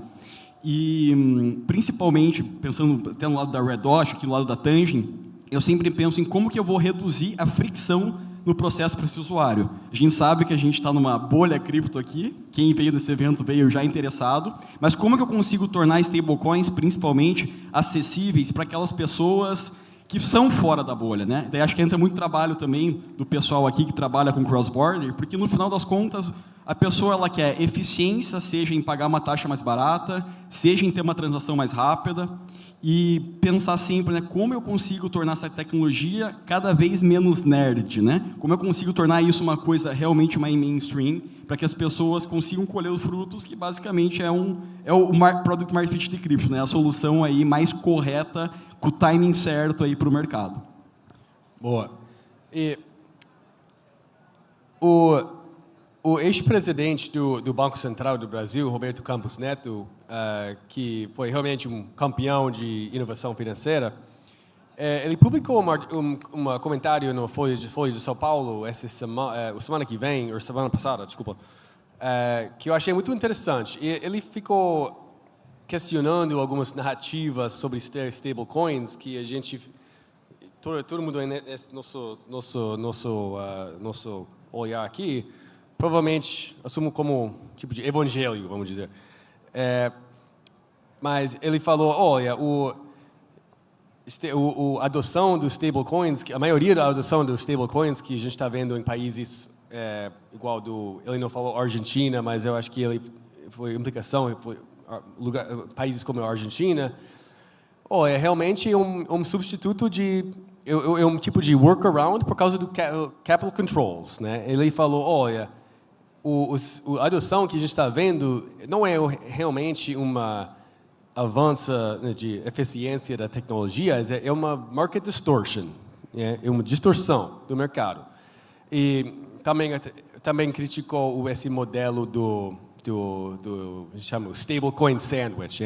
Você começa um BRL, por exemplo, vai para USDT e termina em Argentine Peso. Ele falou, a transação no blockchain mesmo é quase de graça, mas tem o on-ramp e o off-ramp que tem taxa. Ele falou, para a maioria das pessoas, melhor para usar só o Wise, o Remitly, ou alguns sistemas de remessa para transferir dinheiro. Ele falou também que, realmente, ele também criticou o fato que 75% das carteiras que usam USDT e USDC são realmente self-custody. Né? Então, fica fora do banking system, o sistema financeiro. Ele criticou isso, olha, a maioria dos flows estão passando fora do regulatory perimeter, assim. Ele também chamou que a gente precisa de uma alternativa pública. Igual,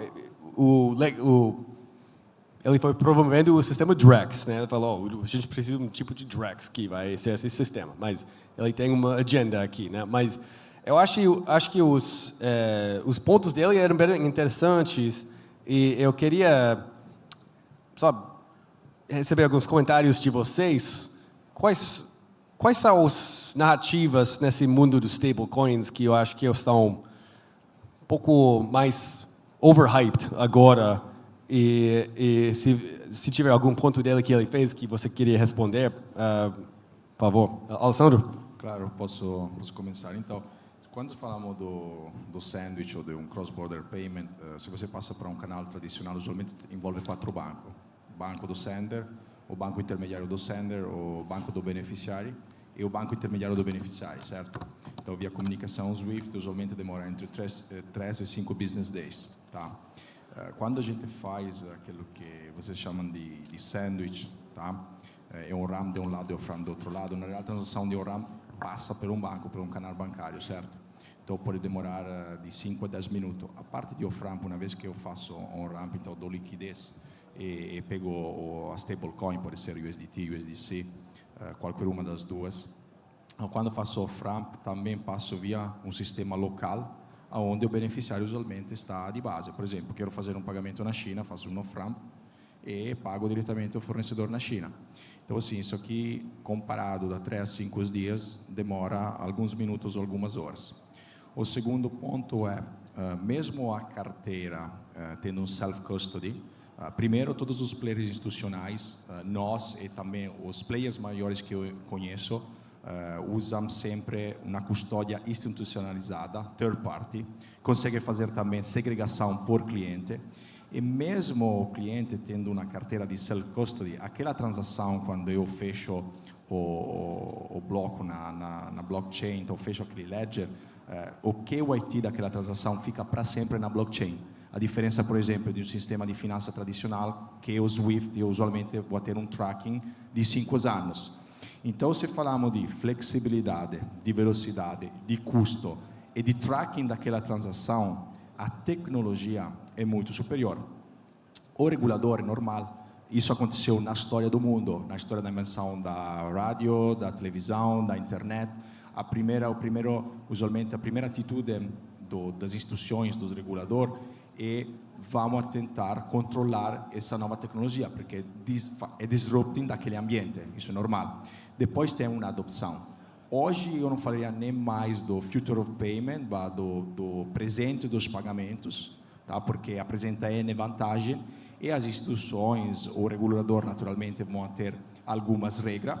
Vimos, por exemplo, nos Estados Unidos, que com o Genius Act, os Estados Unidos está tentando apoiar, então a liquidez nos Estados Unidos aumentou muito, e o regulador aqui da América Latina, o regulador do Brasil, está apoiando também a adopção tecnológica. A coisa importante é que a tese seria de manter aquilo que se chama technology neutrality, ou seja, ter uma tese de regras onde tem uma neutralidade tecnológica que não tenta de cortar as vantagens da tecnologia que tem a ofertar. Acho que eu vou tentar trazer um aspecto mais B2B na análise que ele fez. O Roberto Campos Neto ele critica o custo, supostamente alegando que o stablecoin sandwich, que é o ato de converter reais em stablecoin em outra moeda, seria mais caro do que o SWIFT. Talvez isso seja verdade para um par, que é o par da nossa moeda com o dólar. Quando você vai para outras moedas, principalmente chamadas moedas exóticas, isso não se verifica. Essa tecnologia ela já é superior para quase todas as moedas do mundo, quando se fala em transações transfronteiriças, com exceção do dólar. Então, do real para o yuan, do real para o peso argentino, do real para o euro. O euro, talvez, acho que é bem próximo, mas para a maioria das moedas, é sim mais eficiente o stablecoin sandwich. Acho que esse é um ponto. Existe também uma própria questão dessa redução desse custo ao longo do tempo, com a própria competição. Quando você pensa no contexto brasileiro, assim, teoricamente, existe no Brasil todos os dias 300 milhões de dólares à disposição para você converter real em stablecoin. Esse custo é muito baixo, na teoria. Na prática, você tem, talvez, uma exchange que vai cobrar a sua comissão. Aí existe uma questão estrutural. As comissões de exchange de cripto são mais altas que as comissões de uma bolsa como a Bolsa de São Paulo, a B3. Você vai comprar uma ação na B3, às vezes você paga R$1, R$2. Você vai comprar um token na Binance, você pode pagar 0,10%. Então, você joga isso numa transação grande, esse é um custo elevado. Obviamente que essa competição ela vai aumentar no mercado brasileiro, de modo que em algum momento esse custo vai baixar. No mercado americano, em teoria, converter stablecoin em dólar, o custo é zero. O que acontece é, como é um mercado muito novo, os bancos eles querem cobrar um prêmio por isso. Então, eles vão te cobrar 5 basis points, 10 basis points, mas a gente sabe que o custo, na teoria, ele é zero. Então, assim, na prática, com o decorrer do tempo, a gente entende que o custo de se operar todo o rail de stablecoin sandwich, ele tende a zero na camada transacional. Isso acho que é uma questão de tempo. Um outro ponto que ele coloca, a questão de liquidez, e ele comenta do Drex, como se o Drex fosse uma infraestrutura capaz de ser muito superior ao que o mercado oferece. O que o mercado oferece hoje? Oferece um grande bolsão de liquidez na Binance e outras exchanges aqui no Brasil. Existe um mercado também descentralizado entre as PSAVs ou PSAVs, que é um mercado de 300 milhões de dólares, sem nenhuma intervenção do regulador. O que o regulador dá são as bases. Ele não necessariamente precisa construir uma infraestrutura para que essa operação ocorra. E acho que, por último, existe uma grande vantagem, que é pouco falado, é o fato de, na operação de câmbio tradicional, quando você fala em banco de câmbio, os bancos de câmbio o Alessandro tocou nesse ponto, mantém relações com bancos correspondentes no exterior. E precisam manter saldos em dólar no exterior. Falando de milhões e milhões de dólares parados numa conta de um banco correspondente para que esse banco possa fazer câmbio. Eu acho que uma das grandes revoluções é que hoje uma fintech, né, consegue receber uma ordem do cliente, ir numa bolsa, comprar o dólar digital e liquidar a operação sem ter necessariamente um grande patrimônio líquido, né? Na verdade, o Banco Central impôs um patrimônio líquido de 16, 20 milhões de reais. É interessante para dar mais solidez, mas não é necessário. Uma fintech hoje consegue operar dezenas de milhões de dólares por dia com pouquíssimo capital de giro, o que os bancos de câmbio não conseguem fazer quando você pensa na estrutura do SWIFT. Então, tem sim eficiências. Elas, obviamente, quem está dentro da indústria consegue observar isso melhor, mas para o público em geral, isso vai aparecer com o tempo, através da competição, né, da velocidade das transações e entre outros fatores. Bom, o Campos Neto, né, um dos grandes arquitetos do Pix, e quando uma pessoa desse calibre fala e faz críticas sobre stablecoins, que são algo novo, acho que é muito válido a gente ouvir antes de criticar. E eu acho que ele tem um ponto de razão quando ele fala sobre essa dificuldade entre inserir a stablecoin em eixos como Estados Unidos e Europa, onde tem moedas fortes, né? Mas essa não é uma realidade em mercados emergentes, como o Brasil. Eu também acho que não é de forma mágica que a gente consegue dar utilidade para a stablecoin. Isso é algo que demanda tempo, da regulamentação, e a gente já tem o Banco Central intervindo, criando highways para essa regulamentação, que está sendo bem rápida. Então, o Campos Neto ele tem muitos pontos de razão quando ele trouxe esse artigo mirando em grandes países como os Estados Unidos, o eixo europeu, moedas fortes. Mas eu não acho que seja uma realidade quando a gente fala em mercados emergentes. América Latina, o público busca muito por uma proteção do seu capital. E a proteção desse capital, muitas vezes, a gente acaba encontrando aonde? No dólar, no euro. Então, eu acho que sim, ele tem alguns pontos de razão, mas isso não se encaixa completamente a países como regiões como América Latina, África e Sudeste Asiático. Trazendo para uma visão bem B2C, bem para o usuário, eu acho curioso a palavra, principalmente que ele usa, né, distorção de mercado. Porque aí eu faço até uma pergunta, né? Será que stablecoins elas criam uma distorção de mercado ou elas revelam uma distorção de mercado já criada pelo próprio Banco Central e outros bancos, né? Trazendo um exemplo aqui, pessoal. Em 2022, eu morei na Argentina. Naquela época, tinha uma hiperinflação muito forte, né? Acho que, se não me engano, a Argentina, naquela época, podia comprar apenas $200. O que acontece? O governo acabou colocando esse limite naquela época e, naturalmente, criou-se um mercado em paralelo. Então, ele topava vender esse peso argentino muito mais barato, porque ele sabia que cada vez que ele não vendesse, esse dinheiro ia valer menos. Ou seja, a forma que ele encontrou isso na época, se proteger o patrimônio, foi justamente stablecoin, né? E aí, voltando para a distorção de mercado, eu comecei a minha fala, por que essa distorção de mercado existe? Acho que essa é a pergunta, né? Por que o governo acaba, talvez, gerando tanta inflação ou acaba imprimindo tanto dinheiro? Então, eu concordo que, para a maioria dos países envolvidos, talvez a stablecoin, a vantagem não esteja tanto no preço, mas para mercados emergentes, Ásia, África, América Latina, soluciona muitas dores reais, né? Então, é super importante, no meu ponto de vista, assim, que a gente consiga utilizar stablecoins assim como usa Pix, porque o usuário vai acabar tendo transações mais baratas, mais rápidas e, principalmente, não só como meio de pagamento, mas uma infraestrutura financeira global. Eu acho que esse que é o pulo do gato, né? O Pix ali é um meio de troca. Stablecoin, eu posso botar no meu anel aqui e viajar o mundo. Se eu precisar viajar com a minha família, eu coloco aqui e vou para qualquer lugar. Então, eu levo o meu patrimônio comigo e eu sou o dono dessas chaves, né? Que acaba sendo justamente a grande vantagem em utilizar stablecoins quando comparado com o sistema tradicional. E, Matheus e Lucas, quero fazer essa pergunta para vocês. A gente está vendo essa onda dos stablecoin neobanks surgindo no mercado nos últimos 6 meses, 12 meses. E a gente já teve o Cast aqui no palco e o Red Dot. Acho que, se não me engano, vocês são o maior no mundo no volume, né?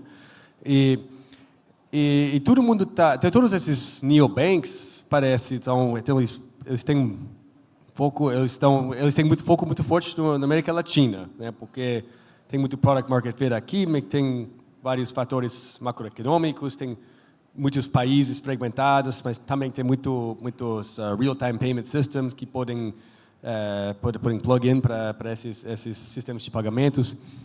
E fala um pouco da perspectiva de vocês dois sobre o product market fit que vocês estão vendo aqui nesse momento, qual tipo de client profile que vocês estão procurando aqui no Brasil especificamente e quem é esse power user do seu produto agora? Legal. A Tangent, ela começou então com uma empresa de custódia, com foco em hardware wallets, mas a gente entende, se a gente já tem usuário na nossa base, a gente já vendeu mais de 6 milhões de hardware wallets até hoje, né? Por que eu não crio serviços adicionais ali dentro? Basicamente, toda empresa, quando vai investir em marketing, tem o CAC, o custo de aquisição. E eu consigo muito bem prolongar a vida útil desse cliente adicionando novos serviços em cima do meu serviço inicial. Então, a Tangent pensou, eu já tenho aqui a autocustódia e é totalmente complementar aqui com a capacidade de pagamento. Então, tenho stablecoin aqui, por que eu não vou utilizar isso já para pagar as contas no dia a dia? Então, a nossa ideia, principalmente, é criar um ecossistema que foque 100% na experiência do usuário. Acho que esse é o grande atrativo quando a gente compara até com outras marcas de hardware wallets, né? E é engraçado porque eu vejo muitas empresas de fora tentando trazer produtos globais de pagamentos para o Brasil e para a América Latina, e muitas vezes não funciona, tá? Porque o mercado é muito regional. Eu vou dar um exemplo para vocês. Eu estive no Paraguai aí uns 2, 3 meses atrás, e eu descobri que quando você vai no mercado na segunda-feira, na terça-feira, na quarta-feira, cada dia da semana, um banco em específico dá cashbacks absurdos. Por exemplo, na segunda-feira o Itaú dá 20% de cashback. Na terça-feira, outro banco dá 20% de cashback. Então, como que um cartão tradicional cripto, que às vezes dá 3%, 5% de cashback, consegue concorrer com esse mercado, né? Eu vejo que hoje, principalmente, o usuário de cartões cripto, de stablecoins, eles são muito drivados pelo incentivo, ou seja, cashbacks ou rewards, né? Mas, do meu ponto de vista, a interseção perfeita é como é que eu vou apresentar uma experiência totalmente fácil para o usuário utilizar, com um grande benefício ali, seja redução de custos, ou seja de cashbacks mesmo, né? Então, a visão da Tangent, basicamente, é agregar um produto em cima de outros produtos, tornando um ecossistema e aproveitando a base dos usuários já existentes. E, como eu disse, existe essa ineficiência clara na América Latina, em diversos países, porque são moedas exóticas, né? Eu vejo muito Tangent e RDotPay atacando o mercado por ângulos diferentes. A Tangent vem forte em hard wallet, autocustódia, enquanto a RDotPay transforma possível você fazer o uso de stablecoins no dia a dia, para pagar por bens e consumo. Então, na prática, o que a RDotPay oferece é um banco para quem não tem acesso a banco. É um banco em dólar para quem não tem acesso ao dólar, em países que não oferecem o dólar como moeda corrente. Esse é o nosso principal diferencial, bancos para os desbancados. Bom, Carlos, você também, além do bloco, você está muito envolvido com a AB Token na frente de legislativa, regulatória, government affairs lá, e acho que todo mundo sabe que a gente tem esse deadline dos VASPs se aproximando em final de outubro, mas também tem muita atividade na frente regulatória dos stablecoins também, na parte legislativa e regulatória. Quais são os desenvolvimentos que a gente deve saber e acompanhar nas próximas meses? A gente vem de um período muito intenso de regulação das VASPs, especificamente, né, nesse ano, que culmina, eu acho, com resoluções como é que a gente viu semana passada, criando normativa, por exemplo, que bloqueia por 24 horas transações com stablecoin, cujo destino é o exterior, apesar de terem exceções para esse fluxo. Mas tem um tema muito, obviamente, que toca a todos nós aqui, que é a regulação das stablecoins. A stablecoin, ela é um produto financeiro que tem uns 10 anos de existência, mais ou menos, um pouco mais, e ele é 100% privado. Só que ele atingiu um mercado hoje de trilhões de dólares de movimentação no mundo todo, e, obviamente, isso chama a atenção do Banco Central. Só para, acho que, sumarizar bem rapidamente, eu acho que o principal tema hoje, que tem que estar todo mundo atento, há uma tentativa, né, de encaixar uma stablecoin como uma espécie de depósito bancário tokenizado.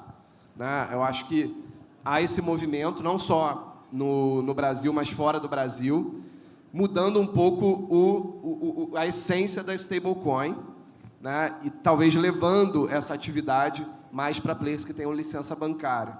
Tem prós e contras. Obviamente que a associação defende uma postura mais pró-mercado, em vez de você tentar empacotar o conceito de stablecoin dentro de um arcabouço, né, mais tradicional. Tem seus prós e contras, mas a gente acho que pode dizer que o mercado foi muito bem sucedido na criação do produto stablecoin. Desde o Tether, né, passando pela Circle, casos aqui no Brasil, com raríssimas falhas nessa autorregulação do mercado. É um produto super sólido e que a gente acredita muito que dessa maneira ele pode seguir, com pequenas, né, salvaguardas. Então, acho que esse é um tempo para a gente estar atento. Existe um projeto de lei, né, em votação hoje, em discussão no Congresso, e acho que o setor tem que estar muito atento para que o mercado consiga ser protagonista dentro dessa ideia de stablecoin e de pagamentos internacionais e não levar toda a inovação que a gente criou para o velho arcabouço. Né? Acho que é mais ou menos isso. E a gente tem 2 minutos e meio sobrando. Vamos fazer um tipo de lightning round. Mas quais são os fatores? A gente está chegando num momento interessante onde as barreiras regulatórias mundialmente estão sendo derrubadas, né, como Genius nos Estados Unidos e Clarity. Vamos ver se o Clarity passa, parece que não agora, mas tem mais coisas acontecendo aqui no Brasil, Europa, outras regiões. Então, a barreira, daqui a pouco, a barreira de adoção não vai ser regulatório, vai ser qualquer outro fator. Mas, Alessandro, quais são os fatores maiores que agora estão atrapalhando a adoção e usagem dos stablecoins? Quais são as próximas barreiras que a gente tem que enfrentar? Então, precisa de uma claridade da parte do regulador. Quando a gente tem uma claridade da parte do regulador, a gente sabe como se posicionar melhor no mercado. Quando você sabe como se posicionar melhor no mercado, você tem atratividade para os clientes. Quando você tem atratividade para os clientes, você consegue escalar. Então, assim, é uma fórmula matemática e lógica. Então, é muito importante, primeiro, que o regulador, igual aos Estados Unidos, via o Genius Act, agora o Clarity Act, estamos falando que vai sair em outubro, novembro desse ano, se espera, vai colocar determinadas regras que as instituições podem entrar no mercado e sabem que jogo tem que jogar. Da parte também tem uma parte de adoção, que é uma parte na qual na Blockchain a gente faz toda uma parte de educação do cliente, porque ainda o cliente, 90% dos clientes, se você fora desses eventos fala o que é cripto, acha que é Bitcoin, compra e venda de Bitcoin, não entende o que a tecnologia realmente traz. Então, estamos fazendo esse trabalho de educação para trazer ao consumidor, para trazer aos negócios o que essa tecnologia faz e aonde pode flexibilizar e ajudar o negócio próprio do cliente. Boa. Vamos fazer um rápido lightning round aqui. Bate-bola. Acho que o grande desafio hoje para escalar o mercado é basicamente você, como empresa internacional, conseguir achar bons parceiros locais que, de alguma forma, vão ser aqueles guardiões daquele ecossistema em cada jurisdição. Então, por exemplo, acho que para a Redot.Pay, né, servir o mundo inteiro, ela vai ter que achar uma bloco no Brasil para, de alguma forma, permitir que o cliente acesse o produto stablecoin, vai achar uma bloco na Argentina, na Europa, nos Estados Unidos, e por aí vai. Então, eu acho que hoje o mundo passa por essa camada local, regulada, para que você chegue a um produto global E acho que esse é o grande desafio agora de escalabilidade de produtos financeiros com cripto no mundo inteiro. Eu vejo muito o stablecoin como um trilho, né, para o futuro financeiro do mundo. E empresas como Re.Pay, Tangent, e entre muitas outras, são ferramentas em cima desse trilho. Quanto mais dessas ferramentas, quanto mais desses advogados da stablecoin nós tivermos, mais fácil vai ser trilhar esse caminho para a regulamentação. Também vejo muita regulamentação, não vejo a regulação como algo negativo, acho que vejo ela como algo necessário. E são essas palavras. Acho que, no meu ponto de vista, são duas coisas. O primeiro é a educação. Então, as pessoas, muitas delas, não fazem a menor ideia que existe uma moeda digital de stablecoin. E a segunda e principal são tecnologias de abstração. Ou seja, o usuário utilizar stablecoins, mas não necessariamente que ele saiba que está utilizando stablecoins, né? Então, é pensar em formas, como é que eu consigo tornar, no final das contas, a vida do usuário mais fácil, porque ele, às vezes, só quer fazer um pagamento, quer fazer uma poupança, e não necessariamente precisa entender tanto sobre a tecnologia, né? Então, isso que a gente tenta fazer muito na Tangent, é propor uma experiência muito mais simplificada, por exemplo, no onboarding do usuário. E como eu vi muito evoluir isso ao longo do tempo, ao longo desses anos, assim, né? Falando de cross-border, B2B, a lógica do stablecoin sandwich, muitas pessoas não precisam saber que é stablecoin, só tem que saber que está pagando mais barato, que é uma coisa compliance friendly, mas basicamente são esses dois pontos mesmo. Então, educação e abstração da tecnologia. Boa. Nosso painel está concluído. Obrigado, Alessandro, Carlos, Lucas, Matheus. Obrigado a vocês. Obrigado para todo mundo. Obrigado, pela pessoal. sua presença.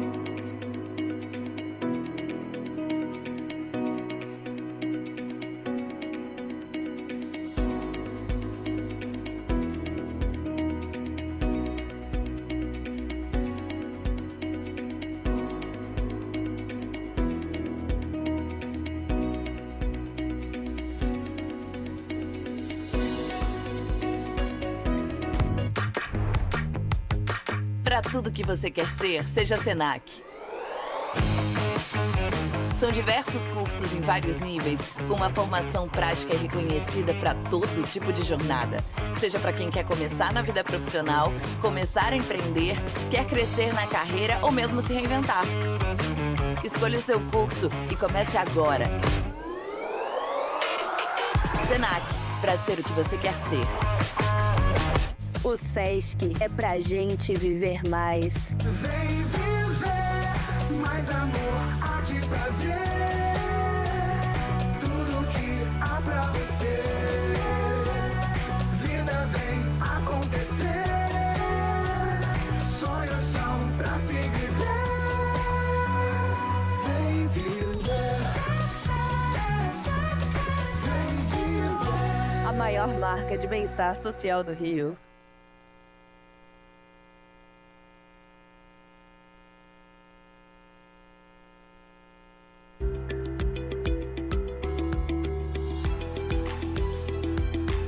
Muito bom, gente. Quem estiver aí fora, vamos chegar. Tem espaço, tem lugar e tem muito conteúdo bom ainda para rolar aqui no nosso main stage. E agora a gente vai falar sobre construindo a companhia Bitcoin do Brasil. Nosso keynote convidado especialíssimo está aqui a postos, então eu convido já ele ao palco. Vem para cá, Guilherme Gomes, ele que é CEO da Orange BTC. Seja muito bem-vindo, Guilherme. Sinta-se em casa, microfone é seu, passador também e audiência idem. Aproveitem. Legal, obrigado. Estão me ouvindo? Boa tarde. Um prazer estar aqui com todos. Meu nome é Guilherme Gomes, sou CEO e fundador da Orange BTC. E onde vai falar um pouco sobre esse conceito de construir a companhia Bitcoin do Brasil. Isso é muito mais do que um slogan de marketing para a gente. A gente acredita que está acontecendo uma revolução tecnológica, uma revolução monetária, e a gente está aqui para ajudar a liderar isso no Brasil. Acho que o Bitcoin já aconteceu, né? Não é mais uma questão se ele dará certo ou não. Por muitos anos, houve questionamentos, o que é essa moeda digital, será que ela é real, será que só serve para fins ilícitos, será que ela vai sobreviver diversas altas e baixas? Já foi declarado como morto por milhares e milhares de vezes, mas é obviamente que o Bitcoin sobreviveu por todo esse processo, ele já é uma realidade. Agora a pergunta é muito mais estrutural, o que será construído ao redor do Bitcoin? E quando você olha ao redor do mundo, o que tem acontecido, a moeda, que é o Bitcoin, já está transformando em indústria. Aqui, só olhando um pouco o que existe nos Estados Unidos, e você tem uma centena de empresas relevantes, algumas delas de bilhões e bilhões de dólares, construindo ao redor do Bitcoin. Você tem empresas no mercado de capitais, como a Strategy, a Strive, gente fazendo distribuição, a BlackRock, a maior empresa de gestão de ativos dos Estados Unidos, no maior mercado de capitais do mundo, o produto mais bem-sucedido da BlackRock é o ETF de Bitcoin. Temos, obviamente, empresas fazendo infraestrutura, temos empresas fazendo pagamento, mineração, ou seja, existe uma indústria gigantesca que já se formou ao redor do mundo. Aqui a gente está usando os Estados Unidos, mas, obviamente, existem dois mercados e dois momentos. Enquanto a gente tem diversas empresas relevantes, muitas delas de bilhões e bilhões de dólares, operando em volta do Bitcoin nos Estados Unidos, a gente vê no Brasil, são pouquíssimas. Eu não vejo isso como uma crítica, na verdade, é muito mais uma oportunidade para se construir dentro dessa nova tecnologia, dentro dessa revolução. E a gente vem aqui para construir a empresa do Bitcoin do Brasil, mas a gente quer muito mais gente entrando nesse espaço e ajudando a gente a mudar um pouco esse ecossistema e fazer o Brasil liderar esse novo mercado. E tem algumas coisas interessantes, porque eu vejo isso como uma mudança de paradigma. O dinheiro é tecnologia. O ouro foi sobressalente por centenas de anos porque era escasso, mas também tinha algumas dificuldades, algumas deficiências inerentes ao ouro, e o papel moeda foi a evolução natural. O papel moeda trouxe portabilidade para você transferir valor. Depois veio o sistema bancário, que trouxe transmissão em escala, conectando o mundo inteiro, e o dólar, obviamente, que trouxe liquidez global. Qualquer lugar do mundo você consegue transitar em dólares. E agora a grande questão é qual será a evolução desse ecossistema, o que será a nova evolução em termos de tecnologia para o dinheiro. Acho que a gente já tem alguns indicadores muito claros, a gente já teve um painel agora falando sobre isso, que o mercado escolheu o dinheiro digital. Stablecoins, e tudo que a gente discutiu aqui no último painel, comprova que o usuário, a pessoa que quer transitar valor, ela quer algo 24/7, ela quer algo global, ela quer digital, ela quer uma experiência que seja instantânea e não quer ficar esperando uma transferência demorar 24 horas, 48 horas para se completar. Contudo, a gente até foi bem discutido aqui no painel anterior, a stablecoin é interessante e teve um sucesso gigantesco, um market fit realmente importante. Contudo, é uma inovação no trilho. Você está fazendo o trilho ser um pouco mais moderno, o trilho ser um pouco mais digital. O que a gente está discutindo quando a gente fala de Bitcoin é uma redefinição do dinheiro. Estamos pensando num novo ativo monetário. E é essa que é a grande revolução, e é isso que eu acredito que todos nós veremos nas próximas 10, 20, 30 anos, o Bitcoin, que hoje em dia é uma classe de ativo, uma moeda de mais ou menos 1,2 trilhões de dólares, se tornar uma das maiores reservas de valor do mundo. E fará isso porque tem características inerentes, tem qualidades que são únicas do Bitcoin. Ele tem, para começar, 21 milhões, acho que todos que têm aqui entendem um pouco, mas é bom sempre reforçar que a escassez é uma das principais características do Bitcoin, mas tem muito mais que isso. Ele é global, ele é portátil, ele é verificável, é um dinheiro soberano que ninguém pode congelar ou tirar da sua propriedade. Ou seja, é o dinheiro, na minha percepção, que já foi mais eficiente, o melhor dinheiro já criado, e que a grande diferença é que não tem um emissor central. A gente falou de stablecoins estão aí transitando dólares, reais, só que todos eles são moedas fiduciárias que têm um problema estrutural na sua concepção, que existe ali um órgão central, um banco central, que está no comando da emissão e definindo o valor do dinheiro, e todo mundo que sabe que o dinheiro acaba perdendo o poder de compra ao longo do tempo, e o Bitcoin vem com uma nova concepção, uma revolução tecnológica gigantesca, que mudou já o paradigma monetário global, mas vai continuar fazendo uma mudança estrutural nos próximos anos. E o que eu acho que é interessante é que o Brasil tem tudo para liderar esse novo movimento.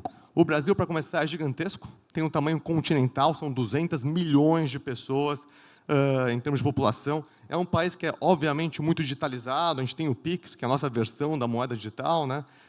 Obviamente centralizada no comando do Banco Central. A gente tem um mercado sofisticado, a gente tem, obviamente, uma memória aqui de todos, os nossos pais, os nossos avós, que sabem o que é uma moeda fraca, sabem o que foi o cruzado novo, sabem quais foram as grandes dificuldades do Brasil em termos de controle de capital, em termos de um sistema de moeda fraca.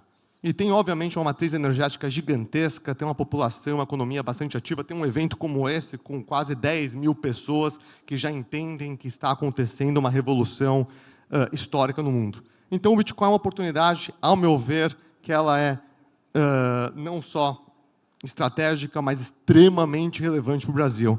E aqui eu faço minha ressalva, um pouco do meu medo, é que a gente regule o futuro com regras do passado. A gente falou um pouco aqui no painel anterior das dificuldades e o que significa você tentar regular uma nova tecnologia. Obviamente que os órgãos que estão aqui regulando têm o seu papel, a regulação tem o seu papel de importância, em termos principalmente de fraude, de prevenção, mas essa é uma tecnologia nova, uma tecnologia totalmente uma mudança de paradigma e tem que ter uma cabeça realmente muito ponderada para que você consiga fazer aí regras do jogo que ajudem na inovação e que não segurem o que está sendo construído. Porque a inovação não desaparece. Você pode tentar regular e ela só vai mudar de endereço. E com o endereço muda o capital, muda o talento, muda a liquidez e, obviamente, o país que tem tudo para liderar essa nova mudança de paradigma global pode ficar para trás. Eu realmente não quero que isso aconteça com o Brasil.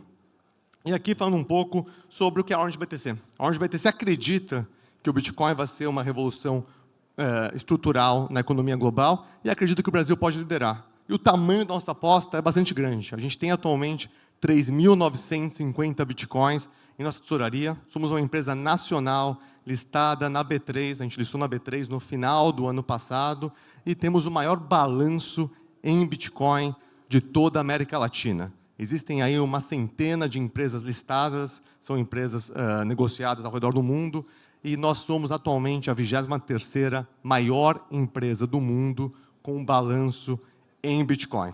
Então, isso que a gente está construindo, mas tem muito mais por trás desse nosso balanço.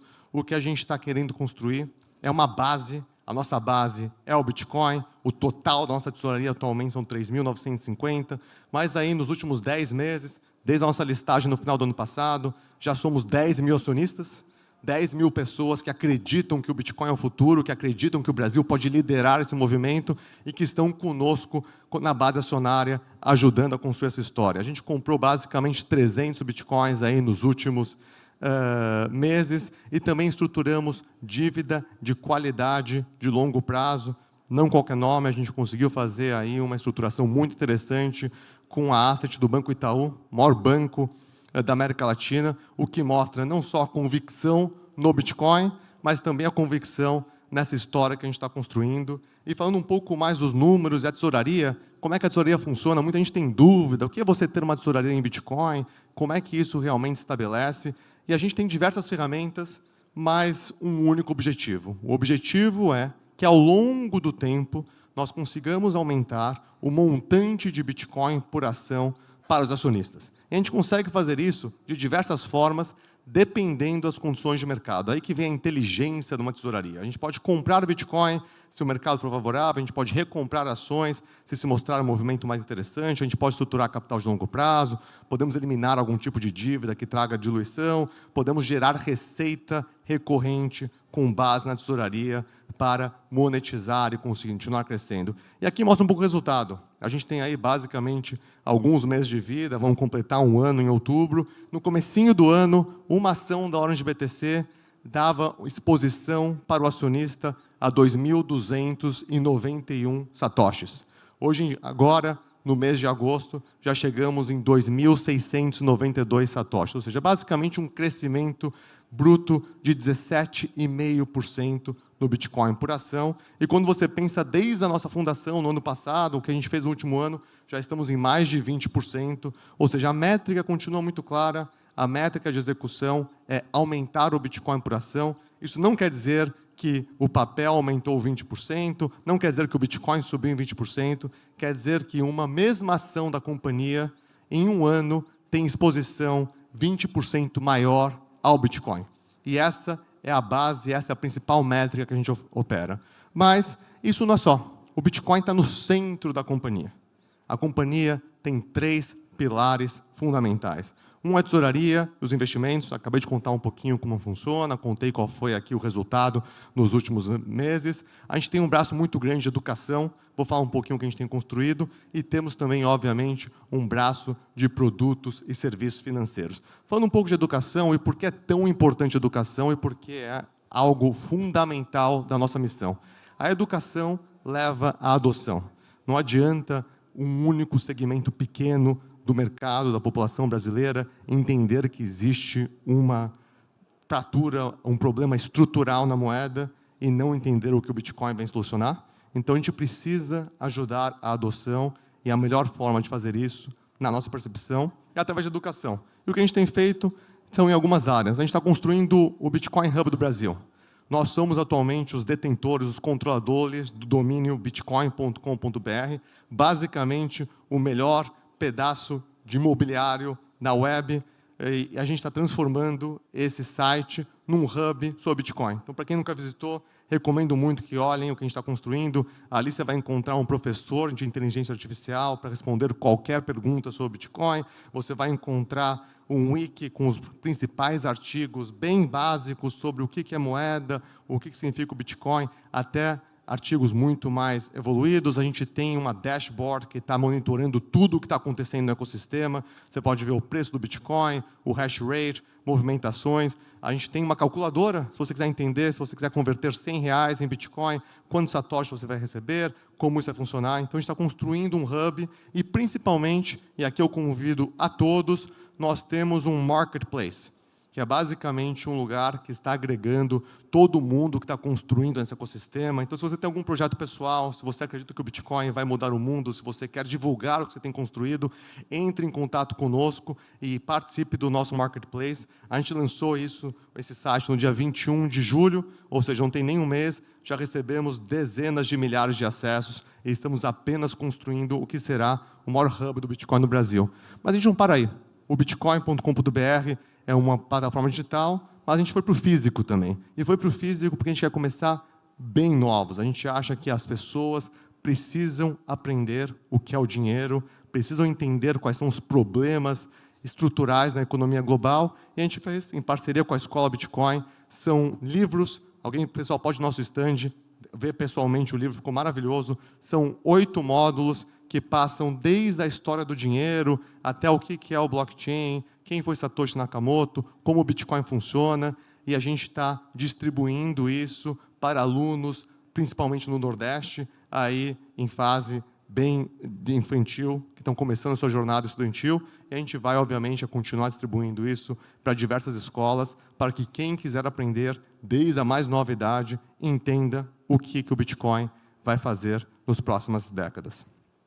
E além disso, a gente tem o nosso newsletter. Se ninguém está acompanhando, por favor, nos sigam. A gente escreve a cada 2 semanas a nossa visão do que está acontecendo no ecossistema. Temos o podcast, acho que nem todo mundo sabe aqui, mas o Fernando Urich é o nosso conselheiro e, basicamente, todo mês eu sento com o Urich para discutir o que tem acontecido no ecossistema. Participamos de eventos, fazemos nossos eventos proprietários, ajudamos, obviamente, open source.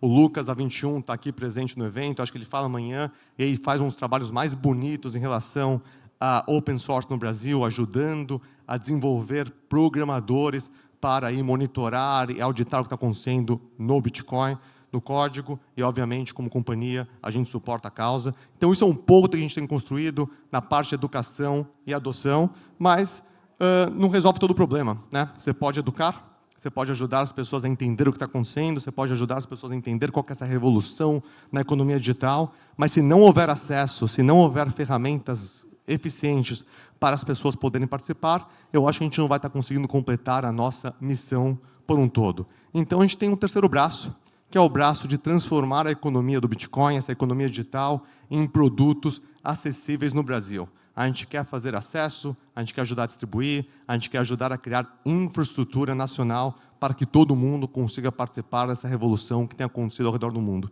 E hoje a gente vai anunciar nosso primeiro produto. Nos últimos 6 meses, a gente vem trabalhando internamente para construir uma nova solução, e essa solução está basicamente pronta, a gente vai trazer para o mercado em breve, e a gente vai trazer algo que, obviamente, te traz exposição à economia digital. Todo mundo quer estar mais presente nesse mundo digitalizado e quer ter acesso a ela, mas a gente vem com um produto que tem um conceito diferente. Ele vem com o conceito de renda mensal. A gente sabe que o brasileiro gosta muito do conceito de renda, que o brasileiro pensa muito na cabeça de renda fixa, e a gente achou que um instrumento com essa característica poderia ser bastante interessante para o mercado nacional, e foi uma das principais solicitações que a gente recebeu da nossa base de investidores desde que a gente entrou no Brasil. A gente, obviamente, quer algo que tenha liquidez diária. As principais ferramentas dessa economia digital, as principais ferramentas e vantagens do Bitcoin é que ele é totalmente digital, que você consegue ter liquidez 24/7, você consegue transferir valor a qualquer momento, e, obviamente, que esse tipo de solução tem que vir com esse conceito de liquidez diária. Obviamente que é importante você pensar em rendimento. Essa solução, as projeções aqui vai dar algo como CDI mais 3, CDI mais 5, ou seja, ele vem com um conceito de rendimento e com um rendimento bastante interessante para quem está com esse tipo de cabeça.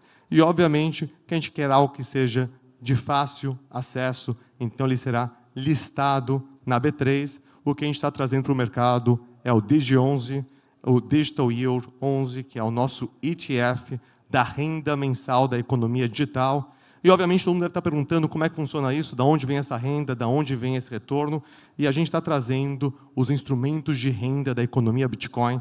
Tem 2 ações preferenciais perpétuas que foram emitidas por empresas norte-americanas nos Estados Unidos. Uma chama Stretch, lançada pela Strategy, a maior tesouraria de Bitcoin do mundo. A outra se chama SATA, lançada pela Strive, uma companhia norte-americana que tem 20 mil Bitcoins no balanço.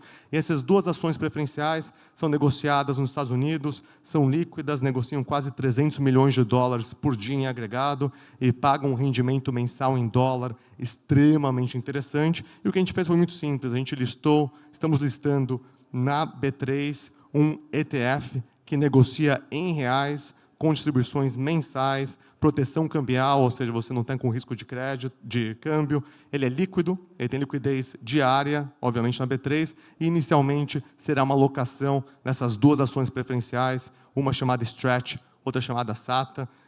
O planejamento é que isso venha para o mercado agora no mês de setembro. Estamos já em fases finais de estruturação do produto, mas para quem quiser acompanhar, quem quiser entrar no waiting list, quem quiser receber comunicados sobre esse lançamento, está aqui no QR Code, o site está no ar já, coloque o seu e-mail lá para participar aqui da nossa waiting list, e assim que o produto for lançado, a gente for tocar o sino na B3, a gente vai avisar para todo mundo, porque esse é um produto bastante interessante, um produto muito diferenciado. Essas companhias são as companhias que têm os maiores balanços do mundo em Bitcoin, têm uma reserva extremamente grande, e elas estão, obviamente, emitindo um tipo de ação preferencial que não existe no Brasil, mas que tem muita demanda do investidor brasileiro.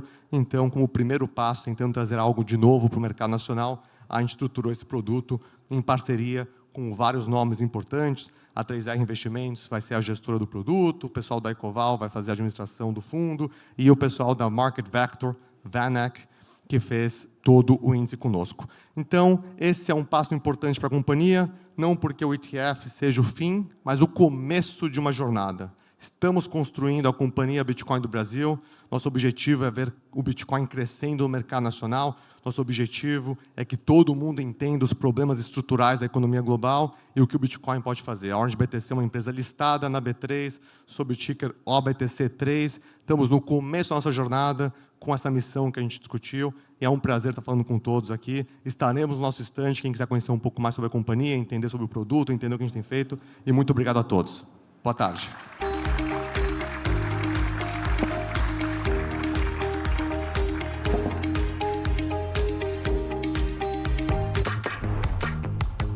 Para tudo que você quer ser, seja Senac. São diversos cursos em vários níveis, com uma formação prática e reconhecida para todo tipo de jornada. Seja para quem quer começar na vida profissional, começar a empreender, quer crescer na carreira ou mesmo se reinventar. Escolha o seu curso e comece agora. Senac, para ser o que você quer ser. O Sesc é pra gente viver mais. Vem viver mais amor, arte e prazer. Tudo que há pra você. Vida vem acontecer. Sonhos são pra se viver. Vem viver. Vem viver. A maior marca de bem-estar social do Rio.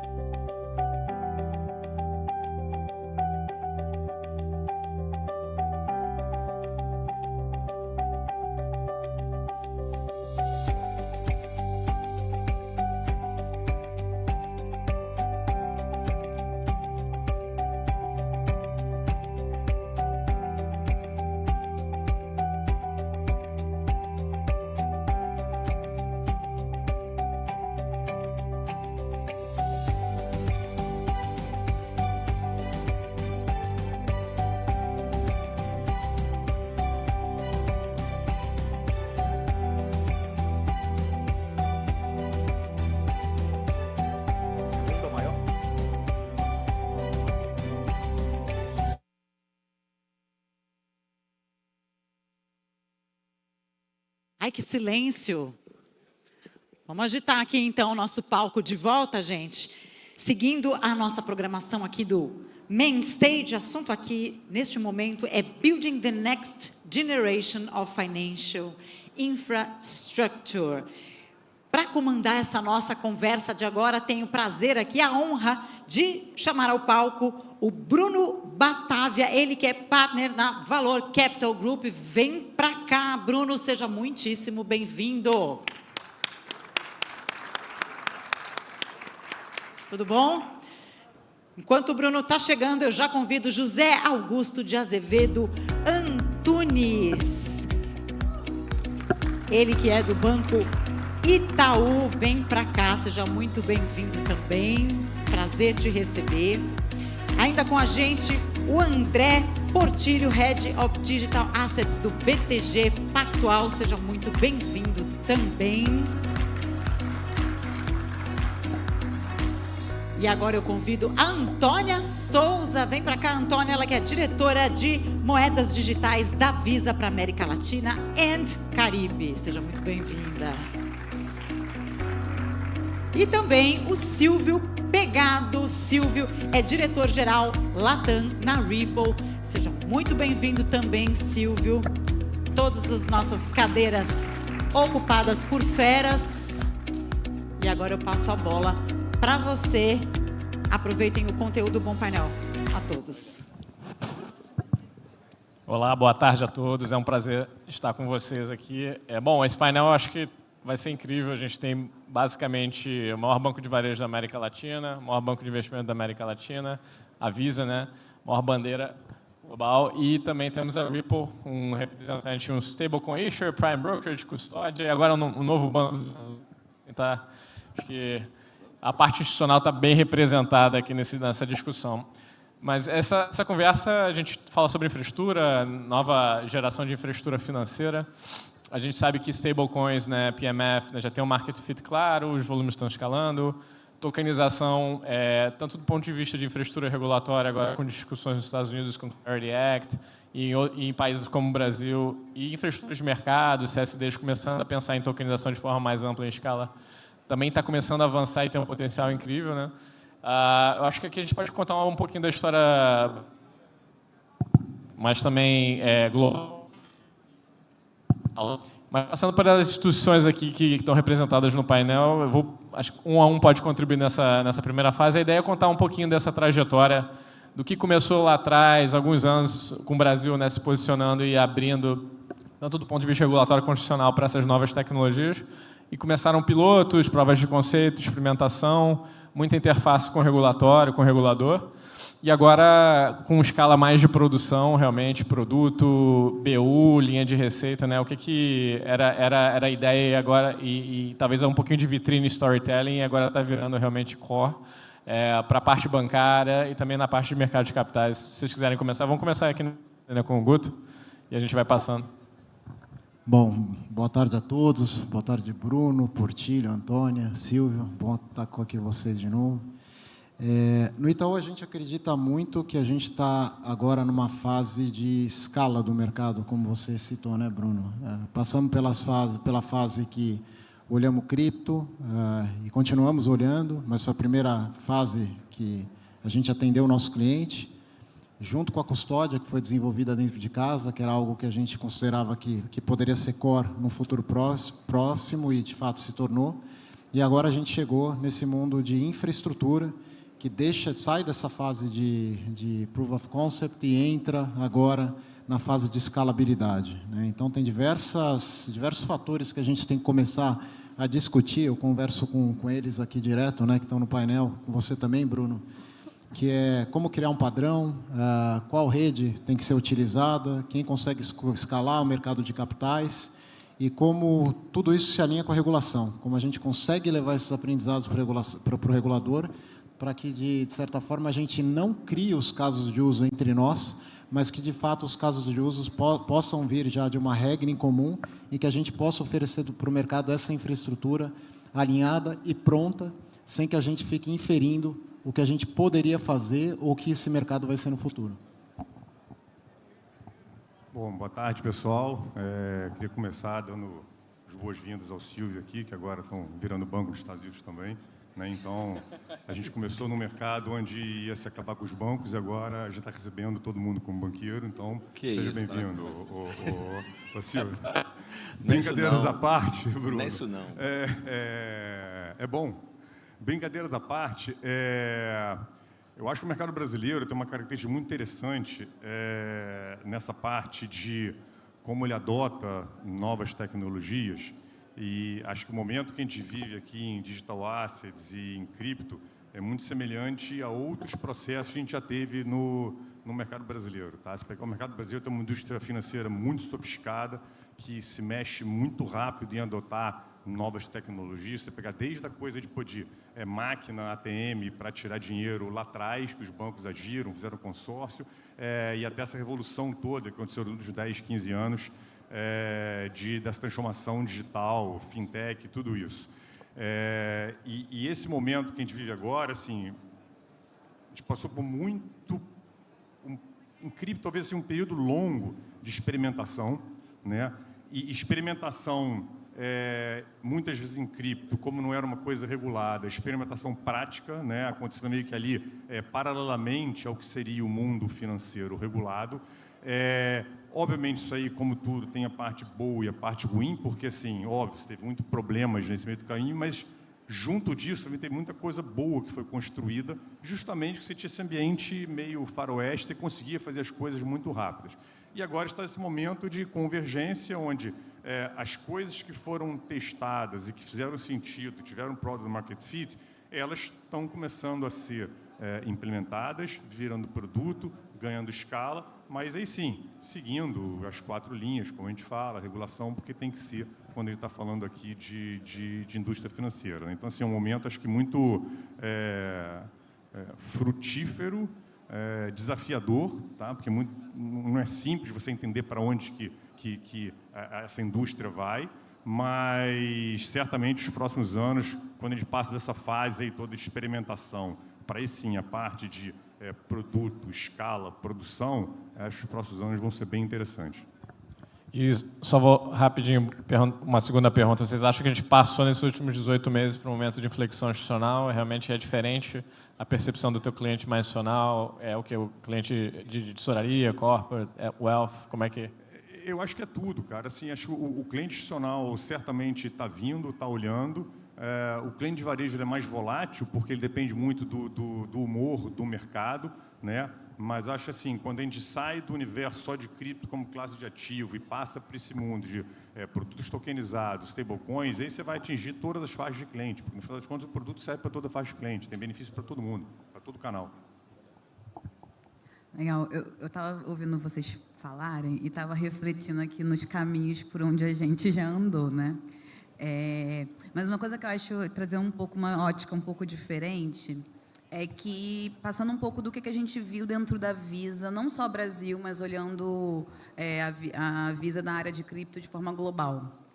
A gente trabalha com cripto há mais ou menos uns 11 anos, e ao longo desses 11 anos, a gente veio fazendo muita coisa, inclusive dentro de casa, antes de lançar. Então, por exemplo, um dos nossos produtos, que é o Visa Tokenized Asset Platform, que é o VTAP, a gente lançou primeiro ele dentro de casa, para a gente fazer coisas dentro de casa, testes e experimentações dentro de casa, e que hoje, no final do dia, quando a gente lança um Visa Stablecoin Platform, ele é um pouco disso aplicado às novas demandas do mercado.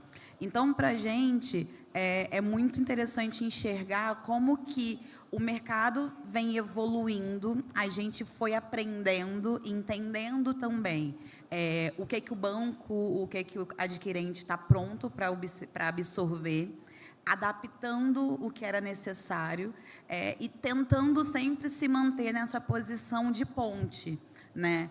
A gente entende que o mercado tradicional nem sempre fala o mesmo idioma, tem a mesma... eu acho que é meio tipo tomada, sabe? Que a gente tem que andar com os adaptadores ali. Eu acho que a Visa ela veio meio que se adaptando, sendo esse adaptador universal que conecta o mercado cripto ao mercado tradicional. E a gente veio fazendo esse exercício ao longo do tempo. Hoje, quando a gente olha para o mercado brasileiro, eu consigo ver que, logicamente, a regulação está sendo o tema do momento. De forma geral, todo mundo está olhando para isso, mas também eu consigo ver as conversas acontecendo em todos os âmbitos.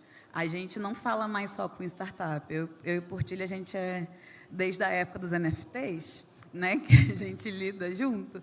E é muito interessante ver que as conversas hoje dentro do mercado institucional elas já chegaram em outros níveis. É lógico, ainda tem muita coisa para ser assentado, mas a evolução está acontecendo e é muito legal ver que os players estão cada vez mais maduros para entregarem novos casos de uso e para entregar a demanda que o mercado precisa. Bem, boa tarde a todos. Não é interessante, falando um pouco da evolução, né? A Ripple tem aí 13 anos, né? Um caminho longo aí justamente para resolver esses problemas e também tentando fazer muita história, como a Antônia falou sobre a ponte, né? A ideia da Ripple ela vem com fazer uma ponte do mundo tradicional para o mundo on-chain, né? E aí o tempo todo a gente está criando, né? Está montando. A Ripple já cresceu muito já de vários outros produtos, né? Começando com pagamentos, mas hoje a gente percebe já claramente que o futuro todo hoje vai ser o mercado de capitais, né? Então, hoje está muito forte a discussão sobre stablecoins e pagamentos, mas quando você compara isso no universo de uma economia tokenizada, são trilhões e trilhões de dólares, é um volume muito maior do que o volume hoje de pagamentos, o O que é ótimo, né? Essa jornada é interessante que ela esclarece, né? Ajuda o regulador a esclarecer, a ganhar mais confiança e vai soltando aos poucos também e vai desenvolvendo essa tecnologia junto com, né, com os casos de uso. O que é interessante é que a Ripple, por exemplo, a Ripple ela não se posiciona como uma tokenizadora. Não, a Ripple é um ecossistema, né? Tem os produtos, a Ripple ela entra para fornecer uma plataforma de serviços onde de coletar dinheiro, de fazer a custódia, de fazer swap entre moedas e fazer payout. E, a parte disso, tem um universo de XRP, que não é da Ripple, né? Então, o XRP é um token da blockchain XRP Ledger, que é uma outra rede que foi criada, né, independente da Ripple. Se a Ripple morrer, ela continua rodando a rede, onde a Ripple utiliza essa rede para criar os seus produtos. Então, o que a gente faz hoje, né? A gente faz assim, o Lucas está ali, né? O Lucas Shaw, tchauzinho, Lucas. O Lucas é o nosso homem ali, que justamente o que ele faz hoje é justamente criar essa ponte, trazer parceiros do ecossistema e fazer, vamos tokenizar coisas, vamos fazer isso aqui girar. Então, o Lucas fez um deal muito bacana com a Vert, né? Tokenizando 500 milhões de dólares em recebíveis, recebíveis do cachupé, né, recebíveis de café, né? Então, isso foi muito interessante, onde você começa a criar casos de uso onde, tá, então estou colateralizando aqui, estou transformando um ativo que é ilíquido para algo líquido, né? Então, isso é interessante. Depois, a gente fez outro caso de uso também, né? O nosso amigo Lucas com a Just Token, outra empresa de tokenização, também de tokenização, a Just Token na Argentina, tokenizando 850 milhões de dólares também. Agora foi para 2 bilhões de dólares, não para de crescer, né? Agora tem 2 bilhões de dólares tokenizados na XRP Ledger, né? Com a empresa IPF, né? Tokenizando contratos de energia, IPF. Então é isso, assim, a Ripple, a gente percebe, a gente é um grande ecossistema, criando base para testar coisas, que testamos já muitas coisas já, e agora tem muitas coisas que já estão saindo de fato, né? Já estão rodando. E o que a gente percebe é isso, a Ripple é esse playground, e a gente tem que, de fato, ser democrático, a gente precisa justamente dar suporte para todo o mercado hoje, de testar serviço, outra coisa. E, por último, a gente vem estar na Ambima, né? Ambima trabalhando lá junto com a BB Chain, outros parceiros, mostrando que existe uma interoperabilidade, né? Existe um caminho de multi-chain juntas, né? Então, acho que essa é a nossa visão. Não, super bacana. Bom, vou aproveitar, então, o gancho, Silvio. Assim, acho que tokenização ainda é uma tendência mais emergente, né, mas com uma oportunidade incrível, mas a gente tem uma movimentação na camada de infraestrutura, tanto na parte de ECM, né, na parte de equities, mas principalmente aqui, talvez, para o Brasil, DCM, parte de crédito privado, high yield, etc., pelo fato de a gente ter uma infraestrutura de recebíveis super interessante, com registradores, né, monitoramento colateral, evitar a rehipotecação. Acho que tem uma possibilidade muito interessante de você tokenizar esse tipo de ativo. Em paralelo, e grandes bancos participando da rede Ambima, né? Seria legal, mais na linha que você também já trouxe aqui, se Guto, né, Portilho pudessem trazer alguns casos de uso para ajudar a ilustrar, né? Eu sei que tem muita coisa interessante começando a acontecer na rede Ambima. O BTG sempre também teve muito protagonismo, começou lá atrás, eu lembro do Real Estate Investment Trust, lógico que sou por stables, né, com BTG dólar, né, e ainda essa parte de cross-border payments muito forte em stables e outros produtos tokenizados. O que vem pela frente, o que eles estão fazendo, o que você pode ajudar a gente a tangibilizar. E depois eu passo, né, para a Antônia aqui na parte da Visa. Eu lembro muito do protagonismo da Visa durante o Lift Challenge, né, do Real Digital. A parte não só de pesquisa, mas o stack, né, interoperabilidade, settlement off-chain, né, em 2 pontas e uma série de novas iniciativas que vocês têm feito. Então, seria legal entender assim, mais no detalhe o que cada um está fazendo e como é que vocês veem. Guto, passo você, eu não quero monopolizar o painel. Pode falar, Guto. Pode. Obrigado, Silvio. Eu acho que vale dividir esses momentos do mercado. Lá atrás, tudo era tokenizado. Então, o mercado testou, há cerca de 5, 6 anos atrás, você tokenizava tudo para distribuir de qualquer forma. Era o primeiro teste da tecnologia. Até o regulador começar a perceber alguns gaps, entrar, questionar o mercado, e o mercado começou a balancear o que ele tinha que fazer antes. Ele tinha que desenvolver a regulação, desenvolver a tecnologia. A gente teve, ao longo do caminho, casos específicos, estudando, de certa forma, a tokenização. Tivemos o Drex do Banco Central, tivemos aí outras frentes, até que chegou nesse ponto do mercado, em que divide-se a discussão entre essas duas vertentes, stablecoins e tokenização, né? E elas não são excludentes. Eu sei que parece óbvio, mas não é.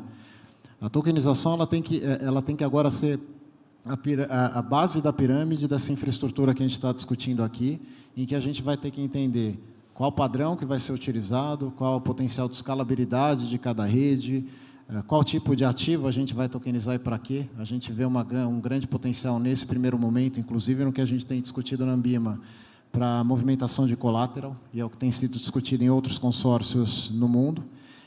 Para aí a gente chegar na ponta da pirâmide, que são os stablecoins. A gente fala muito em emitir stablecoin, fazer stablecoin, mas a grande pergunta aqui é para quê? Quando a gente tem um ambiente maior de tokenização, a gente vai precisar das stablecoins para fazer o settlement disso, para fazer o delivery versus payment. Você vai ter que ter um uso real desse stablecoin como instrumento dessas redes que estão sendo desenvolvidas. É lógico que isso também entra na parte de cross-border payment, que a gente vê um potencial melhora no mercado de câmbio, no sentido operacional, sem cut-off times, um mercado potencialmente aí 24/7. Acho que o Portilho pode falar um pouco mais, que testou mais esse ambiente, mas em pouco tempo, antes a gente falava em 5 anos, aí o Genius Act veio, avançou para 1 ano e agora é uma coisa que a gente fala que já foi e o mercado precisa correr. A gente vê o mercado nesse momento. Todo mundo tentando se adaptar o mais rápido possível e a regulação muito rápido em paralelo. Então, no Itaú, a gente acredita nesse momento de conversão agora entre regulação, infraestrutura e instrumento de settlement. Isso precisa avançar rápido, a gente precisa entender que está tudo conectado e cada vez mais assertivo.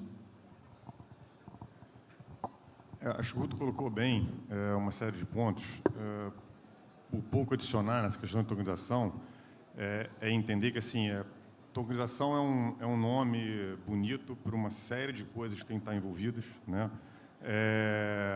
Começando pela infraestrutura, regulação, os canos, como a gente brinca, que tem que ser adaptados. Regulação é uma parte muito importante, porque a gente está lidando, na grande maioria das vezes, com produtos regulados.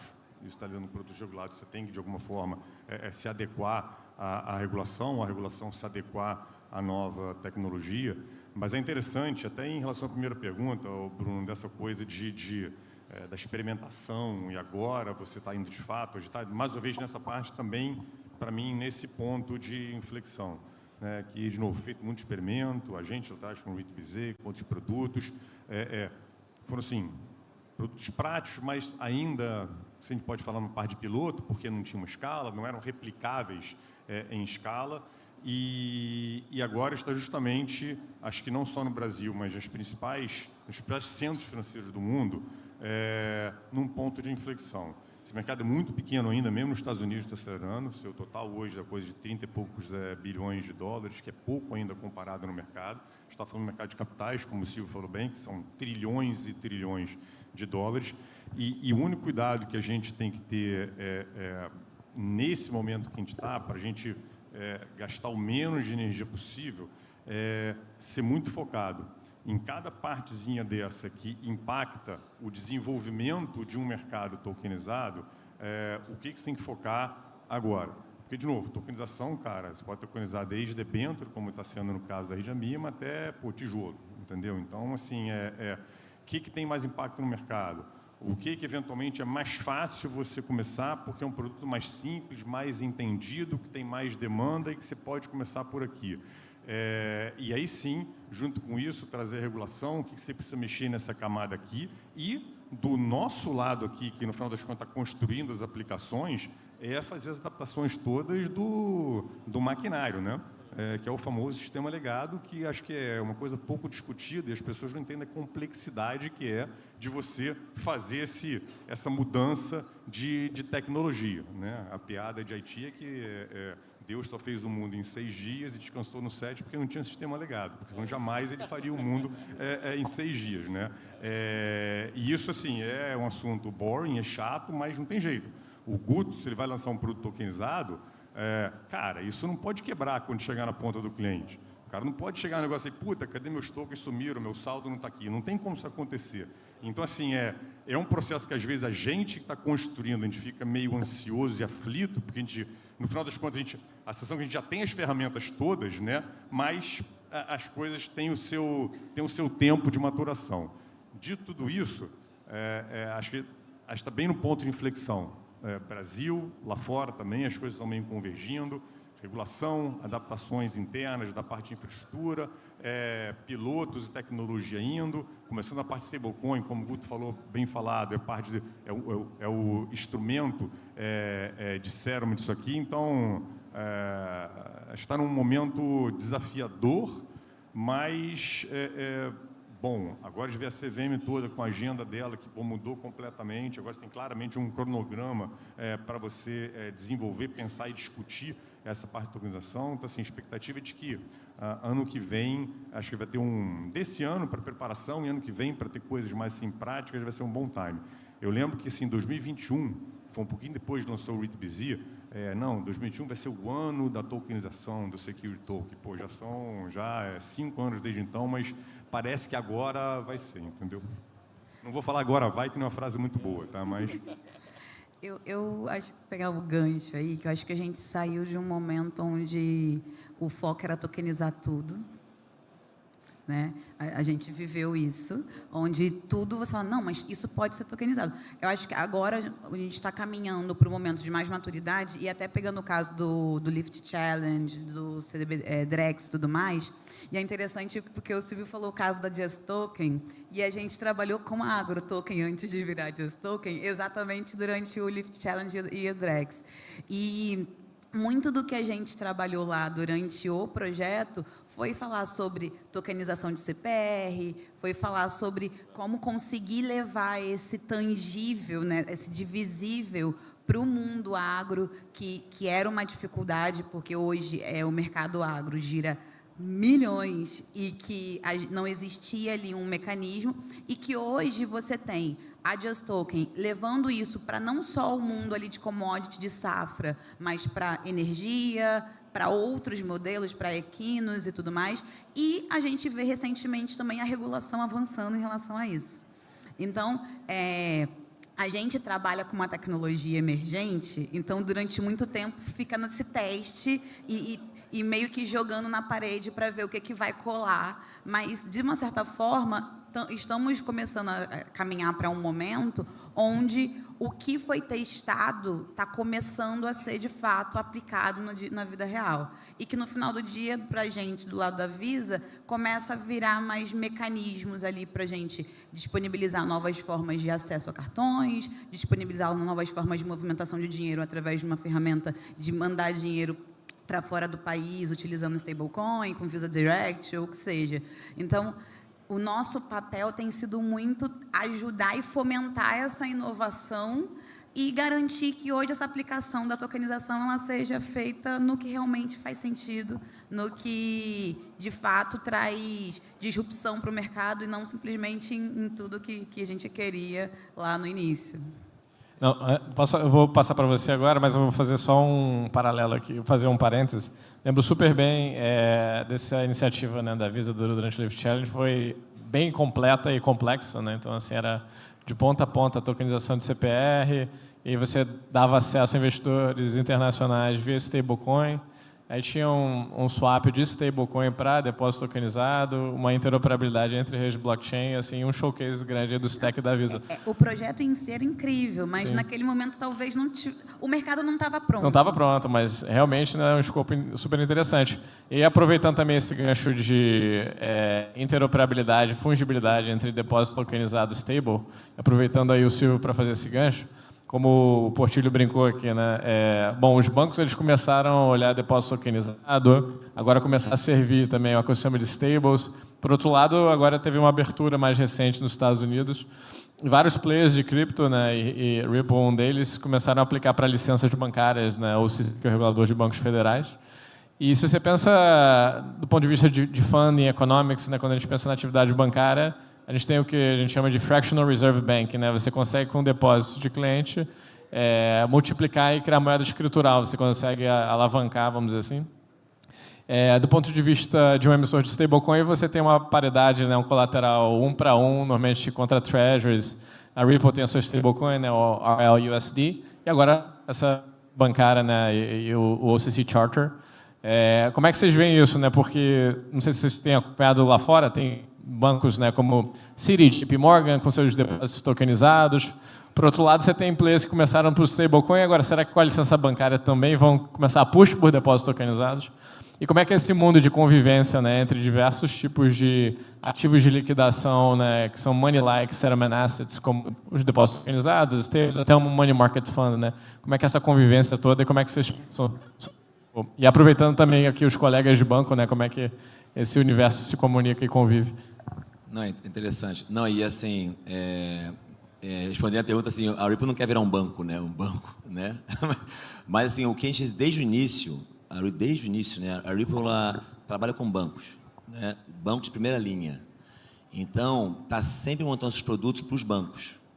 Então, para isso, né, o grau de compliance, o grade, né, de você estar sempre sempre ter a licença mais alta dos produtos, né, e para criar trust, para que os bancos falem, não, a Ripple é um parceiro que quer trabalhar junto com a gente.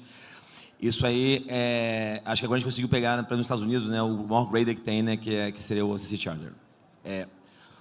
Mas isso não foi, isso não é novidade, né? Então, por exemplo, quando a Ripple lançou o Ripple Dólares, a gente buscou aonde a gente tem a melhor licença para que, se, por exemplo, um banco estiver com 100 milhões de dólares em Ripple Dólares, que ele fique seguro.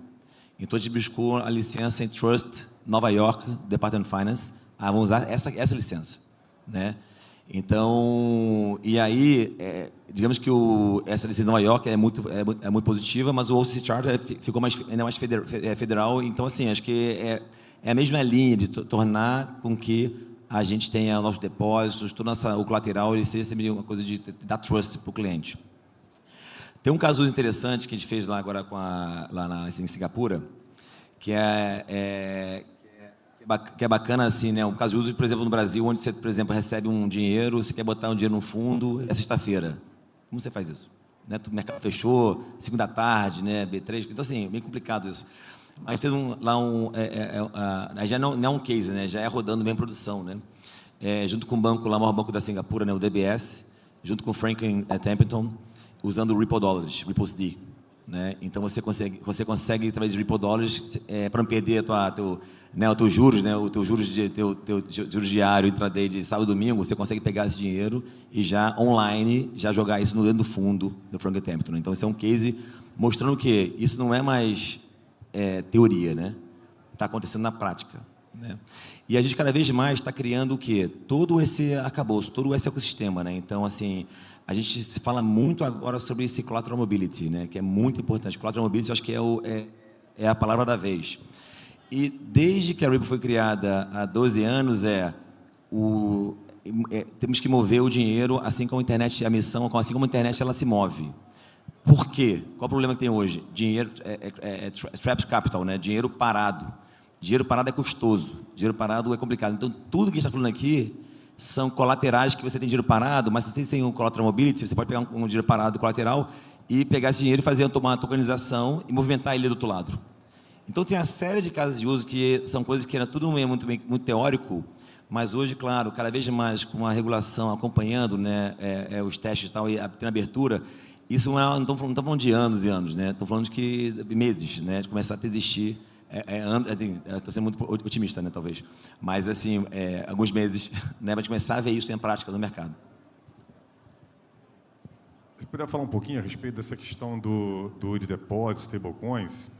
É engraçado que, assim, eu lembro, no final do ano passado, eu estava num evento lá fora e teve uma mesa redonda só de bancos. E tinham bancos pequenos, médios, muito banco europeu. E eu lembro que, na época, ficou muito claro para mim como é que esse assunto ainda não era bem entendido na maioria dos bancos lá de fora. Eu acho que aqui no Brasil os bancos têm uma compreensão muito maior disso aí. E qual é a compreensão? É que não existe, pelo menos na nossa visão, não existe essa competição e essa briga de, não, é uma stablecoin o caminho, ou é depósito tokenizado o caminho, ou é uma CBDC. O ponto é que um mundo tokenizado, um mundo on-chain, precisa do dinheiro, ou do quase dinheiro, ou do instrumento de liquidação e transação on-chain, e da mesma forma que o mercado tradicional, esse dinheiro, ele tem várias formas, tá? Também vai ser assim. Então, a gente vai para um mundo onde você vai ter depósito tokenizado, você vai ter stablecoin, cada um talvez servindo para um tipo de caso de uso mais específico, né? E aí você tem que entender que, fundamentalmente, o depósito bancário é diferente de uma stablecoin, né? E tudo bem, e acho que o mercado vai achar o jeito em cada lugar, dependendo de cada regulação, onde esses instrumentos vão passar a existir, vão ter os seus casos de uso e eles vão interagir, né? O próprio Drex, que não foi para frente por outras razões, meio que tinha definido alguns papéis, né? Você tinha o Drex dos bancos, você tinha a reserva ali, que era como se fosse CBDC de atacado tokenizada, que basicamente servia para fazer essa interoperabilidade. Então, assim, hoje no mundo, talvez a stablecoin faça esse papel do instrumento transacional, neutro, fungível e que pode servir para essa comunicação global de valor. Agora, você não vai desaparecer com os depósitos tokenizados por causa disso. Por quê? Porque é um instrumento diferente. É como você falou, é multiplicador bancário, envolve crédito, um monte de coisa. Então, assim, e é impressionante como é que eu acho que ainda não tem uma clareza de muitas instituições, principalmente lá fora, a respeito disso. E, de novo, acho que a gente está bem parado aqui, pelo entendimento que as fintechs têm, que no Brasil tem as IPs, que também entendem disso, os bancos estão bem parados. Quer fechar, Guto? Eu acho que tem muito, eu vou aqui na linha do Portilho em achar esse ponto de equilíbrio entre quando usar depósito tokenizado, quando usar stablecoin, e aí olhando mais para dentro de casa, o impacto que isso tem na economia real, né? De fato, a economia brasileira ela é muito dependente do crédito, né? E isso envolve o multiplicador bancário, o depósito à vista. E a gente sabe que se a gente migra tudo 100% para o mundo dos stablecoins, a gente pode ter um crash mesmo dentro do que foi estabelecido. Isso não é culpa dos bancos, não é culpa da stablecoin, do depósito tokenizado. Isso é como a nossa economia cresceu ao longo dos últimos anos e está baseada. Então, não dá para dar um choque radical em cima do que foi montado. Então, a gente acredita que, de certa forma, a gente deve achar esse equilíbrio entre o que é depósito tokenizado, como o Portilho falou aqui, o Silvio também, quais casos de uso a gente consegue resolver com depósito tokenizado, quando deixa de ser depósito tokenizado e a gente faz a troca para uma stablecoin, para um pagamento cross-border, de repente. Então, quais casos de uso a gente vai usar e por quê? Mas sempre pensando no impacto que isso pode ter para o que foi, como foi montada a economia até agora. Se lá na frente isso vai mudar, é uma questão de hábito, é uma questão de tempo, mas a gente tem que tomar um pouco de cuidado com o radicalismo nesse momento para não ficar muito na tese qual é melhor, um ou outro, e esquecer que o buraco está muito mais embaixo aqui na nossa infraestrutura bancária. Infraestrutura econômica, eu diria. O nosso tempo está fechando, mas só para falar um pouco sobre como a Visa tem se posicionado relacionado a isso. A gente não é banco, né? Então, mas a gente tem trabalhado muito junto com os nossos clientes. Hoje, o nosso time de VCA tem atuado globalmente, ajudando os nossos clientes a desenharem a estratégia de depósito tokenizado e de stablecoin. Então, por muitas vezes, a gente acaba atuando, ajudando a entender a construção desse equilíbrio, né? Onde aplicar um, onde aplicar outro. Exatamente analisando o que o mercado está olhando, né? Ou analisando quais têm sido os desafios para aí, então, conseguir possibilitar que os nossos clientes, sejam bancos, eles possam, então, ofertar para os clientes o melhor produto, dependendo do caso de uso. Não, maravilha, pessoal. Agradecer mais uma vez a todos e pelo papo excelente, como sempre, e a todos vocês por acompanhar. Boa tarde.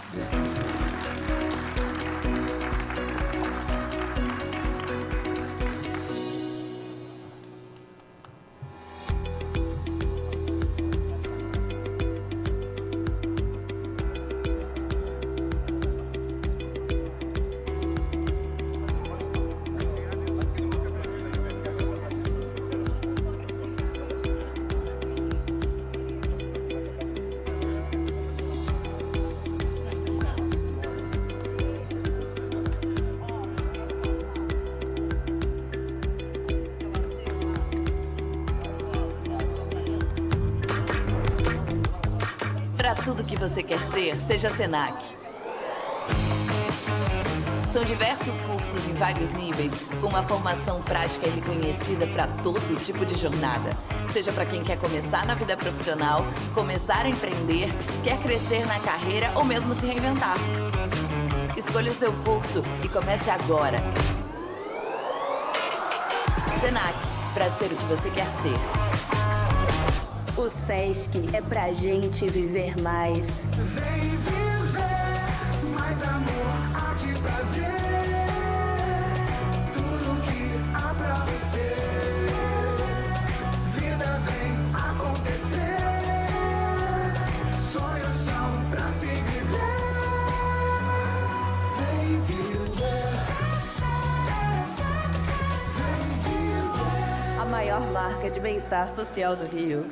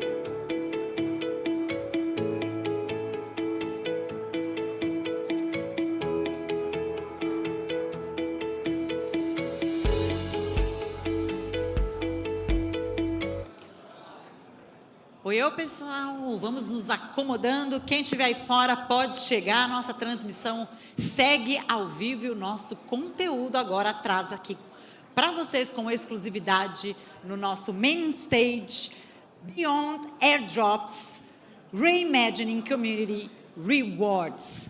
Vou convidar para fazer mais essa mediação, esse bate-bola, o Aaron Stanley. Vem para cá, o palco é sempre seu, ele que é Managing Director na Promenade Advisory, bem-vindo mais uma vez. E ele vem dessa vez acompanhado do Fábio Catalão, ele que é Growth na Paradex. Vem para cá, Fábio, seja muito bem-vindo. Eu acho que eu estou ouvindo muitas palmas, gente. Não? Ah, boa. Pode sentar aqui desse cantinho, por gentileza, um em cada ponta. Na sequência, eu convido o Bernardo Brits. Vem para cá, Bernardo, CEO da Trace Finance. Seja muito bem-vindo, Bernardo. Também com a gente, a Rai Awad, ela que é Latam Growth Manager na Cast. Seja bem-vinda mais uma vez, Rai, ao nosso palco. E o Danilo Perotti. O Danilo é CEO da Mercúrios. Chega mais, Danilo. Bem-vindos mais uma vez, gente. Opa, obrigado mais uma vez. Obrigado para todo mundo por sua presença. Obrigado para o Blockchain.RIO pela oportunidade para estar aqui com vocês. Já me apresentei algumas vezes aqui, mas eu sou Aaron Stanley, eu tenho minha própria empresa de comunicação e go-to-market aqui na América Latina. Também faço muito conteúdo em inglês sobre o mercado aqui na América Latina, o mercado de ativos digitais. Mas a gente tem um painel super interessante agora para concluir. Acho que temos um pouco mais painéis depois disso, mas um assunto muito interessante no cripto é essa questão de fidelidade, lealdade ao produto. A gente tem aprendido nos últimos 10 anos que cripto é realmente feito por comunidade, mas as comunidades em cripto estão para incentivar a comunidade para ser leal, fidel ao seu projeto, pode ser muito difícil, né? E a gente já fez muitas tentativas para estimular interesse, o tipo de airdrops mais recentemente. Para vocês que estavam no mercado em 2020, 2021, vocês lembram o DeFi Summer, né? Quando a gente tinha essa coisa de yield farming, fazer o seu LP nesse protocolo, recebe algum yield, o outro protocolo chega, oferece incentiva, você muda seu yield para esse outro protocolo, ganha mais. Então, é um tipo de joguinho, né? Mas a gente tem aprendido muita coisa sobre essa questão de fidelidade e que realmente vai atrair os usuários para o seu projeto. E, mais importante, como manter o interesse dos usuários, né? E a gente tem um painel super esperto de veteranos do mercado cripto, muitos craques na área de airdrop farming. Airdrop farming ou airdrop hunting? Não sei. Caçando airdrops. Caçadores de airdrops.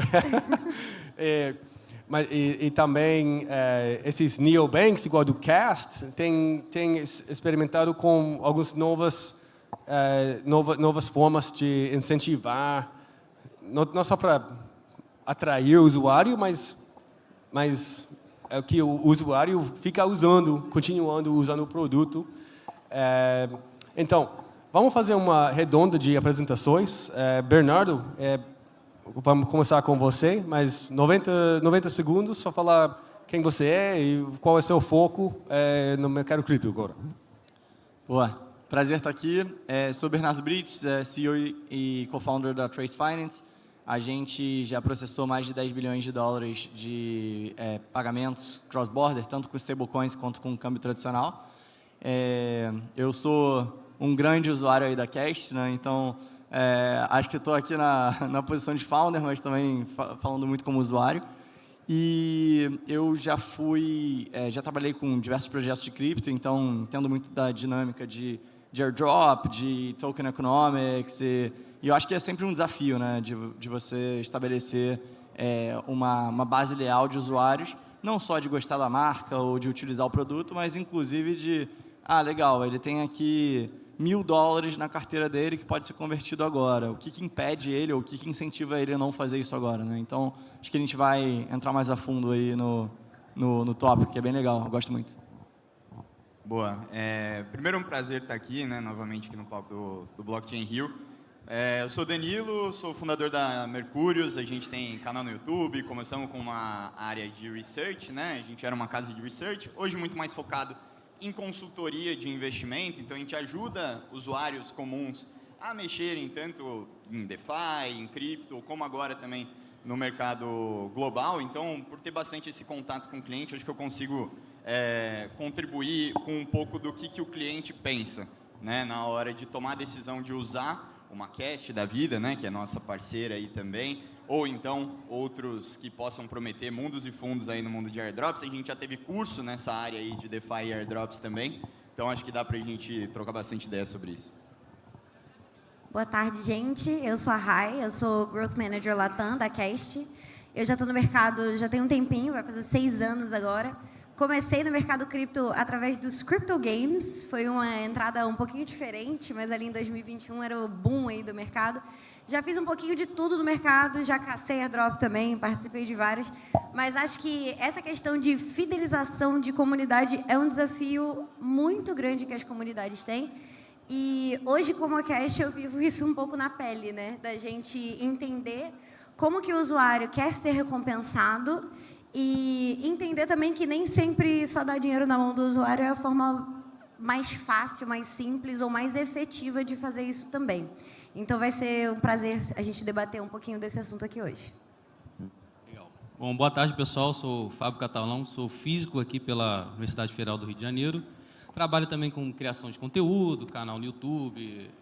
Já fui considerado um airdrop hunter, com muito orgulho. Hoje auxilio a Paradex, que é uma exchange descentralizada, auxilio no crescimento deles aqui no Brasil, na América Latina como um todo. Elas oferecem spot trading, perp trading e opções, que é o grande foco deles hoje em dia, e também lançando aí vaults tokenizados. E é isso, por cima. Boa. Então, vamos começar falando sobre, porque a palavra airdrops está no name desse painel, nome desse painel. Vamos começar com o estado do airdrops agora, como tem evoluído nos anos recentes, porque eu lembro, eu sou veterano agora aparentemente, porque eu lembro quando o Uniswap anunciou, acho que foi o primeiro airdrop que eles anunciaram, acho que 2020, acho, 2019. Eu lembro que eu já fiz 3 ou 4 transações no Uniswap até agora. Eu vi as notícias, a gente vai fazer um airdrop, todo mundo que usou nossa corretora recebe alguns tokens. Porra, boa. Então, recebi 1000 Uni tokens para fazer quase nada. Isso, ótima ideia, eu amo. Mas nunca usei o Uniswap depois disso. Mas,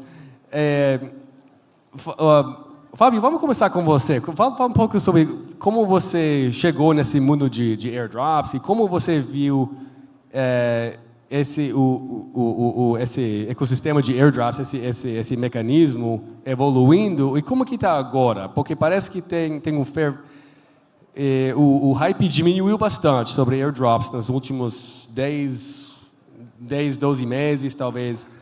Mas fala um pouco sobre o estado dessa atividade agora. Vamos lá. Como eu cheguei, esse cara está até aqui, né? Que é o Cripto Sincero, todo respeito, foi através do canal dele. Primeira vez que eu vi sobre isso, há muitos anos atrás. Mas airdrop não deixa de ser espécie do gênero de incentivo. Uma campanha de incentivo, uma dinamicidade de incentivo, buscando atrair... Assim, o mercado cripto tem suas nuances, mas ela guarda similaridades com o mercado tradicional, né? Você cria uma startup, você tem aquele vale da morte ali, que você tem que buscar a saída, né? Provar seu produto. E, através de airdrop, não deixa de ser uma dinâmica de você conseguir premiar aqueles usuários orgânicos que estão te ajudando a sair, entre aspas, desse vale da morte e também, de certa forma, testando o seu produto. Como é um mercado muito incipiente, é um mercado muito novo, é um mercado não battle-tested, você precisa de testes, né? E aqui a gente está lidando com dinheiro real. Parece que é dinheiro de mentira, mas é dinheiro real, né? A gente lida com o seu capital, então tem essa dinâmica também. Airdrop virou um modelo de negócio. Esse modelo de negócio foi replicado para muitos produtos que talvez não suportassem daquela forma, aquela dinâmica de incentivo, e isso acabou um pouco, né, criando um environment ali negativo. A pessoa espera... A gente sabe como é o mental das pessoas, né? Acabou mexendo com o psicológico, a pessoa achando, vendo use cases, né? A gente tem vários use cases aí de produtos que, de fato, favoreceram muito seus usuários, alguns ganharam muito dinheiro, né? Uma monta inacreditável, você se falar, né? Se não tivesse essa prova on-chain, acho que ninguém acreditaria. Então, diante disso, criou-se muitas expectativas em algumas pessoas que elas poderiam replicar ou repetir aqueles resultados em outros aplicativos. Só que tem toda uma dinâmica por trás, como a avaliação do time, como se aquele produto faz sentido, como os seus concorrentes, se ele de fato tem uma linha futura, a dor que ele resolve no mercado, será que essa dor realmente ela vai ser curada eternamente? Esse produto faz sentido? Então, são muitas dinâmicas ali ao redor dessa sistemática de airdrop que, às vezes, ficaram de fora.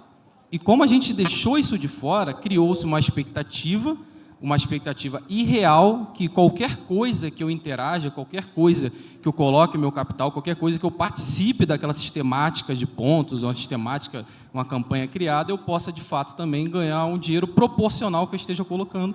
E isso se provou ser certo, se provou não ocorrer.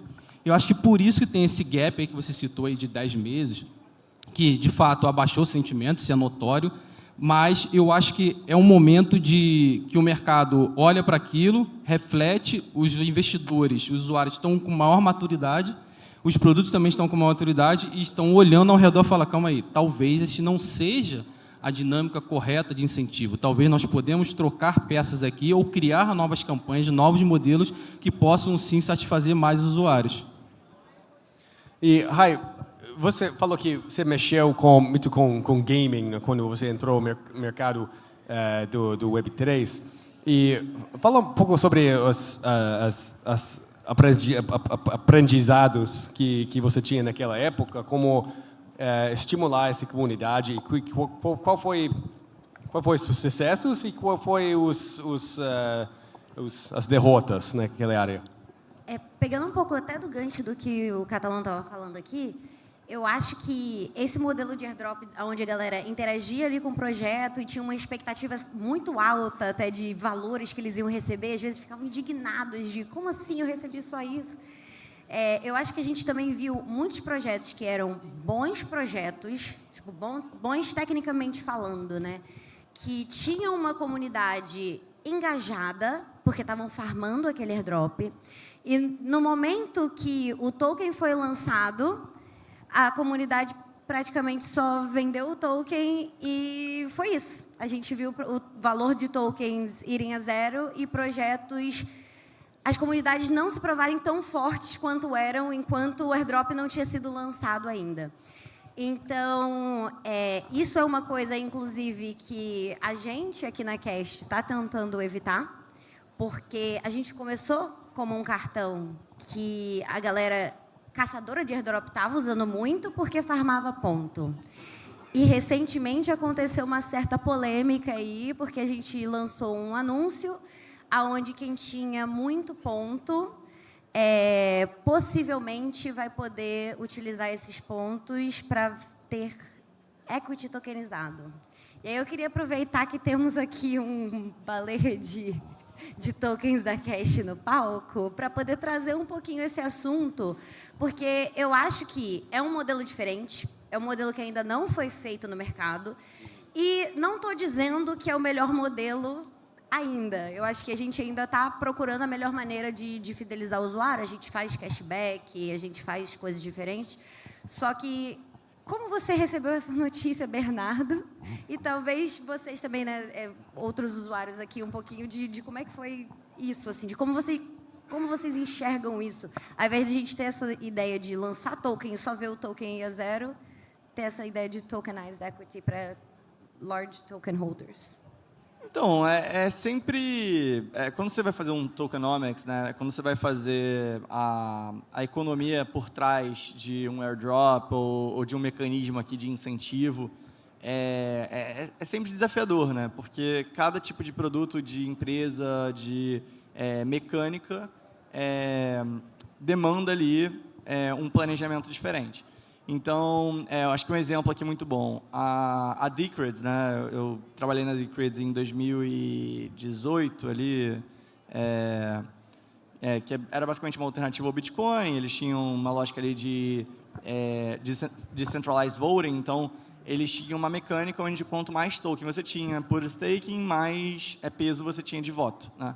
Só que qual que é o problema, né? E aí pode ser um problema ou não, dependendo de para quem foram os tokens do airdrop. Eles fizeram um airdrop de 25%, eu acho, do supply total para pessoas aleatórias. Então, assim, pode ser desde uma pessoa super versada em criptografia e que tem o melhor interesse no sucesso do token, e pode ter sido simplesmente uma pessoa que o primo dele mandou uma mensagem para ele e falou: se inscreve nisso aqui, você vai ganhar tokens. E aí o cara esqueceu disso, 3 meses depois ele viu: nossa, isso aqui vale dinheiro. E aí ele pode simplesmente chegar e vender tudo, porque ele quer converter isso aqui em hard cash, né? Ele quer dólares, ele quer reais, enfim, ele quer comprar uma chuteira nova. Então, a dinâmica, né, a dificuldade que você tem de fazer um programa de airdrop, um programa de incentivo perene, duradouro, que efetivamente vai trazer valor para o projeto e para a comunidade como um todo, é você fazer uma dinâmica onde ou esse usuário não possa vender, então você tem um lock-up, né? Você vai ter aí 1 ano, 2 anos, onde ninguém pode vender, e aí o token a mercado está apreciando, e eventualmente, igual em IPO, você vai ter ali o lock-up expiring, e você vai ter uma queda ali de preço, mas a ideia é que você tenha market making, que você tenha ali já uma estrutura e uma demanda para poder segurar essa pressão de venda. Porque se você tem 80% das pessoas que holdam token e vendem em um belo momento, o token vai simplesmente cair a quase zero. E aí, eu acho que a questão de alinhamento de incentivo é muito importante, porque você pode ter uma pessoa tendo a opção de vender, só que ela não quer, porque ela fala o seguinte: olha, isso aqui está subindo. Então, uma pessoa ali com Bitcoin em 2016, 2017, ela podia ter investido em Bitcoin, não porque ela acreditava na liberdade econômica que o Bitcoin ia trazer, ou porque ele achava que o Bitcoin era uma forma mais fácil, mais rápida, melhor de mover dinheiro. Ele podia simplesmente ter comprado aqui porque ele falou: cara, está subindo, eu vou comprar e estou investindo aqui nisso para poder subir. E continuar subindo, ele falou: olha, isso aqui está me parecendo um bom investimento, né? Me parece uma boa forma de eu multiplicar meu capital, então eu vou continuar segurando, né? Então, você tem uma série de dinâmicas. No caso da Cash, especificamente, eu acredito que é uma empresa incrível, que tem tudo para valer muitos bilhões de dólares, né? Eu acho que o Rags ele tem uma experiência muito grande vindo da Circle, em fazer uma estruturação, efetivamente, não só do programa, mas acho que de uma equipe incrível. Acho que ele tem opiniões muito fortes, né? E eu acho que quando você vai investir num projeto, num token, numa empresa, você tem que principalmente avaliar o time, né? E eu acho que o time da Cash só tem top hitters de todos os lugares do mundo, né? Então, eu como holder de tokens da Cash, particularmente não fico chateado, né, de ter equity da Cash. Então, eventualmente, ter um retorno aqui, ter uma posição de equity da empresa. Uma pessoa que estava com o intuito de, eu vou fazer um dinheiro rápido aqui, daqui a 6 meses eu vou fazer 10 mil reais, provavelmente não está tão feliz, porque é um retorno mais de longo prazo, né? Então, principalmente quando você pensa no mercado brasileiro, né, que agora você tem mais pessoas investindo em cripto do que na bolsa, né, mas O pessoal não tem tanto costume, né? exatamente, você não tem esse costume de longo prazo. Inclusive, quando você vai pensar no perfil de investimento do investidor médio brasileiro, você tem aquela lógica de day trading, né? De, eu quero fazer um retorno aqui, comprei e vendi no mesmo dia. Então, você ter esse panorama de o cara ficar 1 ano, 2 anos com um token, né? Porque ele teve um lockup, já é um negócio uau, né? Agora, você fala para ele, olha, então, você vai ter ação numa empresa que não é listada publicamente ainda, você pode até negociar ela no mercado secundário, mas um IPO só viria daqui a 5, 10 anos. É meio... Não é algo que as pessoas estão acostumadas, não é o contexto do brasileiro médio, né? Então, eu diria que, para mim, muito bom, para outras pessoas, talvez eles não enxerguem isso como positivo, né? Porque eles tinham uma visão muito mais de curto prazo. Tem um conceito, só para pegar um gancho aqui no que ele está falando, é que quando a recompensa é muito a longo prazo, as pessoas elas já descontam, então o incentivo ele fica mais fraco também. Então, é lógico que se alguém promete um airdrop de $10 mil para você fazer meia dúzia de transação, você vai ter muito mais transações ali do que se você oferecer um equity que você vai poder vender daqui a 10 anos. Esticando o exemplo, é basicamente eu te contratar para ser comercial e falar, tudo que você vender você vai ganhar 50% de retorno, só que eu te pago daqui a 5 anos. Você fala, você vai ter um baita de um desconto para valor presente disso tudo. Só que, ao mesmo tempo, com esse incentivo mais de longo prazo, entra naquele conceito de que se você oferece banana, você não pode reclamar que você recebeu macaco de volta, né? Você não pode, sei lá, vou comprar um carro para pegar a mulher. Aí você reclama que a mulher é interesseira, entendeu? Tipo, é meio que o incentivo que você traz para o resultado que você vai ter. É simplesmente natural. A Cash, por exemplo, não poderia fazer algo de, comprou meia dúzia de coisas aqui, você vai ganhar $10 mil. Porque a Cash não quer um cliente que vai transacionar 1 ou 2 vezes. Ela quer um cliente, aí você me corrige se eu estiver errado, mas um cara que vai usar a Cash para a vida inteira. E aí entra um ponto que eu acho que é o mais importante, talvez menos focado, assim, né? E é um ponto menos sexy mesmo, que no fim o que vai ditar se o cara vai ficar ou não é a qualidade do produto. Né? Não importa a recompensa que você, Bernardo, recebe da Cash se o produto for um lixo.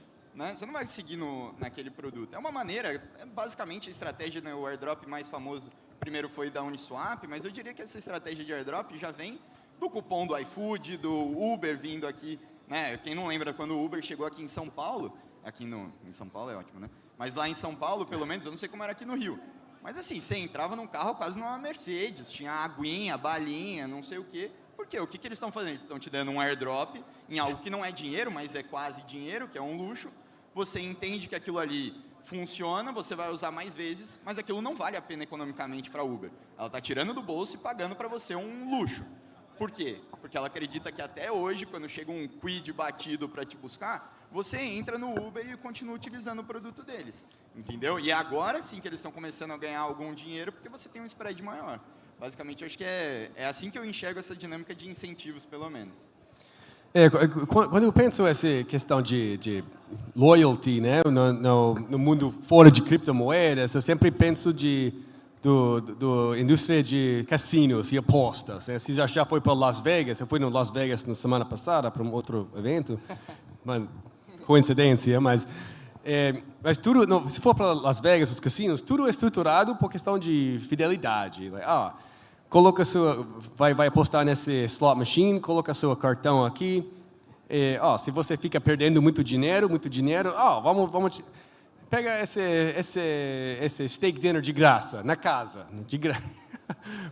mas só fica continuando apostando em nosso cassino, né? Eles têm gamificado muito bem como estimular pessoas, como manter as pessoas para continuar apostando talvez não é necessário o melhor exemplo, mas acho que eles são uma indústria que realmente é uma ciência para eles, como incentivar pessoas para continuar usando, e quando a pessoa fica um pouco chateado, perdi todo o meu dinheiro, tem uma quarto de hotel de graça. Mas quais são e também a gente viu muito isso todo mundo aqui deve ter um credit card, quando você faz uma compra, você ganha airline points, ou seja, qualquer coisa, né?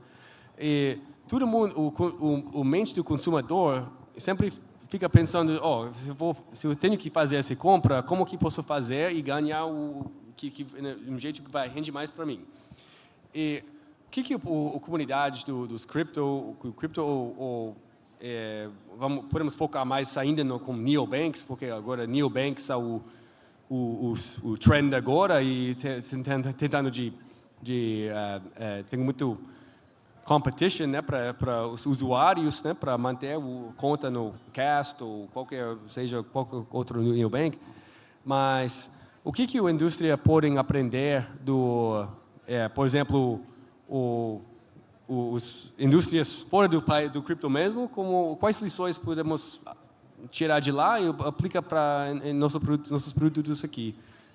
Posso Pode? falar? Eu acho que uma coisa... Primeiro, se você estiver recebendo currículo, né, porque é Las Vegas, depois Rio de Janeiro, né, nada mal os eventos. Né? Mas uma coisa que eu acho interessante da dinâmica de cassinos que você comentou é quase um conceito maquiavélico, né, de que o mal você faz de uma vez, né? Você está precisando, cara, demitir alguém. Não adianta você falar, talvez eu vá te demitir na semana que vem, e ficar arrastando aquilo por vários anos. Você tem que, cara, tira o band-aid logo. Agora, o bem você tem que fazer aos pouquinhos. Né? Toma uma recompensazinha aqui, toma mais uma cenoura aqui, toma aqui um negocinho. Né? E eu acho que a dinâmica de cassino é muito bom, né? Toma $50 para você fazer o login. Agora, se você apostar mais de $1.000 aqui, você ganha mais uma cenourinha. Agora, se você indicar um amigo, toma mais uma cenourinha. Se você ficar 3 meses aqui com a gente, mais uma. Então, eu acho que uma coisa que o mercado de cripto pecou, e muitas vezes porque não estava querendo mesmo algo de longo prazo, o cara queria divulgar o produto dele e depois vender tudo na cabeça do cara, tentou fazer isso tudo de uma vez. Toma aqui $10.000. Agora, talvez seja melhor você distribuir $100 todo mês para o seu cliente por 100 meses do que pegar de uma vez e distribuir $10.000. O que vai acontecer, você vai vender tudo e vai ficar com os $10.000 no bolso. Né? E as pessoas, às vezes, também se sentem que você tem a obrigação de fazer aquilo ali para elas. Vamos supor assim, você começa dando muito, se você dá menos depois, já não está prestando mais, né? Porque você está dando menos. Por que você está dando menos do que você estava dando antes? Então, eu vejo isso um grande problema, que foi um pouco do que aconteceu nessa questão de airdrops, que os airdrops estavam pagando muito, depois começaram a pagar poucos. E, às vezes, um problema que a gente tem em pensar em recompensas também. Tipo, como recompensar o usuário de uma forma... dar uma cenourinha, mas ao mesmo tempo fidelizar aquela galera. Não sendo dando mundo, mas ao mesmo tempo sendo uma coisa muito interessante para que faça ele continuar utilizando. Eu achei o exemplo do cassino sensacional e o exemplo do Uber também. Não tinha pensado nisso, de quando eles começaram realmente, eram os carros super bons, todo arrumadão, agora vem os carros meio... Mas fez muito sentido. E eu acho que a gente, em questão do que você perguntou, Aaron, do que a gente pode aprender um pouco com o mercado tradicional, assim, para poder melhorar a adoção e tudo mais, eu acho que é mais usabilidade também, deixar as coisas um pouco mais fáceis, assim, para o pessoal. Uma coisa que a gente tenta fazer muito é abstrair um pouco essa questão de cripto. A galera não precisa saber qual que é a bridge, não precisa saber de nada. Qualquer pessoa que está ali na rua que nunca teve uma conta consegue abrir. E eu estou só dando o exemplo da Cash porque é onde eu estou hoje, mas eu acho que isso serve para qualquer projeto cripto para a gente conseguir aumentar a adoção, assim, como um todo mesmo, né? Mas é isso. Eu acho que, assim, na minha visão, a construção em cripto, ela ainda é muito empírica, sabe? De laboratório ainda. Então, assim, airdrop não deixou de ser uma tentativa. A gente espelha muita coisa no mercado tradicional, a dinâmica de influencer, aqui é chamada de KOL, algumas dinâmicas de incentivos também foram espelhadas no mercado tradicional. Só que a maioria do público, pelo menos que chegava até o presente momento, não posso fazer futurologia, né, é um público leigo. E cripto ainda é um ambiente complexo, um ambiente assustador. Você até citou aqui a questão de abstração, né, abstração de contas, essa melhor UX, né, para os usuários ver, pô, vou fazer a conta aqui com o meu telefone, meu e-mail, sabe? Coisas básicas, simples, do cotidiano de qualquer um de nós aqui, só que em cripto tem uma carteira, o cara tem que baixar, tem que guardar. Aí alguém zomba dele, pô, você não anotou suas frases no papel? Óbvio que não, nunca fiz isso na minha vida. Por que eu vou anotar isso em algum lugar? Então, assim, essas coisas que a gente tentou empurrar a goela abaixo de uma pessoa leiga, não leiga no sentido pejorativo, tá? Leiga de olhar para um mercado que realmente, de fato, tem a sua complexidade, particularidade, que ela nunca viu na vida, e ela talvez chegou ali só por uma promessa de um airdrop, que iria mudar a vida dela. Então, aqui estou fazendo um contraponto, que justamente tem as aplicações criptonativas, né, ainda estão nesse balcão de laboratório ainda, testando coisas. Então, às vezes a gente recebe um feedback negativo, mas talvez aquele cara não tenha compreensão disso. Ele não tem a compreensão, ele talvez ache que, de fato, o environment aqui, o ecossistema cripto, está pronto como lá fora está pronto. Que há dezenas de décadas e décadas sendo construído, o mercado cripto tem muito pouco tempo. Então, eu acho que isso é a união de fatores, né, erros, né, que a gente vê que são normais no mercado incipiente, o tipo de público que ainda está sendo ajustado, está sendo azeitado ainda, e a evolução, né? Acho que tentativa e erro. Por exemplo, a Rai falou muito bem aqui agora, né? Teve um sistema de pontos lá, teve a problemática, uma polêmica em relação à cash, que é o sistema de pontos, e eles foram taxativos. Não, a gente vai fazer dessa forma, e é isso. Eu acho que é muito disso. Muitas aplicações vão passar por isso, porque, de fato, é um ambiente novo, é um ambiente que está sendo construído, e na cabeça você tem que estar à frente, porque assim, é um ambiente extremamente competitivo, né? Porque são muitos concorrentes em áreas similares. Então, de fato, você tem que estar sempre um passo à frente para você vencer seus concorrentes e vencer a curva, né? E, querendo ou não, o mercado vai evoluindo com o tempo e a gente vai aprendendo conforme as coisas vão acontecendo também, né? Então, às vezes, uma ideia que você tinha e um projeto que você tinha há 2 anos atrás, em um mercado que evolui da velocidade que o mercado cripto evolui, 2 anos depois não fazem tão sentido mais. Então, eu acho importante, às vezes, os projetos reconhecerem e mudarem o rumo conforme as coisas vão acontecendo, que eu acho que isso mostra um pouco de maturidade também, não só... e seriedade também, porque é importante a gente parar, rever e conseguir manter um planejamento de uma forma que a gente tenha uma visão de futuro longa, sabe? E não só fazer uma coisa só porque foi prometido, sendo que, às vezes, aquela coisa não faz tanto sentido mais. Eu acho também importante para entender nessa conversa que o mercado de cripto está, esses últimos 12 meses, tem mudado bastante na questão, na composição do público, do mercado. O varejo, o investidor de varejo está...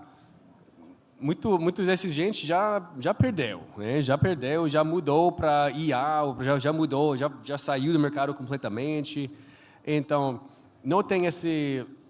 O que eu gostei sobre airdrops foi que foi acessível para qualquer pessoa, né? Eu lembro lá em DeFi Summer 2020, você poderia ganhar bem, mas se você fosse um LP nesses protocolos, mas você já tem uma piscina de capital grande para colocar nessas coisas para render bem. Então, você já não estava muito... Se você não tivesse suficiente liquidez, você não ganharia bastante. Mas com esse airdrop foi muito democrático. Você poderia ter nenhum capital, né? Mas só criar um MetaMask ou carteira e você pode ficar mexendo com esses protocolos, ganharia um airdrop. Foi democrático. O problema foi democrático demais, né? Então, eu poderia criar 100 carteiras, usar VPNs, ficar clicando todo dia, usando esses protocolos. Então, foi democrático demais. Mas o problema é que eu acho que a maioria essas pessoas que foi atraído pelo esse mercado por causa dessa democracia já foi embora, né? Eles e os projetos que incentivaram esse segmento de mercado já foi embora também. E agora os produtos que estão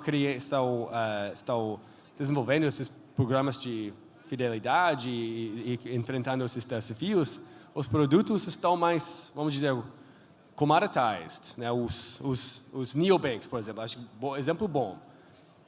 Tem muitos desses produtos que usam o stablecoin Rails, mas tem algumas áreas diferenciadas de qualquer um, mas a luta é realmente para atrair, reter esses clientes agora, que alguns desses clientes podem ser criptonativos, que têm expectativas bem altas, que a gente conversou mais cedo, e também pessoas que não têm nenhuma experiência com esse lado.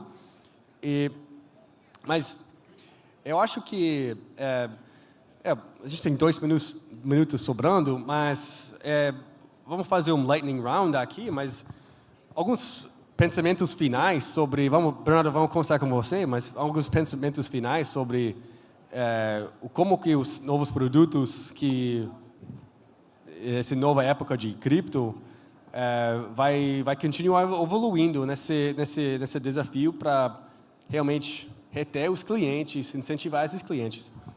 Eu acho que você tem vários casos, inclusive de B2B, né? A gente falou muito de consumer, mas um caso que talvez nem todo mundo saiba aqui, a Canton, por exemplo, incentivava empresas que iriam negociar ali na rede delas. Teve uma empresa que fez dezenas de milhões de dólares simplesmente fazendo transação de um lado para o outro, né?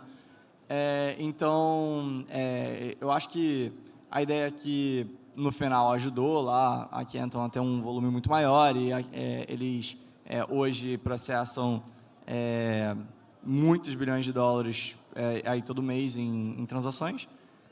Acho que anualmente mais de 1 trilhão já.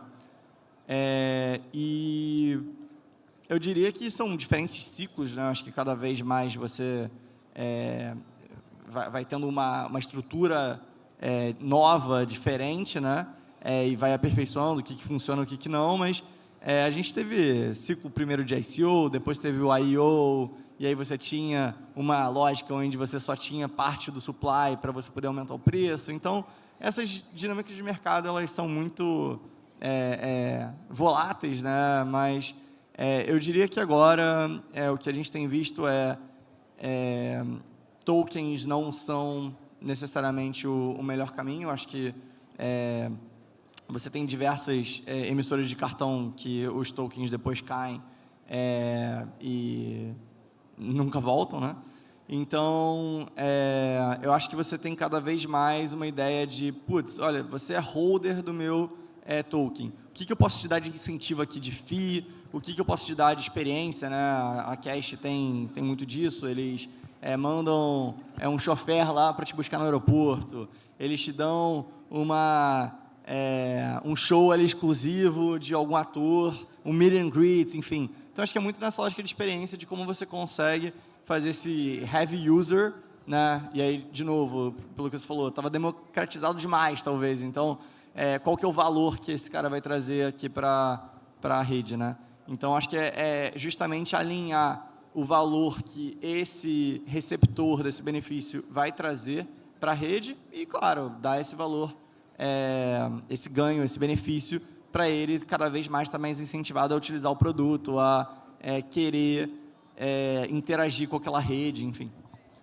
Boa. O nosso tempo acabou, gente, então a gente tem que concluir agora, mas obrigado, Bernardo, Danilo, Rai, Fábio, para suas contribuições aqui. Obrigado para todo mundo por ser presente para o nosso painel. E vamos lá. Obrigada, gente. Obrigado. Gente. Obrigado aí.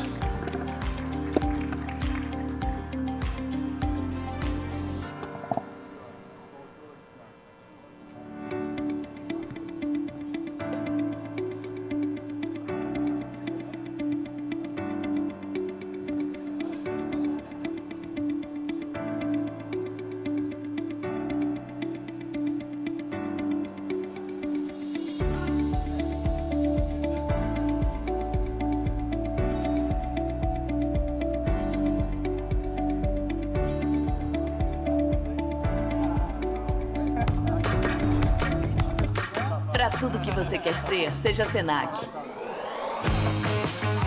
São diversos cursos em vários níveis, com uma formação prática e reconhecida para todo tipo de jornada.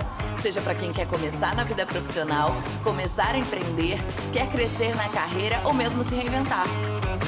Escolha o seu curso e comece agora. Senac, para ser o que você quer ser. O Sesc é pra gente viver mais. Vem viver mais amor, arte e prazer. Tudo que há pra você. Vida vem acontecer. Sonhos são pra se viver. Vem viver. Vem viver. A maior marca de bem-estar social do Rio.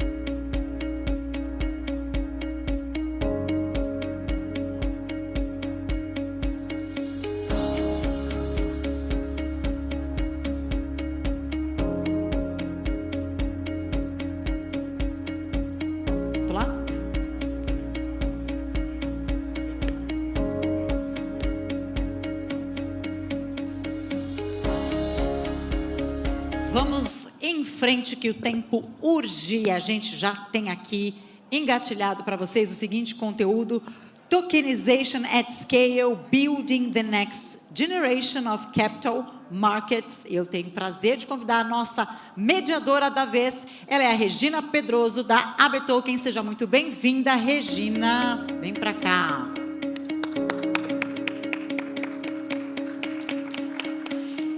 E com a Regina, eu convido o Rodrigo Mendes, ele que é da Enor Securities. Seja muito bem-vindo, Rodrigo.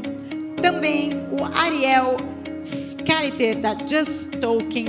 Ainda o Diego Consimo, da XDC Network. E o Yuki Yuminaga, da Tenbin Labs. Estão todos aqui. Sim, eu já passo o microfone para você, Regina. Bom painel, pessoal. Excelente, pessoal. Boa tarde a todos. É um prazer novamente estar aqui no Blockchain.RIO, uma oportunidade importantíssima de discutir sobre tokenização. It's a pleasure to receive you, Yuki. We are going switch Portuguese and English. Feel free to speak in English because they are going to translate. And I'd like first of all, I'd like to ask you to introduce yourself, what the company does. I heard about Tenbin, very important company, very well succeed. So share about a little bit with us. Sure. I'm Yuki, and I'm currently building this company called Tenbin Labs. What we do is we tokenize liquid and yield-bearing FX currencies, starting with Brazilian real and Mexican peso. For us, we noticed in the market there have been many tokenized BRL, MXN, and other FX currency pairs over the past many years. But what we have also realized is that the tokenization is often the easier part. What is the difficult part is making sure that the tokenized assets have the liquidity that it needs to be a useful assets on chain. And when we consider the liquidity, it means that this tokenized assets can be liquidated or can be converted to something like USDC in very tight and efficient manner.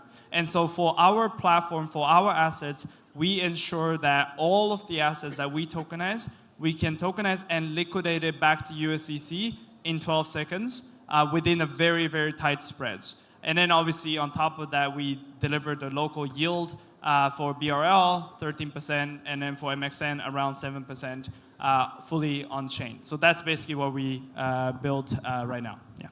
Very innovative. Congratulations. Rodrigo, é um prazer estar aqui com você. Me fala um pouco da sua experiência em Salvador. E a Snore e global também, compartilhe um pouco da empresa, o que vocês estão fazendo. Bom, boa tarde, pessoal. Quase boa noite. Bom, a Enor está em El Salvador, aqui no Brasil, em Bahamas, e basicamente vou me ater aqui, nós somos uma empresa que provê serviços institucionais, B2B, que vai desde a oferta de estruturação, tokenização, até custódia, provimento de liquidez, que é o principal negócio da Enor hoje. Todas as exchanges, basicamente, do mundo, a gente provê liquidez. E isso é o que a Enor faz. Na parte de tokenização em específico, a gente tem uma experiência bacana, que a gente tem uma empresa que se chama eGrains. Essa empresa faz parte do grupo, essa empresa é uma emissora, e foi a primeira emissora de ativo tokenizado com lastro em contratos futuros de soja no mundo. Tá? E foi uma emissão de 100 milhões de dólares, tivemos muito sucesso nesse projeto, e essa é um dos achievements que nós tivemos aí na parte de tokenização. Bom, acho que é isso, né? Por enquanto. Excelente. Por enquanto é isso. Falando de soja, eu acho que é um caso muito bem sucedido e muito interessante. Queria passar a palavra para o Ariel, que é um dos grandes representantes da tokenização ligada ao agro no Brasil, a Just Token, a AgroToken, mas antes dessa mudança de nome, é das empresas mais importantes de tokenização no setor de agro. E aí eu queria que você compartilhasse um pouco das últimas iniciativas da empresa, como está esse cenário para você. Bom, obrigado, gente, pelo convite. Eu acho que o mercado começou a entender o valor da tokenização, mas começamos a explicar melhor. Começamos a explicar melhor que as garantias têm que ter liquidez, como o Juki falou, que os contratos futuros viram garantia, viram colaterais, como você explicou, e que o fato de tokenizar ajuda a criar novos modelos de monetização, melhoras operacionais, novos negócios.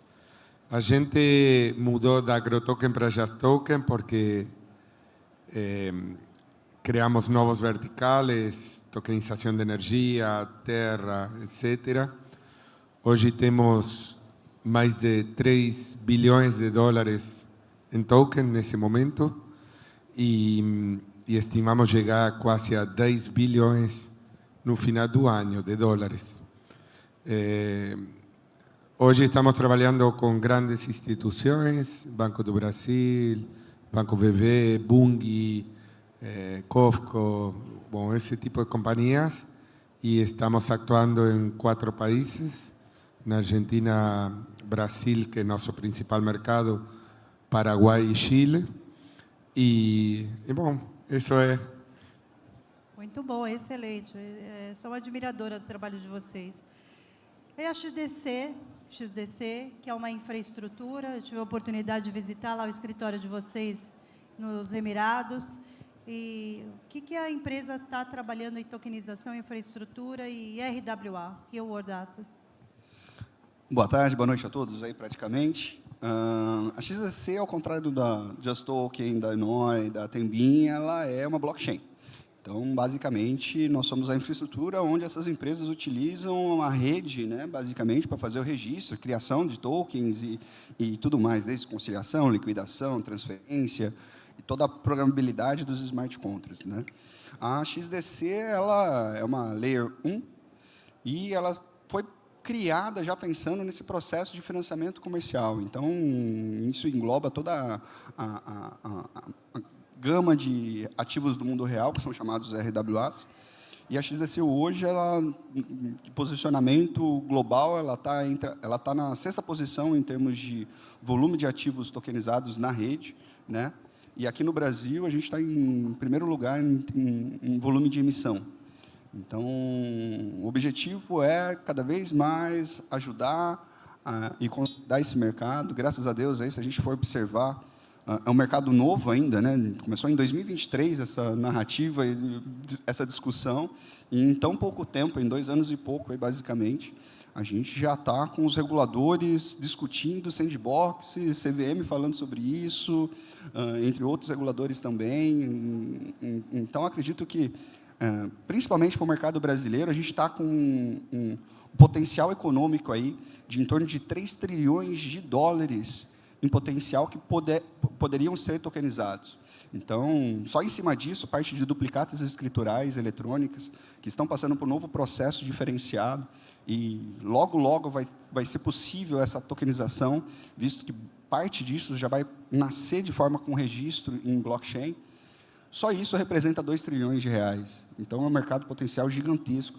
Então, acredito que até 2030, aí, nós temos uma previsão global de 16 trilhões de dólares sendo tokenizados, e acredito que o Brasil vai ter uma grande participação desse share, desse total aí, nesse processo de tokenização. Excelente. Yuki, we know that when we put together TradFi and DeFi, we reach the scalability. What's your opinion about the fusion of TradFi and DeFi? How these 2 different worlds can work together? Yeah, so what we have observed over the past half decades, since when people have first tokenized a lot of real-world assets, is that they do the work tokenization, but they leave the rest they leave the rest of the work of bootstrapping the liquidity to DeFi, which is what people build, like AMM. They have to have LP, and then now you have a liquidity for the tokenized assets. We find that to be very confusing because the assets that we almost always tokenize on-chain already have real-world liquidity in a units of billions of dollars. Like, for example, Brazilian real and Mexican peso, they have a daily turnover of around $5 to $10 billion in a single day on some of those exchanges that we are working with, like CME, for example. So these are very, very liquid market with very deep liquidity. It's actually, kind of a bit of a missing out if we don't pull those existing TradFi liquidity on chain, and this is why we think that the current tokenization mechanism is missing a lot of those liquidity infrastructure to make those tokenized assets really useful on chain. And this is why we are here to essentially bridge the liquidity gap between what we tokenize on chain and what the liquidity already exists off-chain, so we can bring all the liquidity on-chain when people tokenize, liquidate, all of it in an extremely price-efficient manner. And that's what we're trying to achieve with our tokenized assets. So, I mean, the way I see it is that the TradFi world, we have to leverage, otherwise we're just gonna build a parallel world in DeFi that does not collide or merge together with the existing liquidity market. And I think that's not the world that I'm looking forward to. So that's also a part of the reason why we're trying to build Tenbin to make a better tokenized assets. Excelente. Rodrigo, compartilha um pouco para a gente. A Enor é uma empresa bastante estável, com bastante experiência no mercado, sediada em El Salvador. Como que você vê o mercado brasileiro diante da sua experiência em El Salvador? Bom, são dois mundos completamente distintos, né? E isso até faz parte da estratégia de desenvolvimento da Enor, que em mercados onde o regulador adota a tecnologia como sua base para desenvolver seu framework regulatório, nós somos first movers. Por isso que há 4 anos, 5 anos atrás, a gente já estava constituindo companhia lá e participamos do processo desde o início. E hoje somos praticamente um banco lá. Aqui, como veio de trás para frente, então aqui nós ficamos com estratégia de eyes and ears e fomos acompanhando todo o processo. Lógico, o Brasil é um país importante para a gente, e tanto em termos de receita quanto de atuação. Nós vamos aplicar também para a licença, mas já na estratégia nossa de conseguir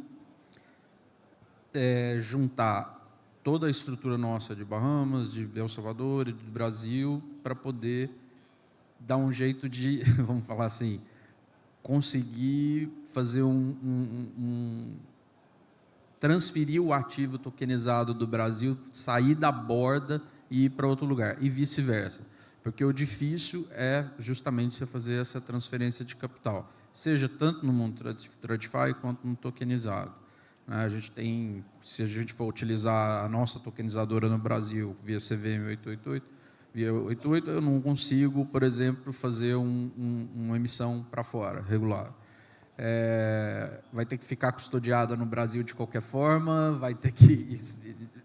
vai obedecer o rito inteiro aqui. Então, eu não consigo fazer isso. De El Salvador já é diferente, eu consigo fazer outra coisa. De Bahamas eu também consigo fazer outra coisa. Então, assim, a gente vai tentar unir isso e vamos prover essa eficiência de tesouraria para as companhias que a gente provê liquidez, que são principalmente as DASPs, VASPs, fintechs e alguns bancos. Não, excelente. É interessante a questão da tesouraria e da liquidez e do mercado global. Para esse mercado, todo esse sistema funcionar, a gente tem que ter uma infraestrutura fluida de forma global. A CVM 88, ela deve passar por reformas, e a CVM, o presidente da CVM, recentemente criou um grupo de trabalho, da qual eu faço parte, com a seguinte missão aqui no Brasil. Em 45 dias, desenvolver um piloto e desenvolver a regulação do setor. A gente tem até o final do ano, praticamente, junto com a CVM, a missão de estabelecer as regras base e testes em rede que vão validar toda uma tokenização on-chain. A tokenização, ela passa a ser uma parte para ser toda on-chain, que é o ideal e aquilo que a gente busca como eficiência de mercado e de crédito. E aí, Ariel, como que você vê a infraestrutura hoje ligada à tokenização e a possibilidade de um mercado global? Eu acho que você tem que construir passo a passo a infraestrutura. O que nós vamos a colocar no mercado global, que entendo que todos estamos com a mesma intenção, são garantias, são produtos financeiros. Os produtos financeiros, no caso nosso, de Real World Asset, falo no produto financeiro puro, não a ação de uma companhia. Quando você representa Real World Asset, FIDIC, FIAGROS, CRACRI, tudo o que existe aqui. Primeiro você tem que convencer a quem origina esse ativo que vai ser o colateral do fundo, do security token que você vai gerar, etc., de digitalizar esse ativo, de transformar um ativo do mundo real em um ativo digital. Logo, você tem que mostrar que faz sentido transformar esse ativo digital, que já genera melhorias na operação, etc., em um ativo financeiro, que vai melhorar a capacidade dele de se financiar, vai poder fazer financiamento off-balance, tudo o que o financeiro sabe. Logo, tem que colocar isso em um instrumento regulado e logo tem que distribuir esse instrumento. Mas não pode saltear as partes. Ou seja, você tem que fazer todo um trabalho primeiro de estandarização, normalização dos ativos digitais per se. Logo tem que encontrar as curvas de preço, tem que poder colocar valor, tem que poder entender como esse ativo é transacionado. Logo securitizar e logo aí, como o Rodrigo falou, encontrar o jeito de levar esse security para fora. Então, eu acho que ainda estamos em um momento onde fica muito mais simples, entre aspas, trabalhar primeiro com as grandes companhias, com os grandes geradores, originadores de assets do mundo real, mostrar os benefícios da tecnologia, mostrar que podemos utilizar isso como colateral, mostrar que podemos securitizar isso e logo distribuir. Então, eu acho que ainda estamos nesse processo. As experiências de criar um fundo de 10 milhões de reais, ou 20, ou 15, não tem muito sentido prático para distribuir no exterior.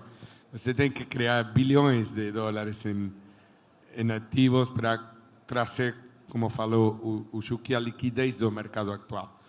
Então, acho que ainda estamos nesse processo, que estamos avançando muito, mas para poder trazer bilhões de dólares de fora para investir no Brasil, utilizando blockchain como infraestrutura, ainda falta um trabalho grande que será nos próximos 2 anos, acho que vai acontecer.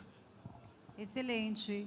E, Diego, falando de infraestrutura para que todo esse mercado se desenvolva, quais são os pilares ou os aspectos mais sensíveis que a XDC tem atenção ao longo do seu desenvolvimento de produtos e serviços? Eu acho que, se a gente for começar a analisar de fato o mercado, a gente já está evoluindo bem aqui no Brasil, né? Há uns anos atrás, isso era algo quase que sem condição de pensar que um banco já estaria falando de tokenização e emitindo dívidas tokenizadas e distribuindo isso a nível institucional. Se a gente lembrar, em 2018, o papo de Bitcoin blockchain com bancos era quase inexistente. Então, olha como que está acelerando demais o processo.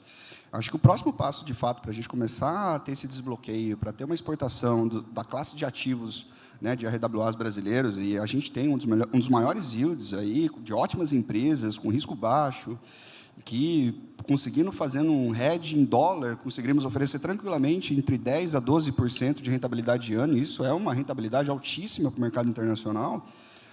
Para isso acontecer, eu acho que a gente tem que começar a trabalhar um pouco mais junto com o regulador, já pensando dessa classe de ativos começar a iniciar e ser criada de forma totalmente on-chain. Eu acho que a partir do momento que esse ativo for criado de forma on-chain, aí que a gente vai começar a existir essa possibilidade de fazer essa exportação, digamos, de utilizar esses ativos num sistema de vol internacional, onde você consegue deixar ele como custódia para fazer esse processo. Claro que tem um passo grande, um caminho grande de convencimento, de entendimento. Eu acho que o principal é conseguir explicar para os reguladores. Estava até conversando ontem, foi até um papo bacana, estava junto com o Gabriel da Vert, que é muito próximo dos reguladores, estava também com o Luiz, do BTG, a gente estava discutindo justamente sobre isso, né? O que precisa para estar fazendo isso. E eu acho que essa conscientização dos reguladores, acho que é muito importante, é um processo mega importante, porque muito se fala a perda de controle dos reguladores, quando você começa a fazer esse processo on-chain. Mas, com o Smart Contract, você consegue fazer todo um processo de auditoria onde você consegue barrar as coisas. Então, acho que é mais isso, conseguir explicar, conseguir testar, e a partir do momento que começar esses pilotos, a gente começar esse tipo de discussão, aí a gente consegue mudar o nível do jogo. Oh, excelente. Ambas as empresas vão participar do piloto que a Betoken está conduzindo, junto com a CVM. Acho que vai ser uma grande oportunidade de a gente endereçar pontos importantes, tanto quanto toda a operação on-chain, desafios de interoperabilidade, de privacidade, cibersegurança é um assunto que é pauta da CVM, toda a cadeia de compliance, que foi um grande aprendizado recente com o licenciamento do setor cripto, vai se aplicar, de certa forma, toda a segurança exigida do setor cripto ao setor de tokenização. Mas, sem dúvida, a gente tem para esse semestre de 2026, um desafio de pilotar operações reais, concretas, e mostrar para o regulador que é possível. E, em base das operações já concretizadas, desenhar a regulação. A Betoken ela tem uma posição bastante positiva, a gente acha que vai acelerar muito a tokenização nos próximos meses e anos. Yuki, I'd like to ask you about, in your opinion, which is the most difficult part in tokenization and in the infrastructure? The biggest challenge? Yeah, so I guess for Tembing, because of how we tokenize assets, we have, I guess, compared to some other people sitting here, we have a lot less regulatory overhead, because we don't have to touch local banks. We don't have to, let's say, touch reals or like actual reals or peso in those local regions. We do everything through CME and those contracts on CME. So it makes our operation and the legal overhead much better. Well, it's much easier for us to operate with just like one big US counterparties, heavily regulated in US, so we just have to deal with that. and we don't have to deal with a lot of the Brazilian regulation, which I know is heavy, as some of you guys mentioned. But what is challenging, or at least it was challenging initially, was to make sure how we can liquidate our tokenized BRL, tokenized MXN back to USDC in 12 seconds. And this is one very important value propositions that we offer to all of our asset holders in the market, where they can get this guarantee, or they can basically be confident that if they hold 10 BIM BRL, 10 BIM MXN, they always can convert back to USDC in 12 seconds on one Ethereum block on chain.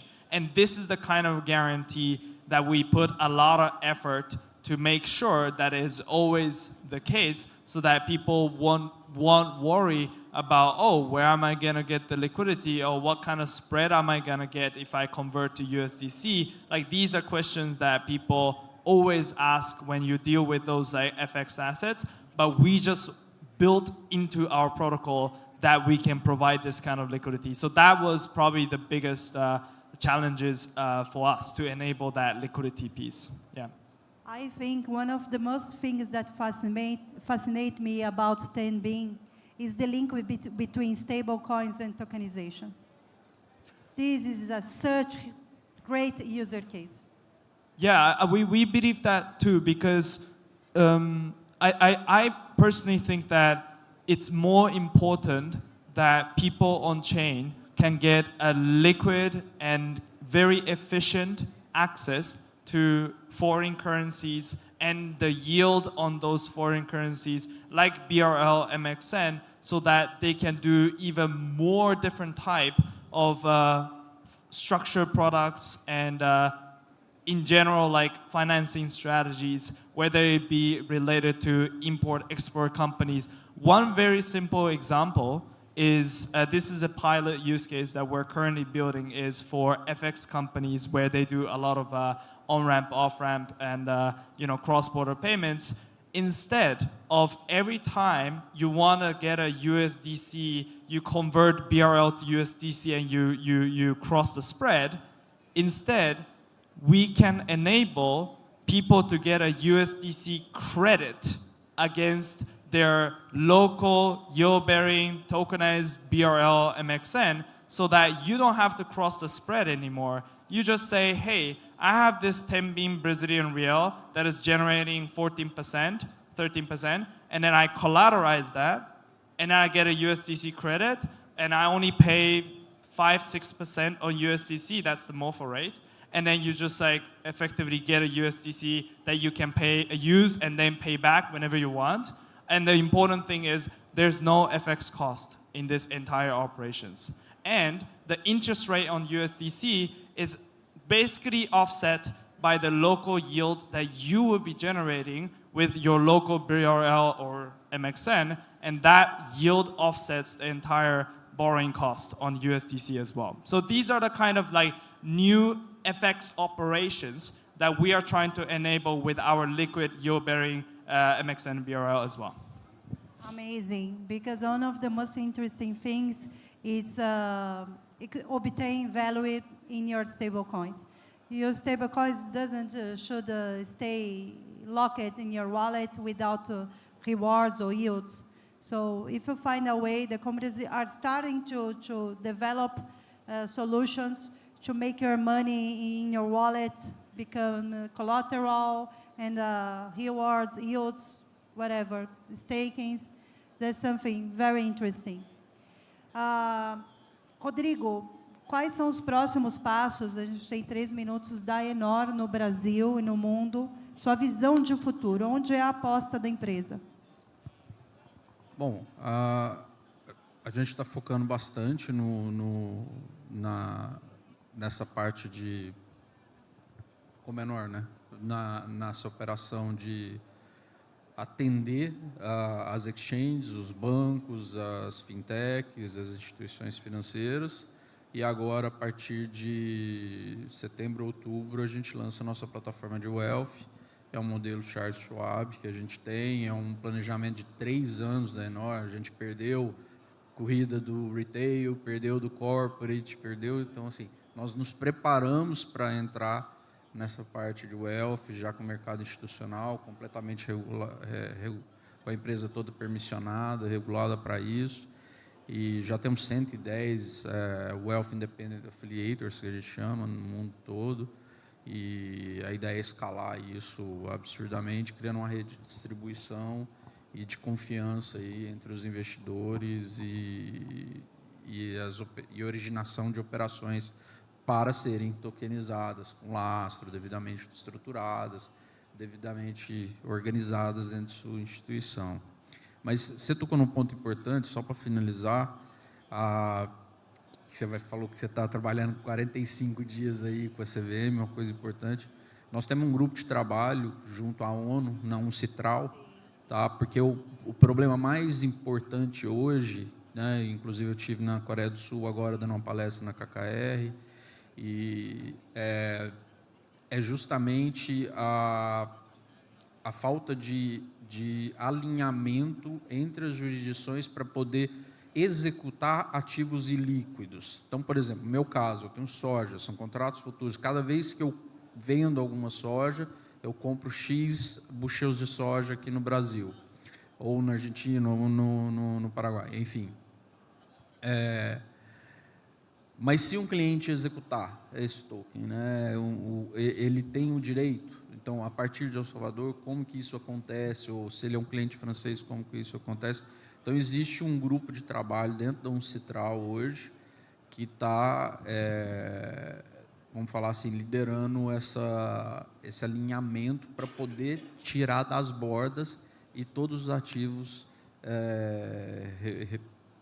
regulados aí, e líquidos entrarem. Porque a gente teve o money market, nós tivemos stablecoins, nós tivemos money market, esse é o projeto, depois a gente tem aí real estate entrando forte, depois vai entrar dívida, e aí, por último, entra commodity. Nós não fizemos grains à toa, nós sabíamos que grains, commodity, ia ser a última operação a entrar, mas a gente fez isso para se preparar durante o processo, para quando o mercado estiver maduro para commodities, aí sim a gente tá. Esse ano a gente está lançando sugar e coffee e corn agora. Não, excelente. A gente tem discussão. Essa é uma discussão que daria um painel, né, Rodrigo? Você trouxe um tema muito importante. Execução global desses títulos, desses tokens, e também a propriedade ainda é um tema bastante complexo, e a gente vem sendo questionado muito sobre a questão da propriedade do token, e como que a gente executa tudo isso. Eu ouvi uma frase muito interessante, Ariel, recentemente, que a tokenização seria o Pix do crédito. Faz sentido para você? Sim, faz sentido. Se acreditamos que todos os ativos do mundo serão tokenizados, porque todas as transações no futuro serão agênticas, só faz sentido tokenizar com token. Se o carro elétrico transaciona quilowatts-hora, se aqui no Brasil a gente faz barter, que é trocar saca de soja por fertilizante, se a gente transaciona ativos do mundo real, tem sentido que sejam tokens. De fato, o dinheiro é token agora com os stablecoins. Então, eu estou pensando muito para frente no como o comércio agêntico vai afetar a tokenização, qual será o papel da tokenização ou do blockchain como devido processo algorítmico para que os agentes possam transacionar do jeito que a regulação precisa. Então, acho que hoje estamos vendo só uma parte da problemática. Pensar que as transações no futuro serão como hoje não faz muito sentido. E pensar como esses agentes transacionais têm tem que se adequar a regulações, a mercados como os que nós trabalhamos, como as blockchains vão se adaptar para poder ser MCPs, servers, para poder transacionar com agentes que vão a procurar a blockchain para pedir um balanço, para tokenizar, para pedir uma wallet. Acho que esse é o grande desafio. Parece que estou falando do futuro, mas acho que daqui a um ano, provavelmente o próximo Blockchain.RIO, quando a gente volte aqui, já vamos ter um absurdo de transações com agentes. Em 2 anos, 30% dos carros no Brasil serão elétricos. Então, acho que temos como uma aceleração brutal e vamos ter que nos adaptar, não? Esse é o que vejo para frente. Eu, como CTO, tenho essa preocupação. O meu sócio, a parte comercial, tem preocupação de vender hoje, mas a gente tem que ver um pouquinho mais para frente e ver como adaptamos nossas tecnologias. Eu acho, excelente comentário. Para terminar esse painel, Diego, qual que é a visão futura da XDC, infraestrutura, e a RWA principalmente? O que você pode compartilhar com a audiência? Olha, eu acho que está tudo sendo construído ainda, né? Quando a gente começa a falar de RWA, vamos lá. Brasil está na liderança desse processo. Se a gente vai para a Europa, gente, eles estão começando a desenhar a roda ainda. Se você for para o Reino Unido, meu Deus, eles estão tendo a ideia de como desenhar a roda. Os Estados Unidos, com o que foi aprovado mais recentemente, vai dar uma acelerada. Mas, mesmo assim, se você arrancar a parte de treasure, você já matou o mercado americano quase. Porque, basicamente, a gente está falando aí em torno do quê? De uns 18 a 19 bilhões de dólares sobre treasure, quando a gente começa a ver esse mundo de RWA. Então, acho que tem muita coisa para ser construída, eu acho que tudo vai ser adaptado, está vindo agora essa parte de agentes de IA também, que vai ajudar muito nesse processo. Mas eu acho que o grande X da questão é, nós estamos passando para uma nova era de crédito mais barato, que a tokenização permite que o custo de acesso ao crédito vai se baratear. Vai obrigar bancos, instituições financeiras a se virar nos 30 para competir, porque as startups vão conseguir apresentar soluções com um custo de capital muito mais em conta, onde os bancos vão ter que começar a correr atrás disso. Então, eu acho que a tokenização ele acelera o processo para redução de custos, de modo operacional como um todo, mas também o custo de crédito. Se a gente pega a antecipação de recebível, se você for num gateway de pagamento, ou o que seja, você vai pegar ali entre 28% e 35% de antecipação ao ano. Se você vai já para um crédito tokenizado de recebível, você consegue captar no mercado 20%, 22%. Então, só nisso daí, você já teve um impacto financeiro gigantesco para a empresa. E aí você chega para o cliente final, ou seja CDI, você consegue oferecer isso ao mercado a 18%. Ou seja, 5% a mais do próprio do CDI, ali, do Tesouro Brasileiro. Então, acho que esse é o grande X da questão, é o acesso a um crédito muito mais em conta, otimizado, que vai ajudar todo o processo do financiamento comercial como um todo. Excelente. Pessoal, infelizmente, temos que acabar o painel, mas was a pleasure to receive you all here. Muito obrigada a todos. Foi um excelente bate-papo. Muito obrigada e até breve.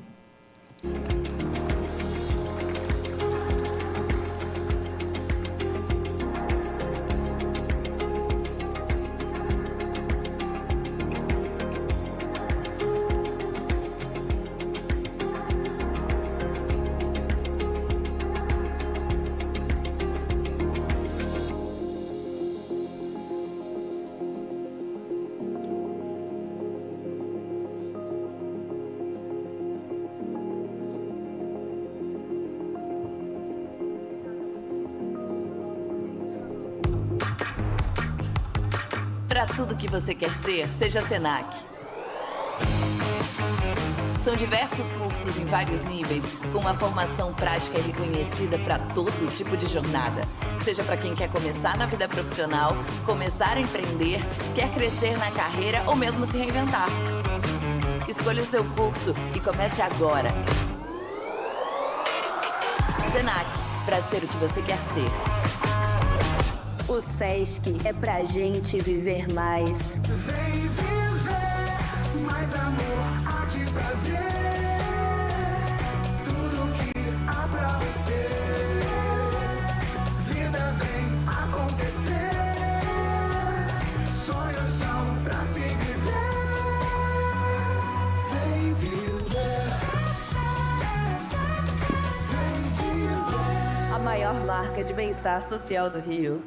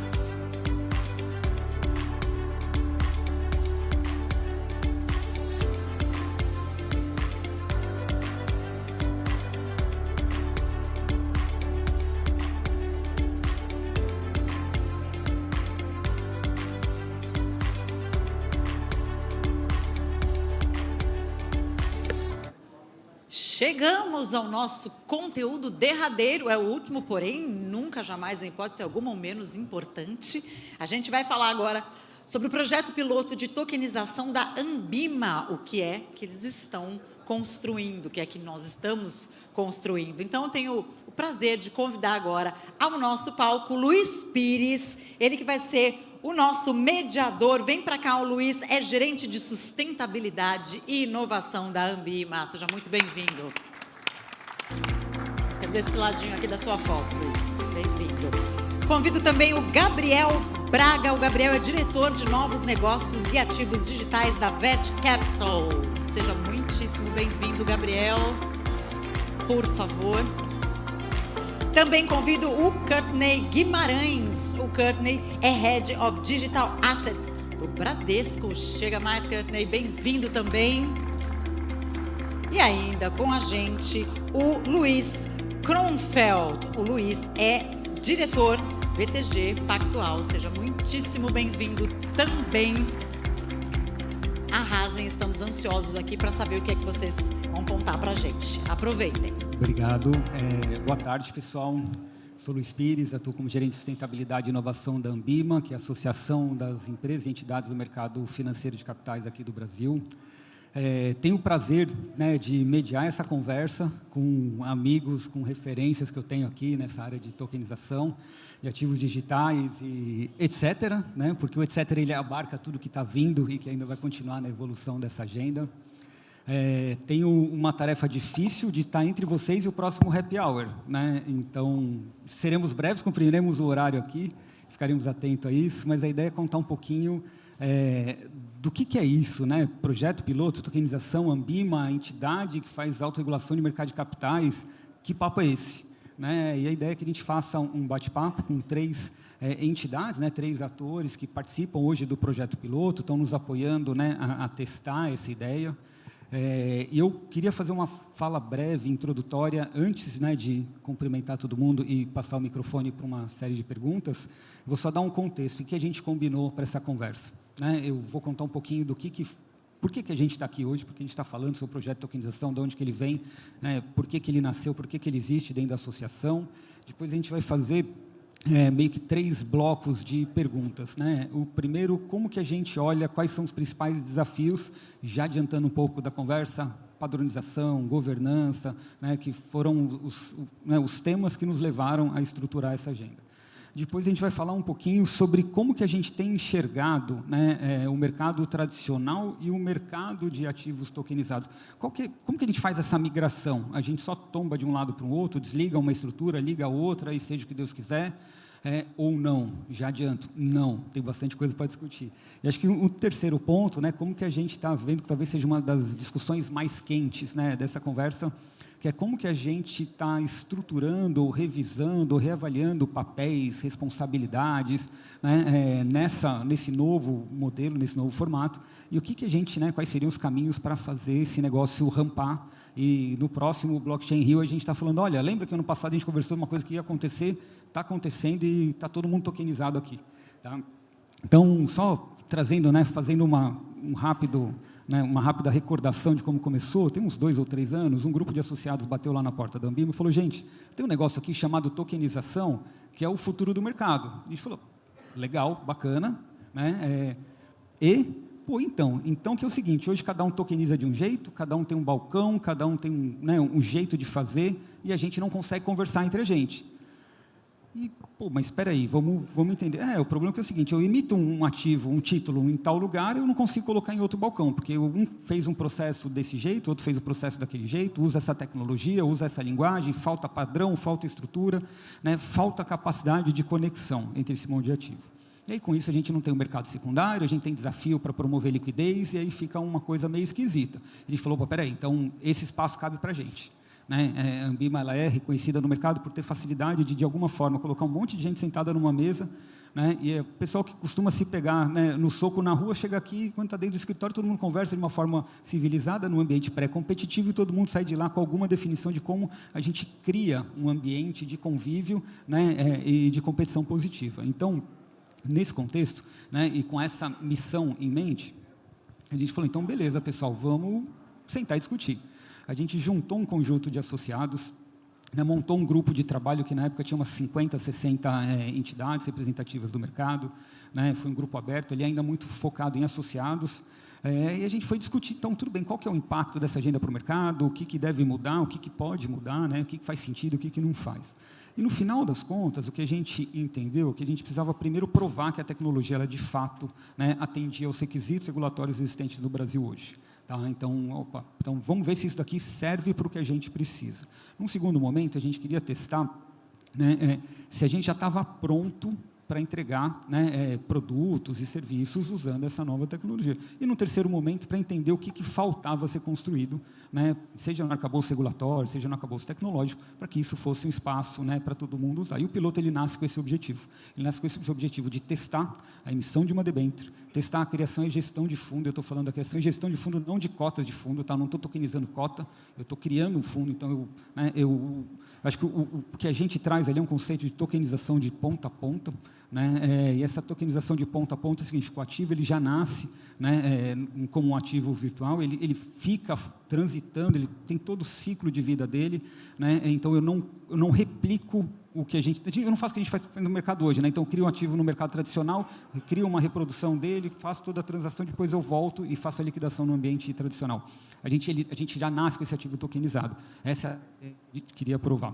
E a gente está desenvolvendo todo um caminho para isso. Então, entendendo que era esse, né, o ambiente de testes que o mercado queria, a gente lá na Ambima abriu, né, criou um projeto piloto para isso, um projeto não só para associados, para representantes do mercado. A gente tinha a ideia de fazer teste, falamos, vamos juntar aqui, a gente deve ter uns 10 casos de uso, se tudo der certo, a gente joga a mão para cima e torce. Recebemos 39 inscrições, né? No meio do caminho a gente teve que dobrar a nossa capacidade, então a gente pretendia fazer 10 casos de uso, a gente está testando 20 hoje, né? Que são os casos mais maduros, mais próximos daquilo que a gente estava preparado para entregar.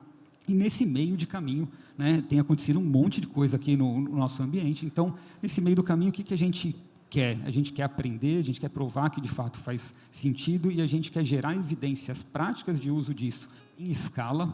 E quando eu falo disso em escala, porque a gente está hoje com 53 organizações participantes do piloto, entre organizações que estão submetendo casos individuais e organizações que estão em modelo de consórcio. A gente tem consórcio com 8 empresas, né, participando. Então, eu emito a debênture aqui, daí o Courtney do outro lado faz a gestão do fundo que compra a debênture, depois ele faz um secundário com o Gabriel, depois faz um secundário de secundário com o Luiz, e aí a vida vai circulando. Então, quando a gente começa a testar isso em escala, a gente começa a enxergar a vida como ela é, né, pessoal? Porque na prática a gente sabe que a teoria é muito diferente, né? Então, de repente, aquele sistema legado às vezes não conecta tão bem, de repente, putz, eu tenho algum desafio de permissão de segurança, de repente eu tenho algum desafio de produto, né? E tudo isso para a gente serve como subsídio para concluir esse piloto com uma entrega para a sociedade, uma entrega que fala, olha, o que a gente aprendeu foi isso, isso e aquilo, o que a gente aprendeu que funciona, passa por aqui, o que a gente aprendeu que não funciona, né, na nossa experiência, com, né, tecnologia que a gente adotou, com os padrões que a gente adotou, né, passa por aqui e, no mínimo, né, a gente vai compartilhar com todo mundo, né, alguns modelos de contratos que a gente já desenvolveu lá para o teste do piloto. A gente tem uma estrutura, né, uma rede privada permissionada que nos ajuda a ter algum tipo de controle, né, e mais facilidade para controlar todas essas interações que se fazem necessárias. A gente coloca um monte de requisitos de segurança para funcionar, mas no final do dia a gente quer, né, gerar evidências experimentais de um processo que pode ser suporte para atividade regulatória, para atividade de supervisão de mercado e assim por diante, né? Acho que é um pouco nesse contexto que a gente começa. Então, já, né, passando para os nossos convidados que de fato vão trazer conteúdo para cá, né, queria já deixar uma primeira pergunta no ar, né? Então, o que a gente foi descobrindo ao longo do tempo, que a gente não está falando de um desafio de tecnologia. Gente, não é falta de tecnologia, a tecnologia está aí, está dada, está aprovado e tal.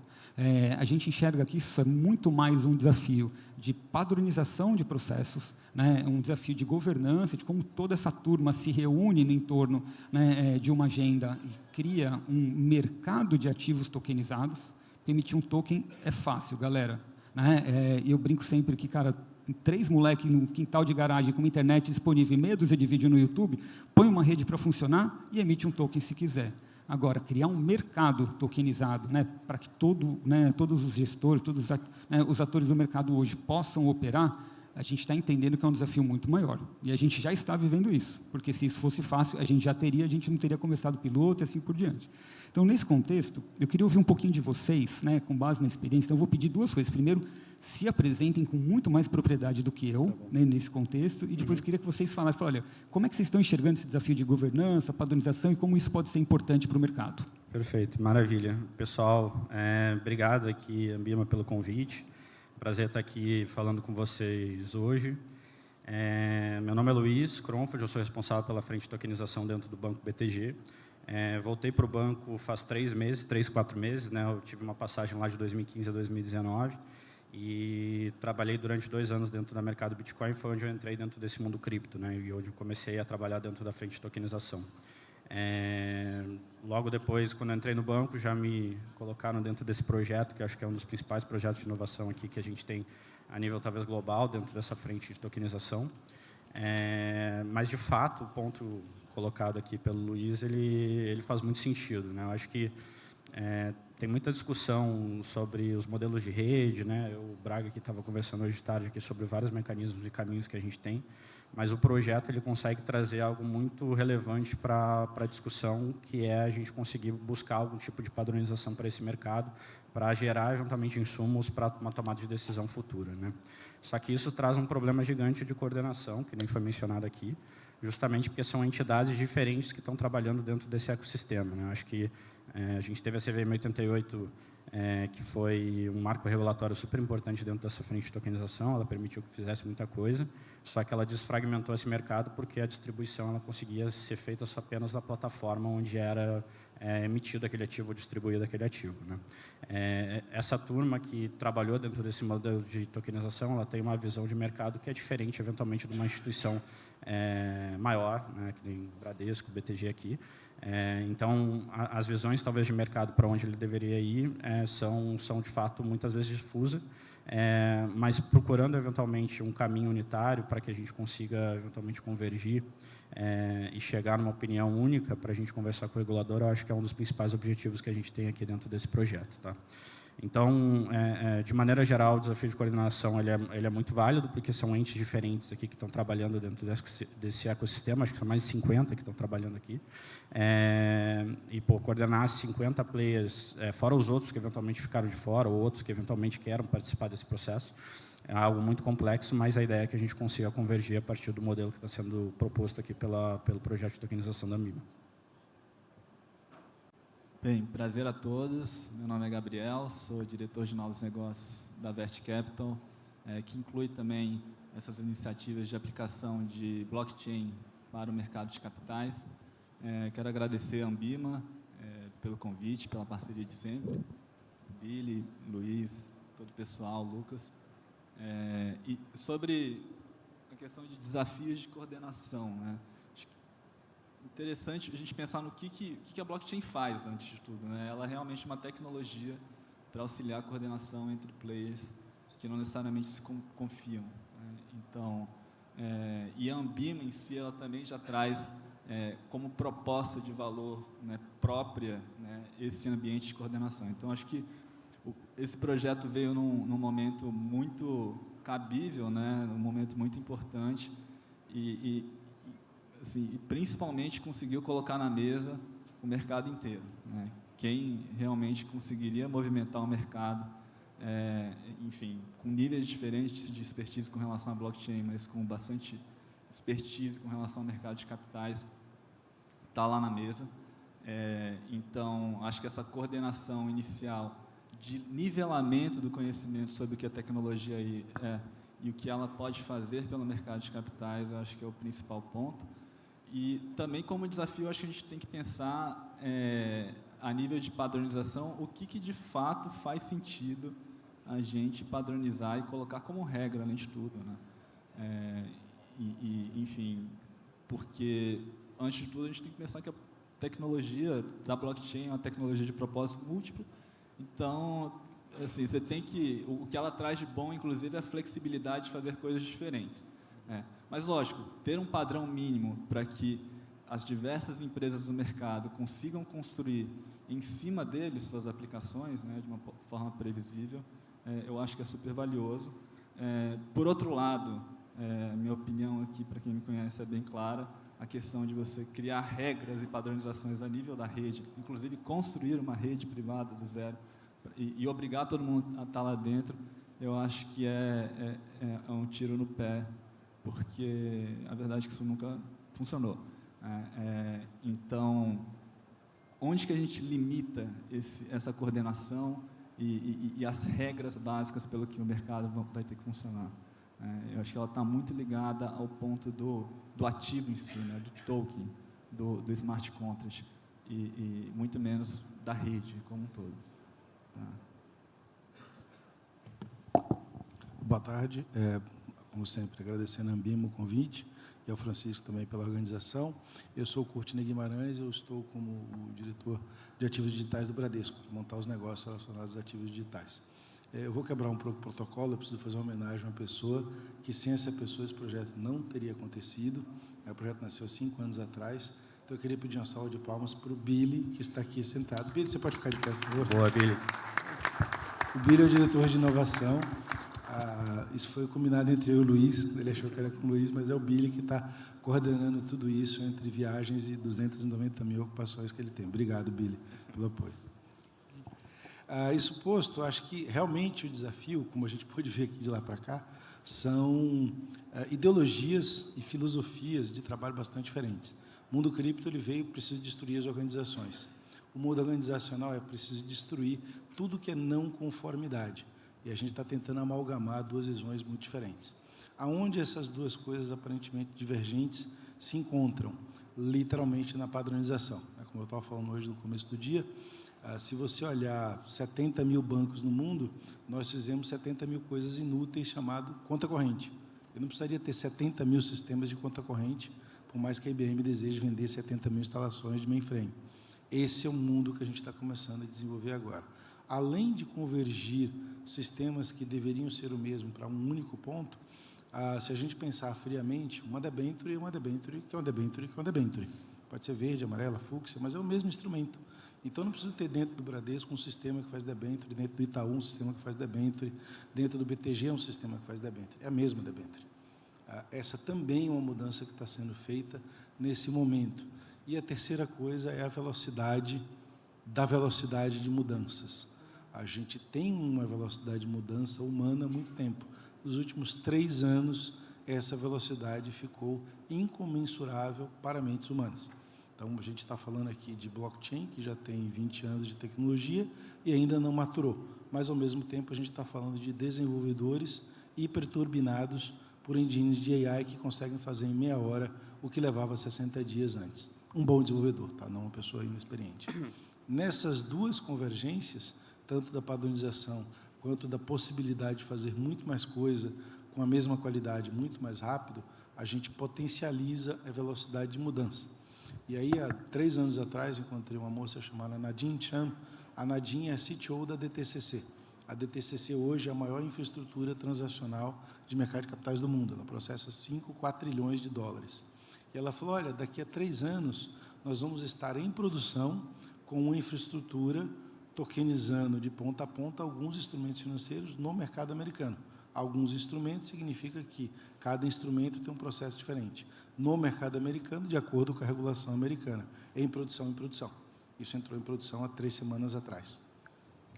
Se a gente levantar o capô e olhar o que está embaixo disso, tem uma multidão de tecnologias, uma multidão de engenheiros e, principalmente, uma multidão de arquitetos de informação que padronizaram esses instrumentos.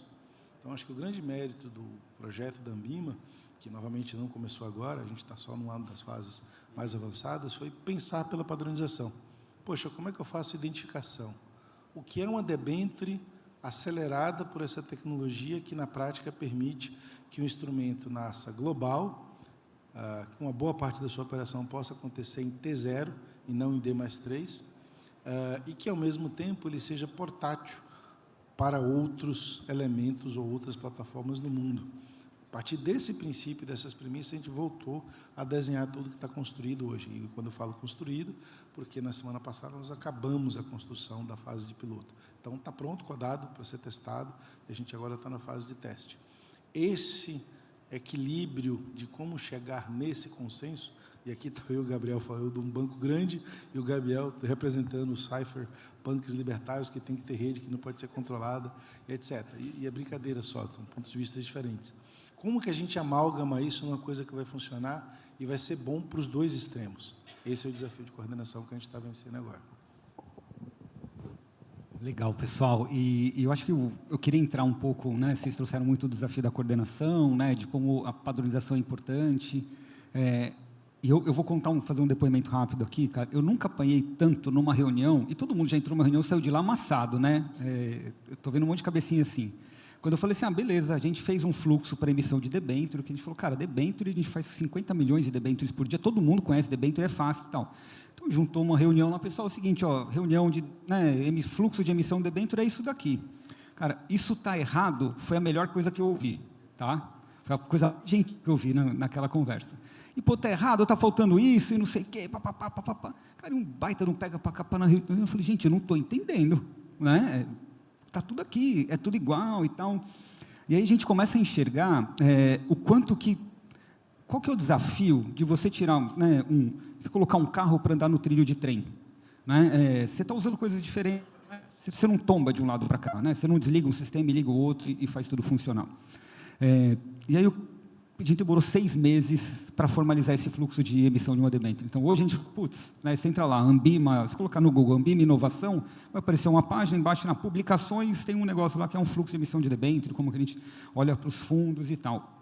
Mas a gente demorou 6 meses para construir isso, com uma baita de uma equipe e com algumas das mentes mais brilhantes do mercado de capitais brasileiro trabalhando com a gente, né? Então, trazendo tudo isso, porque assim, não é simples, né? E eu acho que a gente teve que fazer várias adaptações para cumprir aquilo que a gente está chamando de função regulatória, né? Tudo que a gente tem hoje, que é desempenhado por alguém no mercado, né, por uma entidade, por uma função qualquer, ele serve para proteger alguém nessa conversa, né? Ou para garantir que aquilo é realmente aquilo, ou para garantir que aquela pessoa é realmente titular daquele ativo, ou que aquela pessoa tem autorização para emitir e assim por diante. A gente chamou isso de função regulatória, né, independentemente de quem faça no mercado. Algumas dessas funções podem ser desempenhadas, né, pela estrutura tecnológica, outras podem ser desempenhadas, né, pelos contratos, outras podem ser desempenhadas por atores, né? Entender o papel de cada um, que foi, né, essa grande discussão ao longo do tempo. Tá? Então, eu acho que o que eu queria compartilhar, né, eu ouvi um pouco de vocês, é como vocês enxergam isso acontecendo. O que está mudando, né, quando eu tiro de um trilho tradicional, que todo mundo conhece, que a gente está fazendo aí 20, 30 anos, e levo para essa nova tecnologia, né? E acho que é só um pouquinho das experiências de vocês, o que vocês estão aprendendo e vendo disso tudo. Eu não participei dessa reunião aí porque eu sou novo entrante, então não fiz nenhum xingamento aí.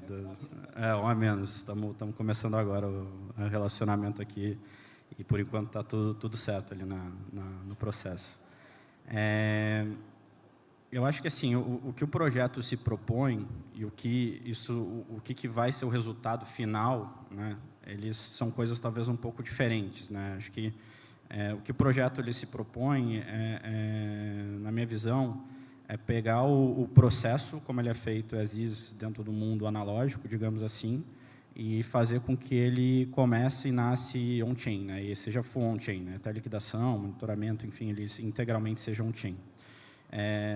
E fazendo esse movimento, né, os participantes ou os players, eles são muito similares, né? Então, obviamente, dentro desse desenho foi colocado todos os participantes, tanto do ponto de vista da emissão da debênture, quanto do ponto de vista da aquisição do fundo. Então, tem administrador, tem custodiante, tem liquidante, tem todos os players envolvidos ali dentro desse procedimento, porque é como tem que ser, né? O que a gente quer testar são as padronizações, né, os smart contracts, como é que eles vão ser desenvolvidos, e assim por diante. O output final desse negócio, né, assim, a gente não precisa falar necessariamente de desintermediação do mercado por causa da tecnologia de blockchain, né? Acho que isso é algo que a gente vai ter que estudar e chegar em conclusão em conjunto com todos os players que eventualmente fazem alguma função dentro dessa emissão de debênture, porque ele tem uma razão de existir, né? Acho que existe um agente fiduciário por um motivo, existe um custodiante por um motivo, existe um banco liquidante por um motivo, né? Então, não dá para a gente, no momento, falar de desintermediação, redução de custo pela desintermediação em si, mas a gente pode falar, de certa forma, talvez, numa facilitação do ponto de vista do processo que é feito por cada uma dessas instituições, por causa da tecnologia que vai estar embedada dentro do processo, né? Então, se for olhar estrito senso, né, o emissor talvez seja a única parte primordial ou essencial para ter continuidade dentro desse ecossistema de emissão de ativos full on-chain, né? Mais um agente fiduciário para ter uma representação, eventualmente ter a fidúcia ali do investidor final, ele tem uma razão de existir e, eventualmente, ele tem as obrigatoriedades regulatórias, todos eles têm obrigatoriedade regulatória que vão ter que ser discutidos com o regulador para a gente chegar nas conclusões, né? Então, eu vejo esse processo hoje num formato, de fato, da gente fazer uma replicação do que acontece na realidade, né, porque eu acho que é o que se propõe, para a gente conseguir validar a padronização muito mais da infraestrutura do que do ativo em si, né? Mas, com as conclusões, espera-se que a gente consiga trazer os benefícios que são eventualmente possíveis por causa da tecnologia de blockchain. Bom, eu queria pegar esse gancho desse final da fala do Luiz, né, que, assim, acho que é importante refletir sobre quais são os benefícios, de fato, né, da utilização de blockchain no mercado de capitais. E partindo também do princípio que o token é o ativo em si, não uma representação de um registro fora da blockchain, a gente enfim, tem a tal da programabilidade, a componibilidade, etc. Mas o que isso significa, de fato, para um fluxo de vida de um fundo de investimento?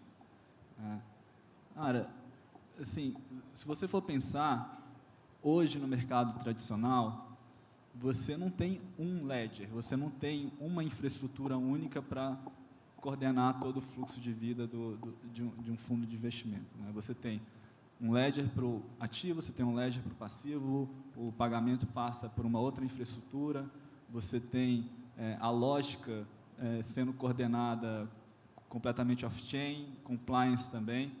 A blockchain traz a oportunidade da gente colocar em uma mesma infraestrutura os fluxos de ativo, passivo, pagamento, lógica, compliance, de uma forma em que você passa a ter uma reconciliação determinística, né? Ou seja, a conciliação, que é um dos principais problemas que se tem no mercado de capitais, enfim, conciliação dos recebíveis, para entender como isso se traduz no impacto no cálculo de uma cota de um fundo, cara, isso pode ser um caos, assim, de fato, porque eles estão em lugares diferentes, né? Eu tenho que fazer uma conta no sistema próprio para falar que esse preço de cota é tal, porque nesse outro lugar aqui eu recebi tais pagamentos, e às vezes você recebe um pagamento em um determinado momento, você vai informar a cota em outro, você precisa de inputs que não chegam no mesmo momento. Então, assim, isso é realmente um grande problema. Se você coloca todos esses fluxos de valor em uma única infraestrutura, a conciliação deixa de ser um processo e passa a ser uma propriedade da própria infraestrutura, né? Não existe uma divergência entre o fluxo de valor e o fluxo informacional. Isso, assim, cara, muda completamente o jogo. Muda de verdade. E aí, cara, o que a gente tem de desafio com relação a tudo isso, né? E pensando a nível dos papéis e das funções.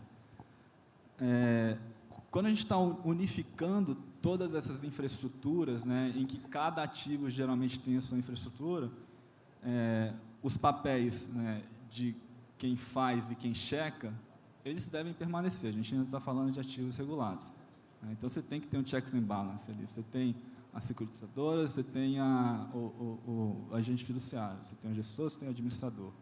Você precisa ter isso, né? E toda essa governança pode ser feita a partir dos próprios smart contracts. Você consegue colocar o permissionamento necessário ali e as travas, né, e as autorizações para essas travas no próprio smart contract sendo delegado para esses players que fazem ou a operação ou a checagem, né, da operação. O que muda, de fato, é a infraestrutura. Se você tem a própria rede fazendo o controle de titularidade, a liquidação sem risco de contraparte entre esses diversos ativos, né, enfim, também embedando todo esse fluxo lógico e de compliance, você deixa de ter a necessidade, para esses casos de uso em que a tokenização se aplica, da existência de um intermediário. Ou seja, a blockchain passa a ter um papel de infraestrutura de mercado financeiro. Basicamente, quando a gente está falando do token é o ativo e não uma representação de algo que está fora da blockchain, o significado disso a blockchain é um tipo de infraestrutura de mercado financeiro. E aí, enfim, existe essa grande discussão. Mas também a gente tem que pensar, mas quer dizer que a gente vai eliminar a depositária, a registradora? Não, cara, ela vai continuar existindo, ela tem um propósito dela, que geralmente é um propósito específico, de escala, né?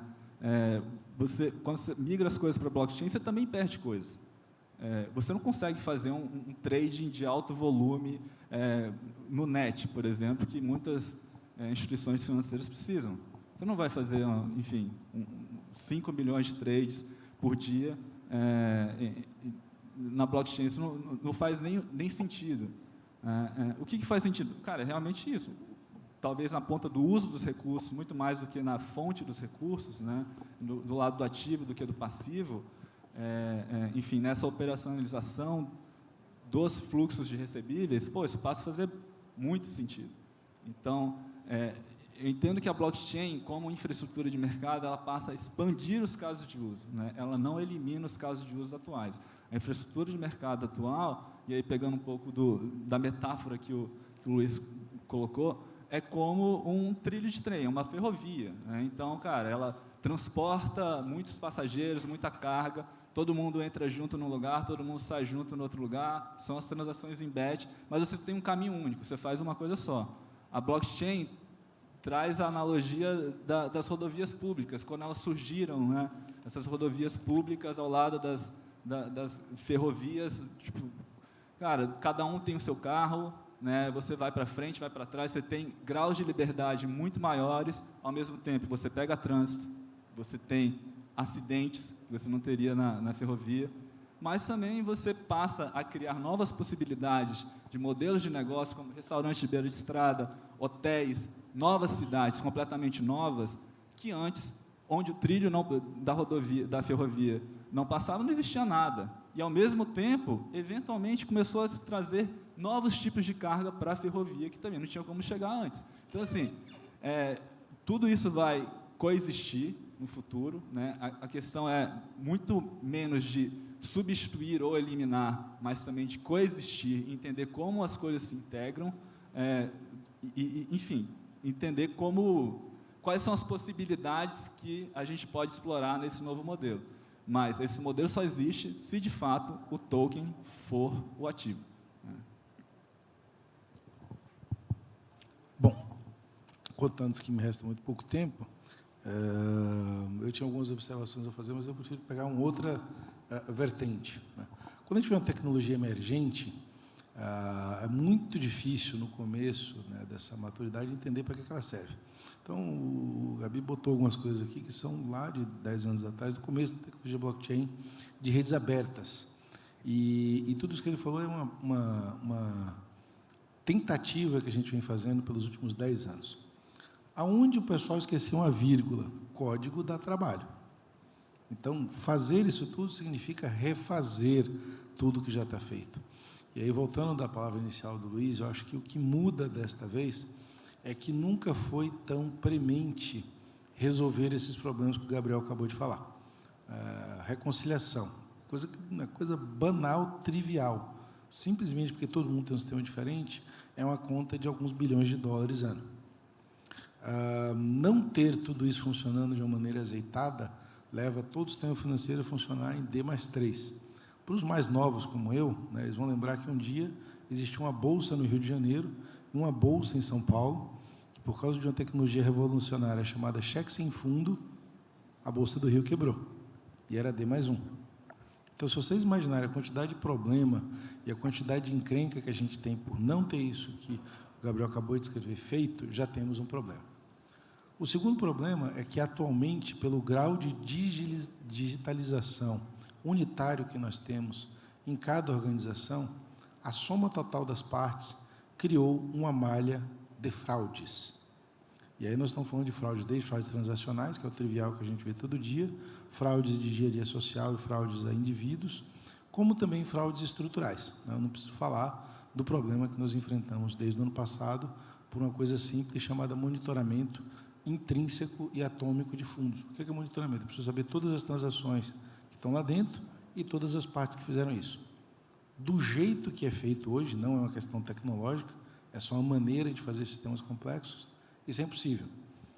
Se eu tiver que monitorar todas as transações dos milhares de fundos que a gente tem hoje, para saber se alguma coisa que foi comprada por 1 milhão foi valuada por 200 milhões no final do mês, é impossível. Numa outra forma de fazer sistemas, isso é absolutamente viável. Esta forma é o que a gente chama trivialmente de blockchain, smart contract e toda essa linguagem que a gente usa aqui. Para chegar no consenso de que esta é a nova maneira de fazer as coisas, ainda existe uma dificuldade de coordenação. Novamente, né, o mundo não, temos que fazer em rede aberta, não pode ter instituição, como diz o Jorge Marcel, que não está aqui hoje, mas ele sempre fala, a gente deixa de centralizar na instituição e centraliza na rede. Maneira B, pega uma instituição, faz essa tecnologia toda na instituição, que já tem, por força de regulação, a obrigação de fazer isso, e turbina esse troço. Esse é o case da DTCC, por exemplo. Existem vários tons de fúcsia entre uma coisa e outra. E aí, como o Luiz lembrou, para fazer uma hélice debenture já dá uma confusão danada, para a gente achar esse ponto de equilíbrio num jeito único de fazer as coisas, que é o brasileiro, ainda vai dar um certo trabalho. Por que eu falo de jeito único? Eu conheço bastante sistemas financeiros daqui da Europa e dos Estados Unidos. Sem ufanismo, nós estamos, em determinadas situações, 5 anos à frente, em outras 30 anos à frente. Eu tenho uns 30 e tantos anos de banco, eu nunca imaginaria, nem no meu maior ufanismo nacionalista, que o presidente da maior economia do mundo fosse perder tempo atacando o sistema de pagamento de um país eco de terceiro mundo. Você fala assim, caramba, a maior economia do mundo, que é infinitamente maior do que o Brasil, perdendo tempo por falar do PIX. Por quê? Porque é muito mais eficiente, é uma maneira de fazer as coisas infinitamente mais eficiente do que em qualquer outro lugar do mundo. Qualquer outro lugar do mundo. O que a gente está tentando conseguir em mercado de capitais é uma coisa que a gente já tem em outras esferas, em outras instituições de regulação e de ação, que também não tem em outro lugar do mundo. A gente não tem para onde olhar, não tem de onde copiar. Mas é o que a gente faz no sistema financeiro desde sempre. Não tinha SPB lá fora, a gente fez. Tinha PIX? Tinha. Do jeito que o PIX foi feito? Não tinha. Tinha Open Finance do jeito que o Brasil fez lá fora? Não tinha. Tinha CADOC? Tinha controle de contabilidade? Não tinha. É o que a gente faz no sistema financeiro desde sempre. Essa é só mais uma escalada. E por que a gente consegue fazer isso? Em nenhum outro lugar do mundo tem tanta loucura financeira como a gente foi forçado a viver aqui no Brasil nos últimos 40 anos. Hiperinflação. A gente ouve falar de hiperinflação, mas não sabe o que ela causa. Ela causou a Segunda Guerra Mundial. A Alemanha causou a Segunda Guerra Mundial por causa de hiperinflação. A gente resolveu a hiperinflação. Bancarização. A gente resolveu bancarização. Infelizmente, a gente também resolveu o problema de apropriação de imposto rápido. Eu estou nos vídeos da Receita aqui, mas a gente faz. A gente é especialista em resolver pepino complexo. Essa é uma das coisas que está no DNA organizacional do brasileiro. O que a gente vai fazer para o mercado de capitais com todo esse papo de tecnologia? A gente vai construir um sistema muito mais eficaz. Não é eficiente ele já é. O que é a eficácia que a gente está buscando? Como é que eu faço um mercado de capitais mais líquido, mais padronizado, mesmo estando numa economia pequena, sem tanto poder econômico quanto que tem lá em cima. E a tecnologia é o meio para a gente chegar nesse lugar. E o segundo meio é convergir, coordenando conceitos diferentes para a gente atingir esse meio. Então, acho que o desafio aqui está muito mesmo na tecnologia e muito mais falar, gente, o que nós estamos querendo? Fazer isso, dar as mãos e ir lá e fazer. Então, em março, a gente estava falando no mestre, foi isso que eu falei, gente, a dificuldade aqui é coordenação, é botar os caranguejos em ordem unida, como eu sempre falo. E é por isso que eu pedi uma salva de palmas para o Billy, porque é isso que ele e o Luiz estão fazendo nos últimos 3 anos. Para a gente estar aqui hoje, tem umas 500 reuniões de 50 pega para capar que a gente já teve, para estar aqui hoje todo mundo calmo, tranquilinho, 7 horas da noite, antes da comida, falando com vocês que, sim, vai dar certo. Tem tecnologia mais madura, tem a capacidade de produzir tecnologia, código, muito maior hoje, tem uma compreensão muito maior do que a gente precisa fazer e tem exemplos ainda não perfeitos, mas já acontecendo lá fora. Então, não tenho dúvida que do ano que vem, quando a gente vier estar aqui, a gente vai estar falando de como a gente teve sucesso falando o que a gente está falando que está fazendo hoje. É isso. Pessoal, oi? Quanto tempo a gente está testando já, cara? Tem uma coisa piscando aqui, dizendo assim, happy hour, chopp, etc. Se a tua pergunta de tempo se o nosso tempo aqui tem um time's up aqui, gritando para a gente em vermelho, assim. Agora, você está perguntando de tempo da rede, a gente está testando, cara. Né? A gente fez um processo de capacitação que teve 12 semanas, 12 encontros. Já está todo mundo, de alguma forma, preparado e a ideia é começar a fazer a emissão e a gestão dos fundos agora, a partir das próximas semanas. Tá? Isso já está operacional. A ideia é que de agora até o final do ano a gente consiga aprender, reunir todo esse aprendizado e compartilhar. Então, retomo lá, então, inovação, Ambima, tokenização, está no Google, é o jeito mais fácil de vocês acharem isso, para quem tem interesse, conhecer um pouco mais. A gente tem informações lá, de como tem lá um grupo de acompanhamento, tem como se conectar com a gente, eu acho que é um caminho interessante. Eu estou com o Kirsten aqui, que ano que vem a gente está com os casos em produção aí rodando, tá, gente? Eu acho que a barreira enfim, essa questão de coordenação, mas também a surpresa que a CVM trouxe para a gente dessa discussão desse grupo de trabalho, que, cara, vai ter que acelerar as discussões que a gente estava prevendo para se ter na Ambima. Tá? Isso andando bem, que eu tenho esperança, acho que o mercado está engajado para isso, não tem por que a gente não estar falando dos casos de uso já em produção aqui no ano que vem. Tem essa convergência, né, do projeto Ambima, também dos grupos de trabalho e da própria norma da 88 sendo revista, né, que está tudo acontecendo ao mesmo tempo. Né? Então, estou aqui com a turma também de que ano que vem devemos ter boas novidades aqui dentro desse projeto. Só dando spoiler, né? Posso dar spoiler, Billy? Então, autorizado pelo chefe, a Ambima nos representa, né, em vários fóruns, especificamente nesse. O Billy está fazendo parte, o Billy e a Érica, do grupo de trabalho oficial da CVM, e já existe um direcionamento oficial, pelo menos bem indicado da CVM, que o ambiente do sandbox seja o ambiente da rede Ambima, justamente por tudo isso que a gente já tem feito, porque eles verificaram isso, e porque, novamente, é muito fácil, e eu sempre falo que eu gosto muito de elogiar as pessoas que estão com a gente há muito tempo, é muito fácil agora a gente falar disso, mas vocês não têm noção do inferno que foi chegar até aqui. Fazer as pessoas consensuar realmente foi um trabalho árduo. E para ter essa vitória, em algum momento, mentes, apesar de brilhantes, divergentes, tiveram que convergir. Isso é praticamente um milagre. E a segunda grande coisa, a gente convergiu de uma maneira muito inteligente, por padrões, com lições aprendidas, inclusive, por exemplo, da duplicata escritural, por lições aprendidas de todo o trabalho que foi feito no Drex, por lições aprendidas de todo o trabalho de padronização que a própria Ambima já vem fazendo com autorregulamentação. A gente já tinha um modelo padrão de debênture, etc. Então, o fato da CVM já ter apontado, falou, não preciso escolher outra tecnologia, outra iniciativa, essa daqui já dá para eu começar a trabalhar agora e já pensar em regulação. Hoje a gente teve com alguns superintendentes aqui no evento, né, o Acioli, o Egon, o Jorge Casara estava aqui de manhã, o Ergo estava por aqui há pouco, já nos direciona a isso. Então, a Ambima ela não é uma entidade burocrática do sistema, ela é uma entidade que ela tem ação. Ela fez o sistema Selic lá atrás, ela tem ações em acordo de cooperação técnica com a CVM, e é uma maneira muito mais tranquila de dizer vai acontecer. Mas, nesse capítulo em especial, eu acho que o coeficiente inovação ganhou um lugar de realidade muito pragmática. A gente realmente está inovando. A gente está pegando o que é feito, mantendo-se os princípios de que tem que seguir o mesmo cuidado que a lei tem, que é proteger o investidor, e fazendo isso acontecer. E, meus quase 40 e tantos anos de trabalho, eu nunca vi nada acontecer tão rápido e tão consistentemente. E, semana a semana, a gente tem essa consistência provada.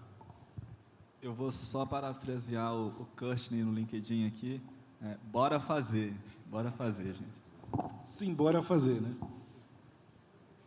Galera, tem uma luz vermelha gritando aqui para a gente tem que encerrar. Queria agradecer a presença de vocês, vocês terem ficado aqui até 7, 8, né? Heróis da Resistência, obrigado, né, por estarem aqui, por, né, nos acompanharem nessa conversa.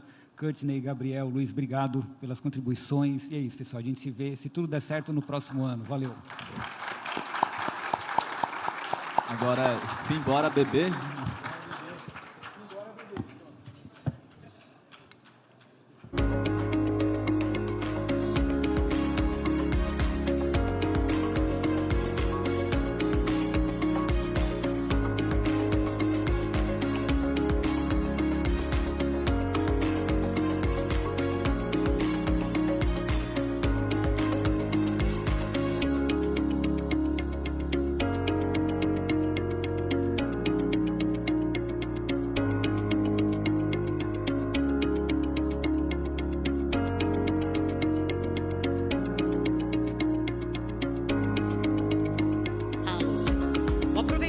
A presença aqui deles no palco, só para agradecer mais uma vez pelo conteúdo que vocês trouxeram para a gente e, obviamente, para agradecer todo mundo que acompanhou a gente aqui no Main